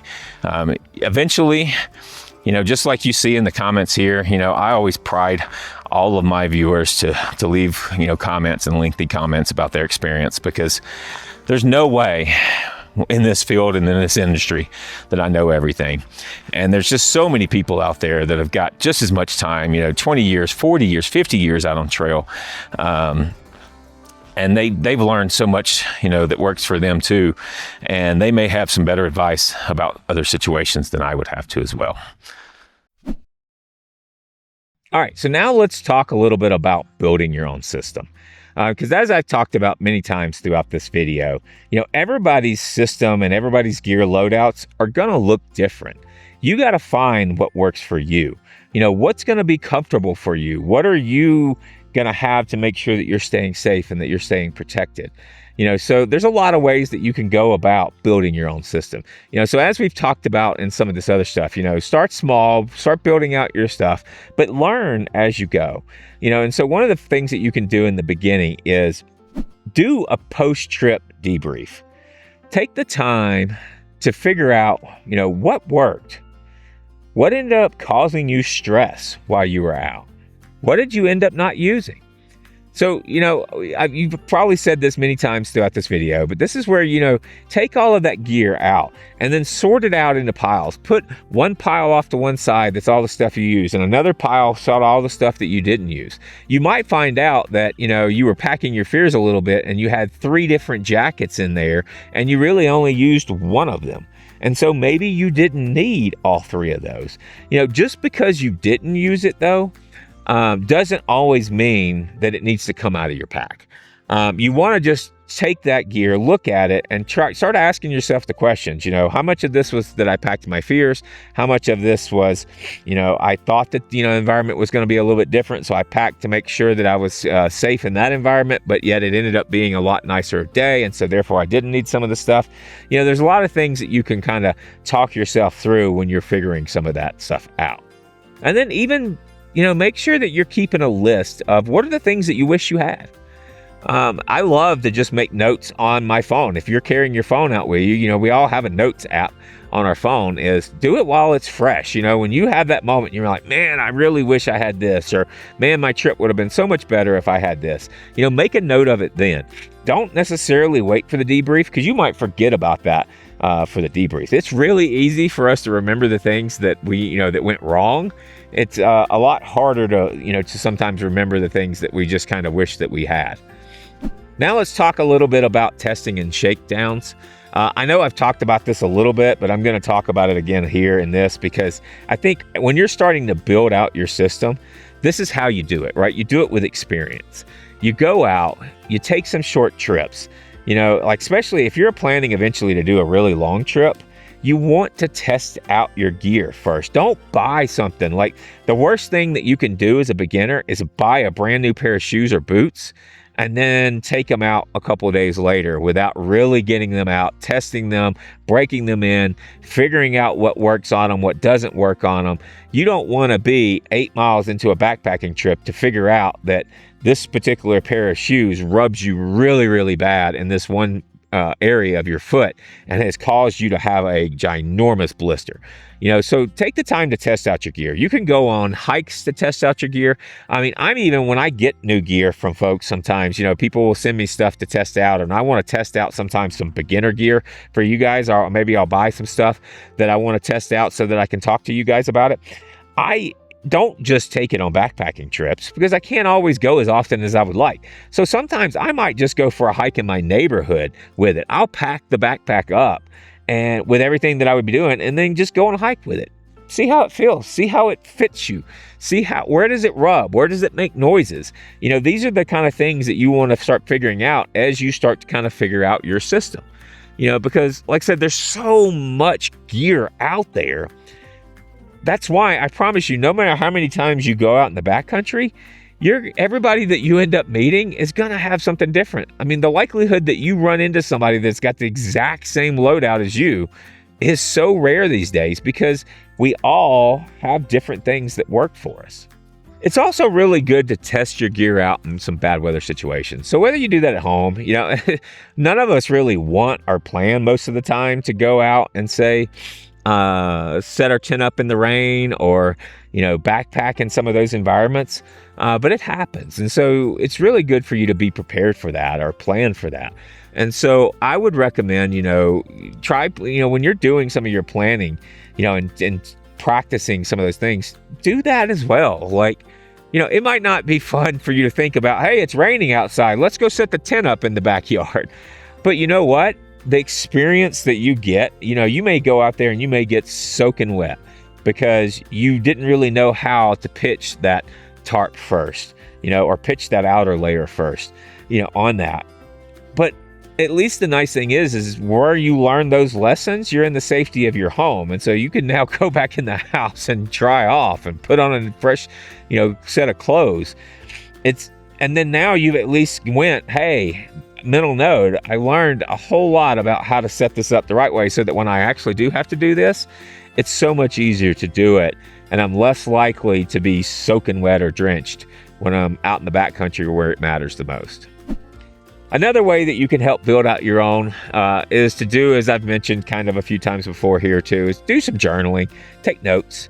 I take a little bitty notepad with me. It doesn't have to be anything big. You don't need a huge 3-ring binder or anything like that to go out with you. They make the really mini notepads that you can go out. It's a great thing. Take that in a little short pencil or something. You can use that to take notes. Whether you're journaling about your experience, a lot of times it's good to look back on, what you thought, how things were doing. What did you enjoy about the trip? You can journal about what did you not like about it. That'll help you when you're doing your debrief to jog your memory on some of those events. But you can also use it to just take notes. Hey, I wish I had this, or hey, I ran across this hiker and they had this really cool thing that I liked, and I would love to put that on my wish list for me to get in the next year. So having something to kind of just take some notes, help, jog your memory and do some things like that can always be helpful. And now let's kind of end this portion here. As you're starting to build out this, think about building confidence. The more you do all of these things, the more confident you're going to get in the backcountry. The more experience you get out there, the more you're going to learn, the more skills you're going to gain, and all of these kind of things as you're going through it. Just make sure whenever you're starting to figure out your own system, start small. Don't go with the extremes in the beginning. Don't set out to do this 15-mile, 14er or something like that for your very first time. When you're building out your system, make it to where it's easy for you to succeed so that you're learning your lessons in small environments. It's a lot easier, if you have to all of a sudden say you didn't pack or you didn't do your proper weather training. It's a lot easier to get back off trail and back into a warm car if you're only a mile or two off trail in the beginning. So learn some of those lessons, in good environments. But really, truthfully, the big thing for me is keep it fun. More people quit backpacking because they went out on their first trips that and they weren't ready for some of the things and they were miserable. And they just think, well, if I can't figure this out, then undoubtedly this must not be for me. So the easier you can keep it in the beginning, the funner you can make it, the more likely you're going to be like me and you're going to do this for 30 years of your life. And hopefully I got 30 more into me going forward. All right. So let's end this with just some final advice and next steps for you. If you guys have managed to watch all of this video, and even hopefully you checked out part 1, then you've taken in a lot of information, over the course of probably multiple days. So let me just give you a little bit of a roadmap for your first 3 trips. Here's what I would recommend. Make trip number 1 easy. Make it no more than a couple miles, a single overnighter, and do it on like a popular trail.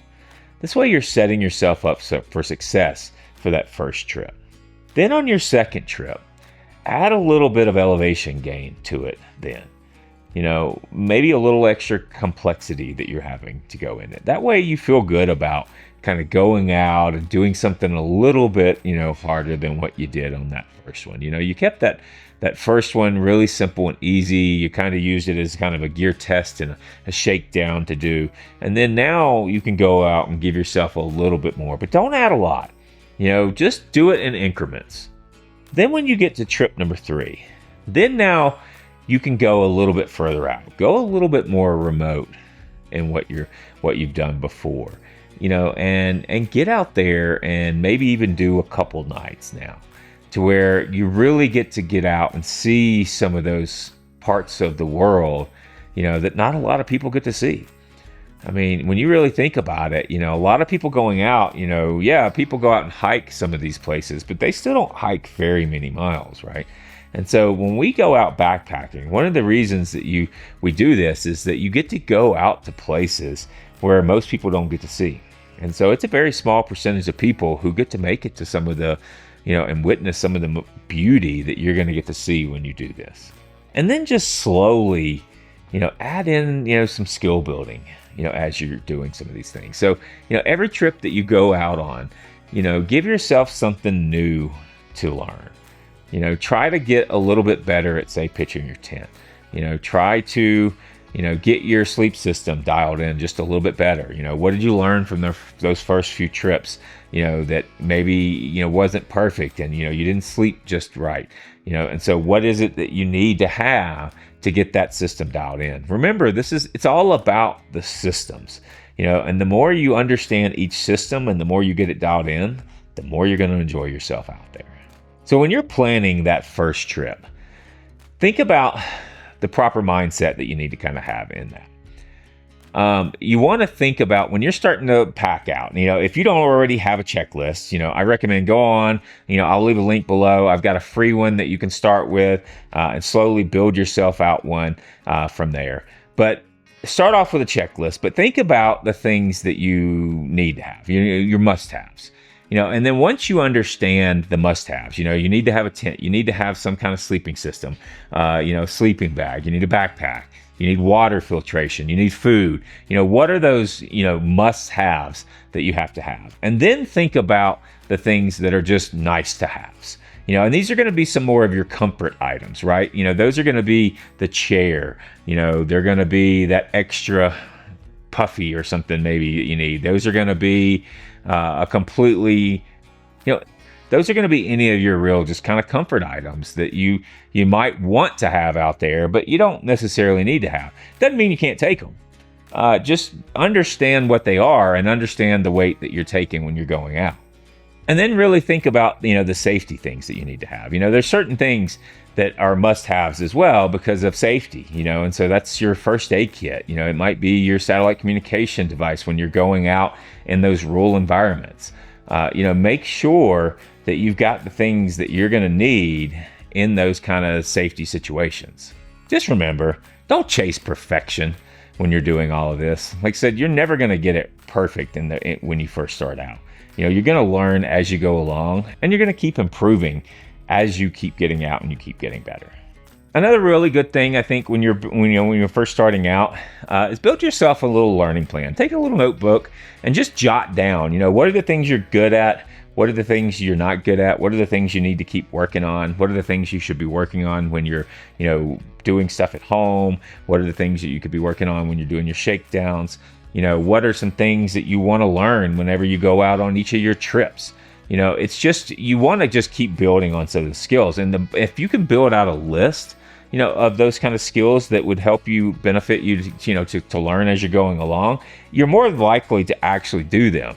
If you're not thinking about it, it's really easy for us to just go out and do, and then we end up learning so much of the things the hard way.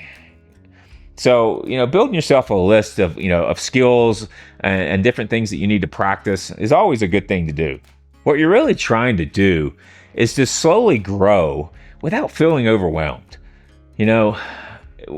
Whenever you first start out, we always feel, so nervous. We're, scared about things. We're overwhelmed by gear and so many of these other things. And so having a plan to know how you're going to grow. I mean, you're not going to start off and then your first year know and understand all of the things that I know from 30 years of doing this. But it doesn't mean that if you're doing things like this and you're watching videos from people like me and you're trying to absorb all of that stuff that we've learned the hard way, it doesn't mean that you can't cut some of that learning in half, if not better, but doing it, especially if you're giving yourself the time to be able to grow and learn those lessons. And I'm really going to end this, with, some of the things that I've said in the beginning, right? The reasons why I do this. Backpacking can be amazing if you've done the proper preparation. It's a really great way to just get out and experience a simple life. You can sharpen the mind on so many things by just getting out and immersing yourself into nature. There's so many benefits that we can gain from getting out in the backcountry, even in our professional life, our personal life. The things that you can do to help let go of stress, to help you understand how to navigate risk, and how to make good decisions. There's just so much you can gain by doing this. And so the more you set yourself up for success and getting out and learning how to do it, the more you're going to gain those skills and you're going to be able to bring those amazing things into your life. Nature has a way of just resetting us. For me, I've worked in emergency management for over 20 years, and it's a very challenging career.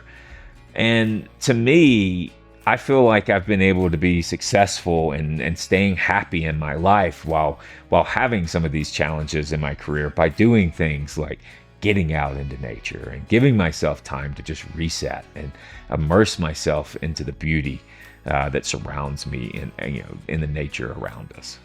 I welcome you guys to this. If you're brand new and you haven't even gotten out on your first trail, welcome to backpacking. You guys are starting out on a very wondrous journey. It's going to be challenging. You're going to have, issues at times. You're going to have, feelings of overwhelm and other things as you go along, but it's all going to be well worth it. So I am so glad that you've taken the time to watch this. And if you made it this far, thanks for watching this. It did take a lot of time for me to be able to do this. Not a lot of people make videos this long. I just thought that, I kept hearing a lot of people say that there's just so much information missed, from some of the videos that I was doing that are shorter ones.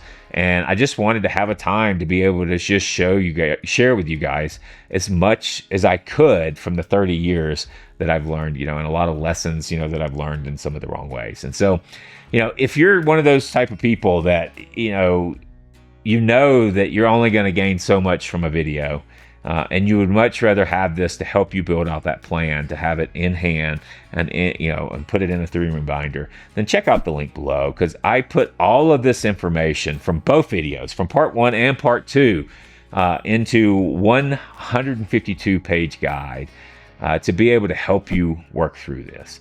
Really and truthfully, my only goal here is to help more and more people get out in nature and experience the benefits of being out there that I've experienced over my 30 years. So best of luck to you as you go through this. Please put anything in the links below. If there was any other questions that maybe you have that I can do in future videos or something like that, let me know. I would be glad to do some of those things. Ask me any questions that you have. I'll do my best to try to answer them. And just tell me maybe how some of this has helped you along the way. I'd love to hear, about any of your first trips as you go out. Please share them with me. I just love to see people's experiences when they're first starting out on that. But overall, as always, guys, I really hope that all of this was helpful for you guys, and hopefully one day I see you guys out on the trail.